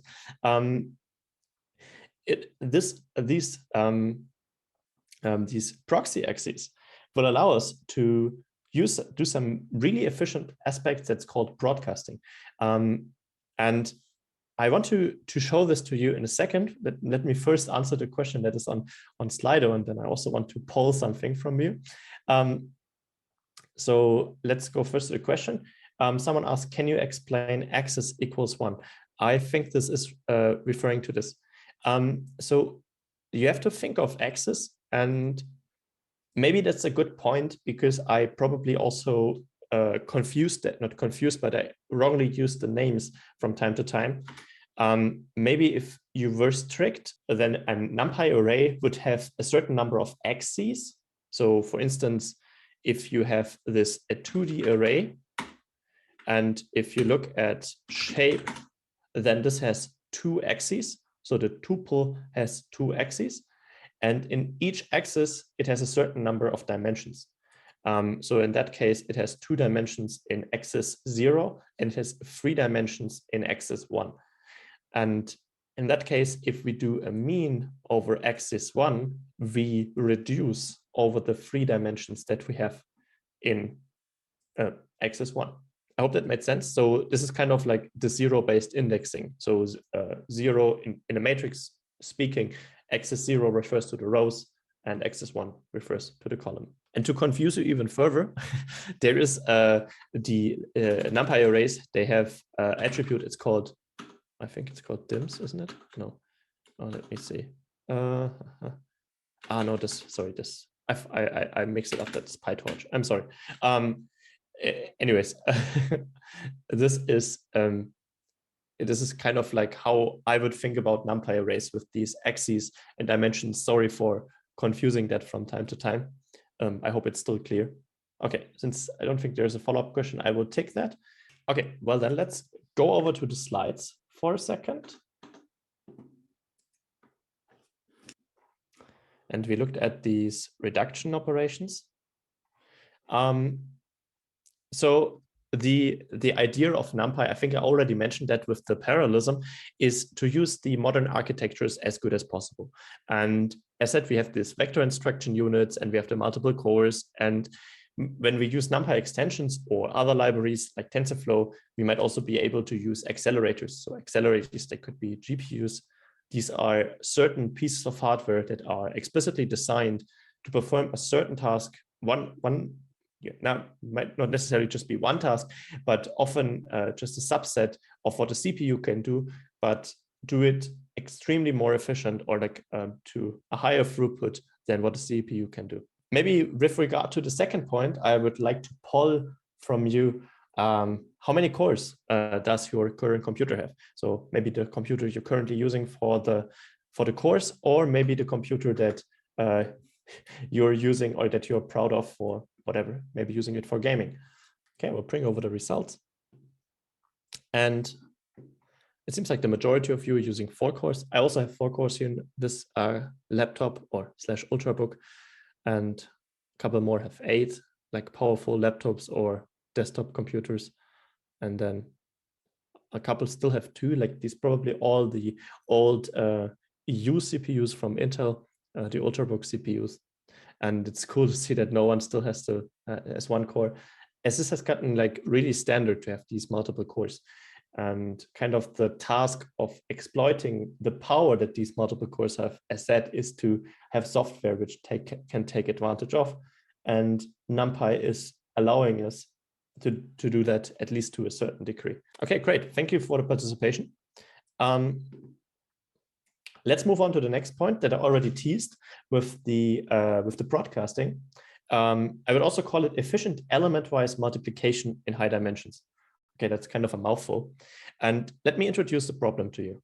Let's say you have that vector here that is 1, 2, and you want to element-wise multiply that vector with the matrix. So in essence, you want to create a new matrix B, which basically is of that shape, of the same shape as A, which is 3, 2. So this is 3, 2. And you want to basically define it as that the first column is given as this vector multiplied with this. So this would be 1 by 1, 2 by 4 would be 1, 8.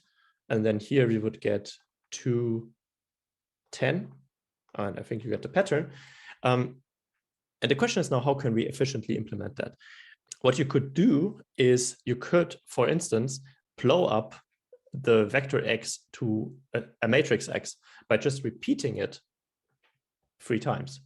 So you can say, well, 1, 1, 1, 2, 1, 2, 1, 2. And for this simple example, this might be actually a smart solution because you don't have to think about it that much. But here comes the point that once you have, for instance, 1,000,000 dimensions on A, you might not want to blow up x to that particular size. And the idea is that these repeated 1.5 don't contain any additional information. And the idea is that we can use a proxy dimension in order to use the broadcasting operations in NumPy. Okay, that sounds abstract. Let's just try to do that. And for this, let's hand over to to VS Code again, and I will clear the screen. And again, define a vector as the NumPy array with 1 and 2, and the matrix as a NumPy array with 1, 2, 3, and 4, 5, 6. Really classy. So the vector is a 1-axis object, and the matrix is a 2-axis object. If you look at the shape of the vector, you of course know it should be 2 comma or just 2 as in an object which has 1 axis and 2 dimensions in this very first axis. And in order to now get the multiplication right, because if we were to do, let me see. Let's do it that way. In order to now get the multiplication right, we have to add a proxy axis. And for this, let's look at how the shapes of these two high-dimensional objects align with each other. So we have, sorry, not matrix, but matrix.shape and vector.shape. We see that this vector has a shape of 2 comma, and here we have a shape of 2 comma 3. If we were to add a proxy axis at this point here, so that we have a 2 comma 1, the number of axes would align. And then the broadcasting mechanisms of NumPy are that if the number of axes align, and in the axes where the dimensions not align, one of those two objects has a proxy axis, it will replicate the operation. Okay, let's just do it, and then it hopefully becomes clear. I want to call this vector with proxy axis. And for this, we do vector and then dot reshape, because we want to put it into a new shape. And in the end, shaping is just a way to interpret the data. As said, internally, NumPy will just have a chunk of memory on your RAM, and therefore it just changes the way it interprets the data. So we do numpy.reshape, and then we have to provide it with the new shape. And here we want to have 2 comma 1 as the shape, since we want to add the proxy axis here. And if we then look at vector with proxy axis dot shape, you see it's 2 comma 1. And now if we compare the shape of the matrix and the vector with the proxy axis again, then we see that they have the same number of axes, which is 2. And in the first axis, the dimensions match. And in the second axis, they don't, but one of them has a proxy axis. And if we then perform the the element-wise multiplication, we should get our result. So vector with proxy axis times matrix. And here again, remind yourself that the asterisk is the element-wise product and not the matrix product. And then we get what we hand calculated. So once again, we have 2 high-dimensional arrays, not necessarily just with 2 axes, potentially with 3, 4, 5 axes. And we want to perform certain really abstract operations in these high axis scenarios. And this can, for instance, be relevant when we work with the data which has certain interpretations. So for instance, remember the RGBA images with 500 by 500 by 4. And maybe if we have another batch axis, which adds, let's say we not only have like 1 RGBA image, but let's say 100, then we might have 100 by 500 by 500 by 4. And then it suddenly becomes a little bit more difficult on how to efficiently express those operations. And with regular commands, and then this broadcasting comes in really handy. But okay, once again, the bottom line is we have the shape, which is this tuple. And in case the shape has the same number of axes, and in the axes where the dimensions don't align, one has a proxy axis alias an axis with a 1 in there, then we have then we have a broadcasting. And that's quite smart. And it kind of, again, fits in the theme. I mean, we could have also used a loop. But remember, when we have larger arrays, loops become, first of all, they become turn into long runtime. And probably at certain points, Python loops make the program execution infeasible. And in the end, when it turns out that the limitation why the program is running slow is not necessarily the hardware, but the software, then it makes sense to maybe look into more efficient ways to do that. And these broadcasted operations are one of them. I want to spend a little bit more time in the reshaping, since what we did here is like to explicitly say what kind of a shape we want, 2 by 1. Theoretically, we could have also said we want a wrong shape. So for instance, let's say we wanted to reshape it into 2 by 3 or so, but then it will complain that it cannot reshape that the amount of numbers that we have into this kind of format. So it has to add up. So of course we can't create new values out of thin air. But what we can do if we don't have the specific or don't want to be super specific about it, we can also do a following, which would be a -1, 1.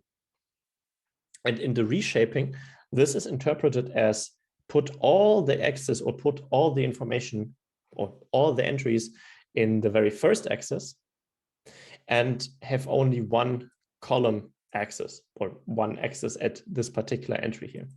And that would yield a vector which is of this same vector with proxy access style. And maybe one, please ask a question if there's something unclear. But one particular application of this is when we will day after tomorrow, when we look into scikit-learn, and we also looked at it a little earlier. Maybe I can bring that over once again, where we have this. Or maybe no, it was not here. I had it in the slides. Let me check. Yeah, when we looked on the type hinting, and there it says that there are certain interpretation to the axes here, and if your function is requiring this shape, and you cannot match it because in that case we kind of need an array which has this n samples by n feature style. But imagine you only have one sample or one feature, and then you could, for instance, store your data in form of a vector. But this kind of makes it arbitrary because you could either have data which consists of, let's say, 1,000 samples and only one feature, or it could be one sample and 1,000 features or 1,000 dimensional entry. So this reshaping kind of gives the data more meaning, you could say. And that's basically what you can also do with this reshaping. Yes. Okay, maybe let's go back to this here. Let me check if there's a question. Okay, then I also want to use this to kind of answer the older question, which was, are 2D arrays stored column by column or row by row? And show this to you with an example. Because here we have this, let's say, for instance, we take the matrix that we have here, which was this 2-dimensional array. You can see how this matrix is stored internally when we try to reshape it into one long vector. So for instance, let's say we do a matrix dot reshape into a -1. So we can reshape this matrix into one long vector by just saying reshape, and then the shape is -1 comma. So put all the elements in the very first or 0th axis in that sense. And this will then return a view on this matrix with this all in one long, one contiguous strip basically. And here that's kind of where we see that we have a row major storage scheme. And that is because it tries to concatenate the rows. So when it flattens the array into a one-dimensional vector, it goes first over the rows, so it takes the first or 0th row, depending on how you think you're indexing, and then it has it in this first 3 entries, and then takes the next row and puts it in the last 3 entries. And that kind of shows that we have this row matrix storage format. If you have a MATLAB instance open and you would do something like this with the MATLAB reshape command, you would get an array which would be 1, 4, 2, 5, 3, 6. And that's because MATLAB uses a column matrix storing format. I'm pretty sure. I haven't tested it here right now, but we will see. Okay, I hope that answered this original question with whether the 2D arrays are stored column by column or row by row. Just general advice: this can be confusing, especially at certain points where you want to, flatten the arrays into this one-dimensional object. So be advised, especially if you have become very familiar with the MATLAB way of doing it, this might be really mind-bending at sometimes. Okay, then I will close down this question, and if there is any follow-up, then please just ask it if in case that was not a sufficient answer. Okay, let's warm you up again with a quiz question. So let me go here. So we can, so where so I asked you for the course already. And now I want to ask you some linear algebra. Basically, something that is a typical question in algebra when you are encountering this for the first time in high school. And the question is, maybe we can reset the poll. So it's kind of an age quiz. There are like two young children. So there's Sachin, who is supposed to be younger than Rahul by 7 years. And if their ages are in the respective ratio of 7/9, how old is Sachin? Is it 10 years? Is it 18 years? Is it 24.5 years? Is it 28 years? Now, if I can understand the take some time, we only have one vote so far. When I prepared the slides, it also took me some time to figure out how to do that. I mean, if you haven't done that like in a while, it's kind of a little rusty. I mean, worst case, if you don't feel like you come to a solution, then just guess. Okay, these are 8 votes. Okay, then please guess. So give you like 30 more seconds. I think it's interesting that no one is guessing for 1. Okay, well, so the majority has voted for 3, and that's also the right answer.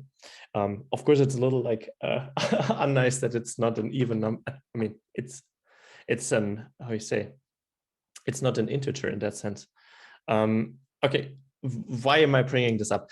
I thought of, first of all, maybe this could ease up the situation a little bit, and we can use this as a motivation to look into how to do linear algebra with NumPy.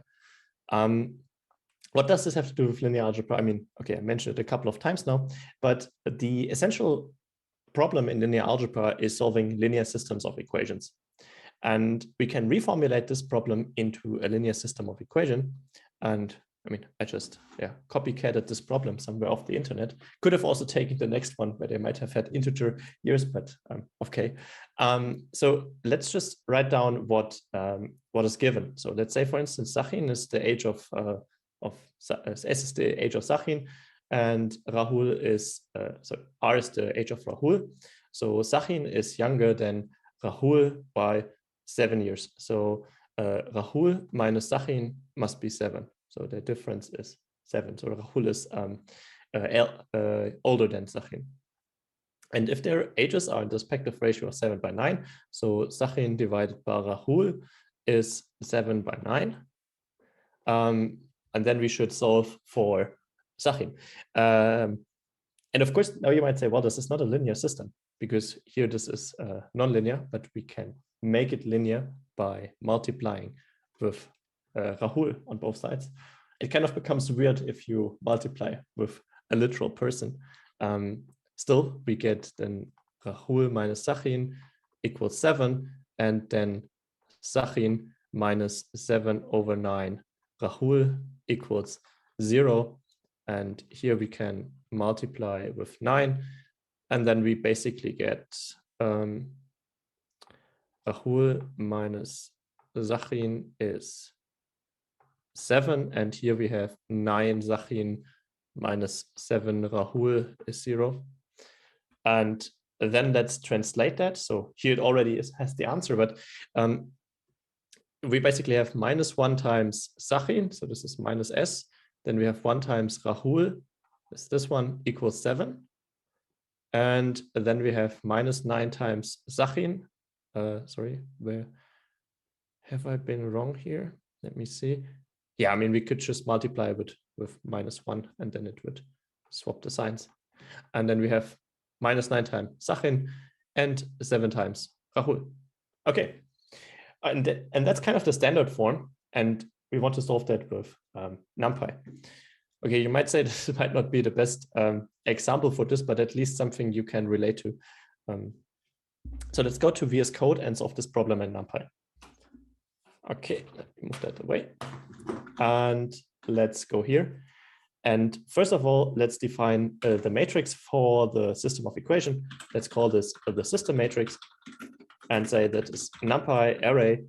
And then we had the -1, 1. And then we had the -9 and 7.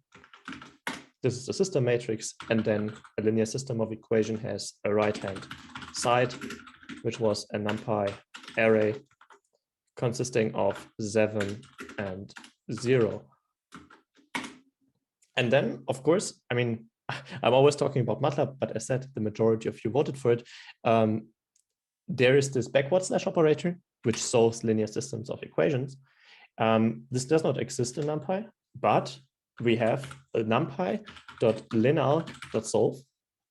So we have the linear algebra submodule, which contains the solve option to solve linear systems of equation. And then we can just do np linealg solve on the system matrix and the right-hand side. Yep. And then it solves for us. And then we have first, we have the age of Sachin, and then we have the age of Rahul. And I called them young children. Sorry, I must have forgotten that. They're not young anymore. So this is just like a little bit contrived example, but in the end, in this linealg package, you have more functionality that you might be familiar from MATLAB.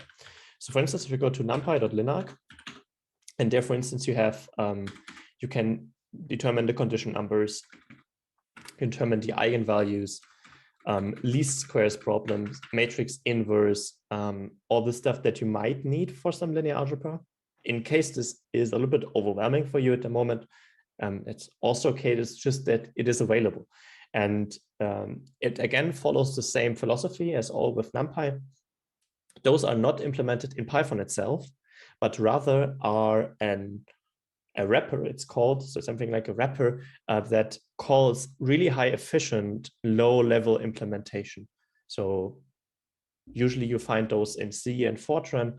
They have been developed years ago and or are still maintained today, but they have been kind of made accessible through this interface. And to me personally, this is really like a mind-blowing thing that, I mean, not necessarily just NumPy, but also MATLAB, because if you don't have these high-level languages, you can only access these really efficient numerical algorithms through Fortran or C. And using Python, maybe also MATLAB or Julia or whatever high-level language you like, maybe even R, you have the power of these low-level algorithms with the convenience of a high-level language. And if you do it right, so if you avoid looping, if you avoid conditions, there is not a significant downside in the performance. And that's what makes Python so attractive to me, especially with the better interfacing to a lot of scripting utilities. And yeah, okay, this is kind of my testimonial. Let's continue with some more functionality on NumPy. I already looked at the random numbers when we once created a random matrix. And let's just do that once again to highlight that. And here I think the interface is really similar to what you find in MATLAB. So if you do numpy.random, you access the random submodule. Sorry, you access the random submodule, and there you can call the rand function, and then you hand over the shape of your random array that you want to create. So for instance, a 3-dimensional vector a 3 by 4 dimensional matrix, a 3 by 4 by 2 dimensional 3D tensor, and I don't know, you can go even higher, add a proxy dimension if you like. And interestingly, the interface here to this rand command differs from what you find in other parts of NumPy. And it's of course also a little bit based on much of the legacy of these. Let me quickly check 1 second. Yeah, to the legacy of these NumPy operations, which are quite tied to what MATLAB did. And so here you don't have to provide the shape as a tuple, but you directly handle the shape. So for instance, what I mean is you don't have another regular bracket here. So it says I cannot interpret it as an integer, which is a little interesting because in other commands of NumPy, you have to provide it that way. But yeah, that's just how it is. Of course, we can also use this to maybe practice again the reduction operations. If we use the numpy.mean command on the numpy.random.rand, and rand, as in MATLAB, produces random numbers that are uniformly distributed between 0 and 1. So each value between 0 and 1 is equally likely. And of course, this means if we take the mean of these numbers, this mean will converge against 0.5, since this is the expected value of the uniform distribution between 0 and 1. So we can just like maybe use the law of large numbers and try to figure that out. So let's say, for instance, 30, 30, 20. And okay, we already see maybe with a little less, we say that is we're getting closer to the 0.5. We can, of course, also create normally distributed numbers. And I mean, you have a couple more options here. We will also look into distributions, probability distributions tomorrow when we look at SciPy. So we have the rand n, and here you can create values that are normally distributed with a mean at 0 and standard deviation at 1. So the standard normal distribution. And say, for instance, 2010 to have a 20 by 10 dimensional array, if you like.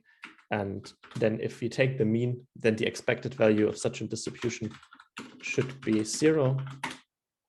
So it's getting quite close to that. Oh, yes, of course. The question is, can you explain again rand n? Yes, probably it was a little bit fast.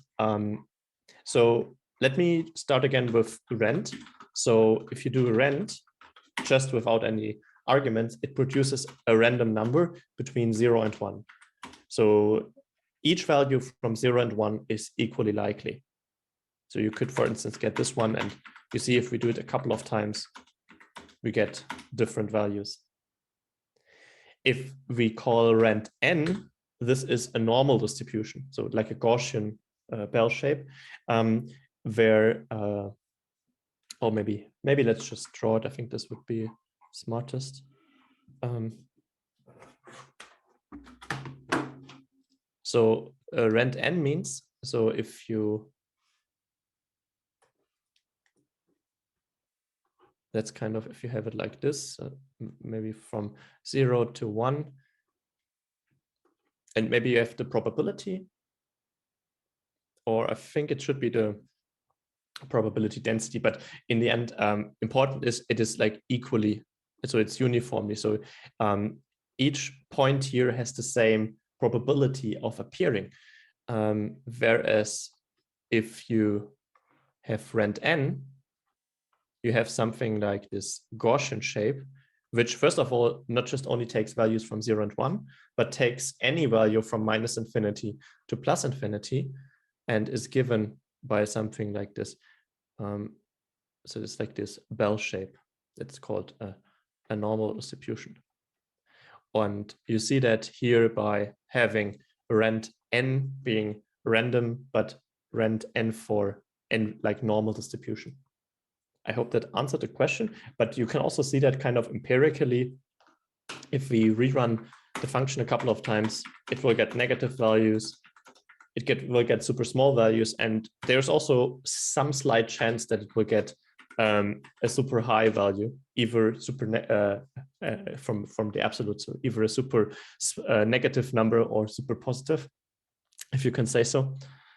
Okay, there's one last thing before we conclude for today, and that's that I want to look with you at eigenvalues, just also to give you like a proof of concept somehow that this is implemented in NumPy.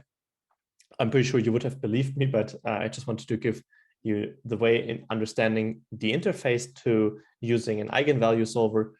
And for this, I mean, it's always hard to think of a simple example of eigenvalues. But I thought it might be interesting to maybe look at principal stresses and I think it's called principal stresses and yeah, I think it's principal stress and principal directions, and never mind. So if you have a stress tensor, I mean, this is probably directed towards those who've done mechanical engineering like I did, where you have like this Cauchy stress tensor, which defines, which has a 3x3 entries with normal stresses and shear stresses. And there is a state which so we can kind of rotate our state in a way in order to only have normal stresses. I think it's also called the hydrostatic. No, it's, and never mind. I mean, it's in the end, it's an eigenvalue decomposition of this 3x3 matrix, this tensor. If this sounds rather abstract for you, then it might just be interesting to look at the application of the eigenvalue algorithm. So let's head over to NumPy and implement this sigma Cauchy stress tensor, and then decompose it into a vector, a matrix of eigenvectors and eigenvalues and eigenvectors transposed. I think it's depending on what kind of syntax you're using. So it's V and lambda usually, and then V transpose. And it's just a way in order to represent that. And here on the main diagonal, we will then have the principal stresses kind of like in the rotated state, which are the perpendicular arrows here. Okay, let's go. Then let us take over the sigma matrix. So I will first clear my screen with Control L. And then we can implement sigma, so the Cauchy stress tensor, as numpy.array. And then we again need a nested list. And then the first row, I mean, these are just arbitrarily selected values, 5, 3, 1. I mean, not arbitrary because the sigma stress tensor has to be symmetric, but the other values have been arbitrary. So then 3, 9, 2 and 1, 2, 6. And then we can take a look at it and see this is the 3x3 matrix that we have. And then we take advantage of NumPy linealg again, so for linear algebra, and there we have functionality to compute the eigenvalues. It's called eig for an eigenvalue decomposition, where we get the eigenvectors and the eigenvalues.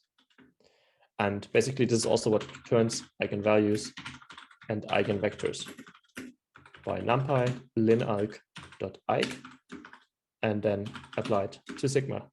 And again, this is the same idea as with solving linear systems. The algorithm to compute the eigenvalues is not implemented in Python. I mean, the interface is implemented in Python, but the low-level algorithm, which takes advantage of modern computer architecture, hopefully, is implemented in a lower-level language and therefore achieves a faster runtime than if we were to implement this in Python. And in the end, who cares? I mean, it's abstracted away for us. That's the crucial point, because we just get to apply this function, similar to what you would do in MATLAB. And then if we take a look at the objects we're getting out, we have an eigenvalues array, so vector, which contains the 3 eigenvalues. And we have an eigenvectors, which is a 3x3 matrix, which contains the eigenvectors in its, I always forget that, whether it's in its columns or in its rows, but it's kind of having these at this particular position, or particular associated with the corresponding eigenvalues.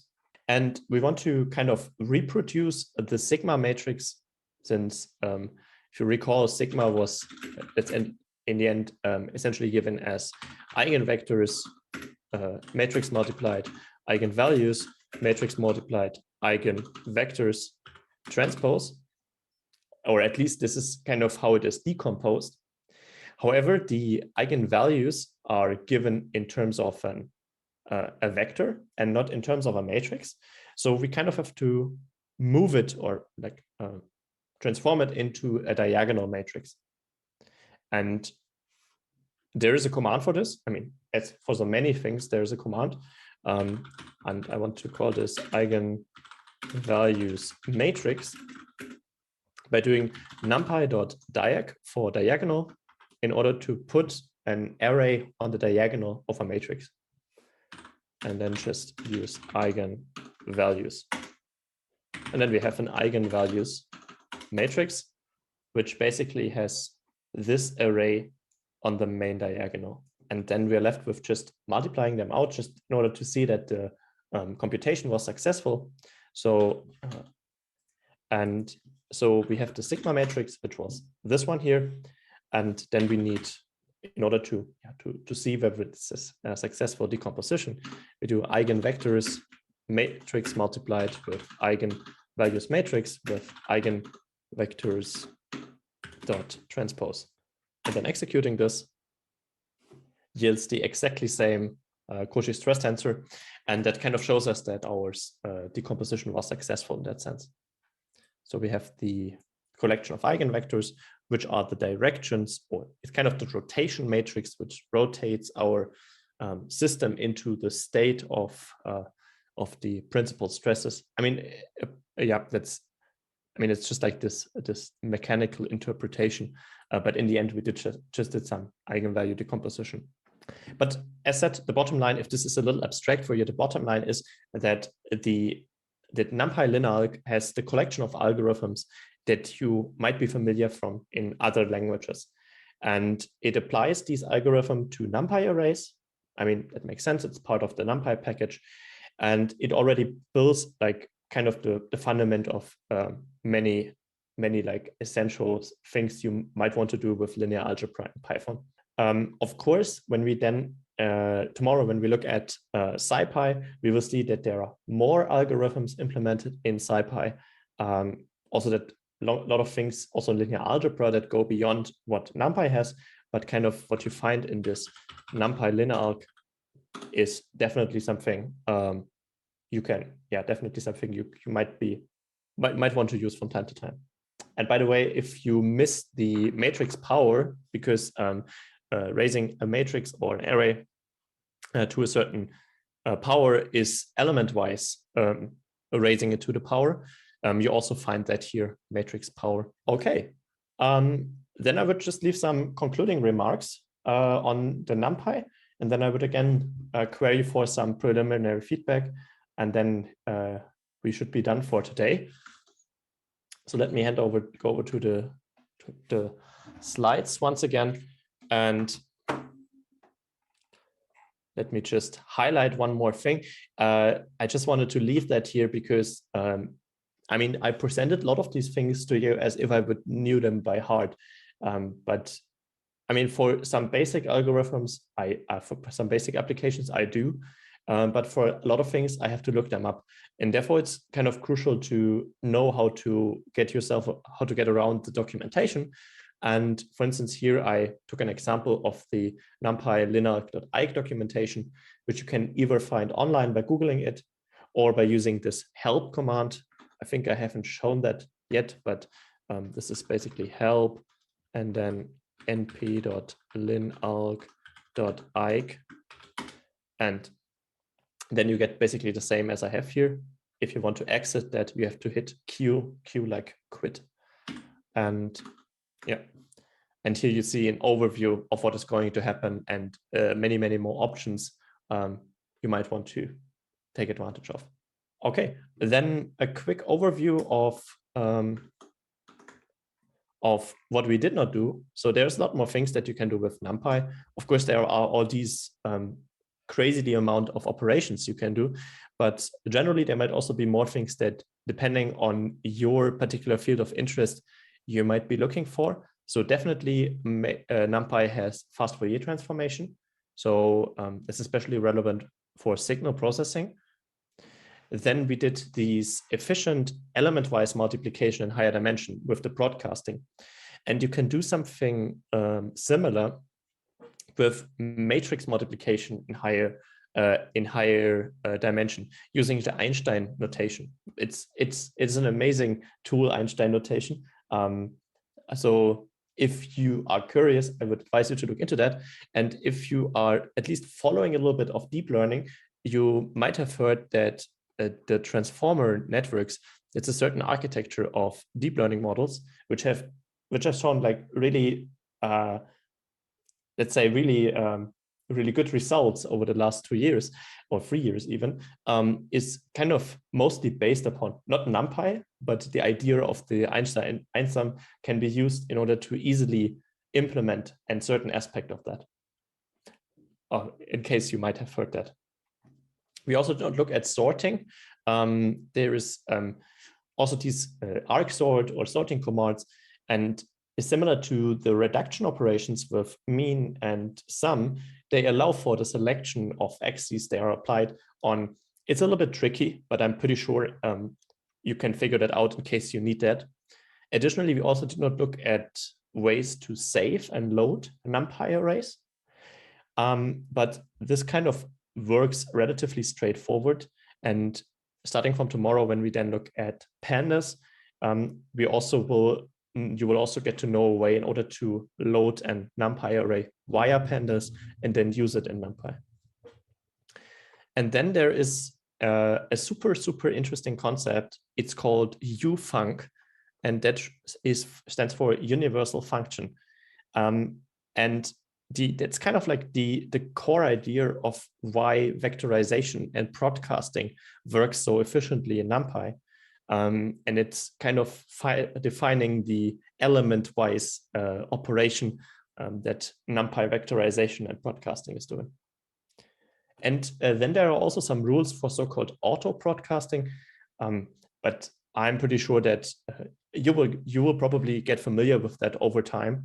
I think it's quite important to have heard about this broadcasting idea. That was when we did the efficient element-wise multiplication, and auto broadcasting is just a way where you can do broadcasting without prior reshaping, which works in certain scenarios. But I think this becomes clear over time, but just that you are aware of that this exists within NumPy. Okay, and that's basically it. That's basically it for the first day. We managed to do everything I planned for the first day. I hope it wasn't too fast towards the end.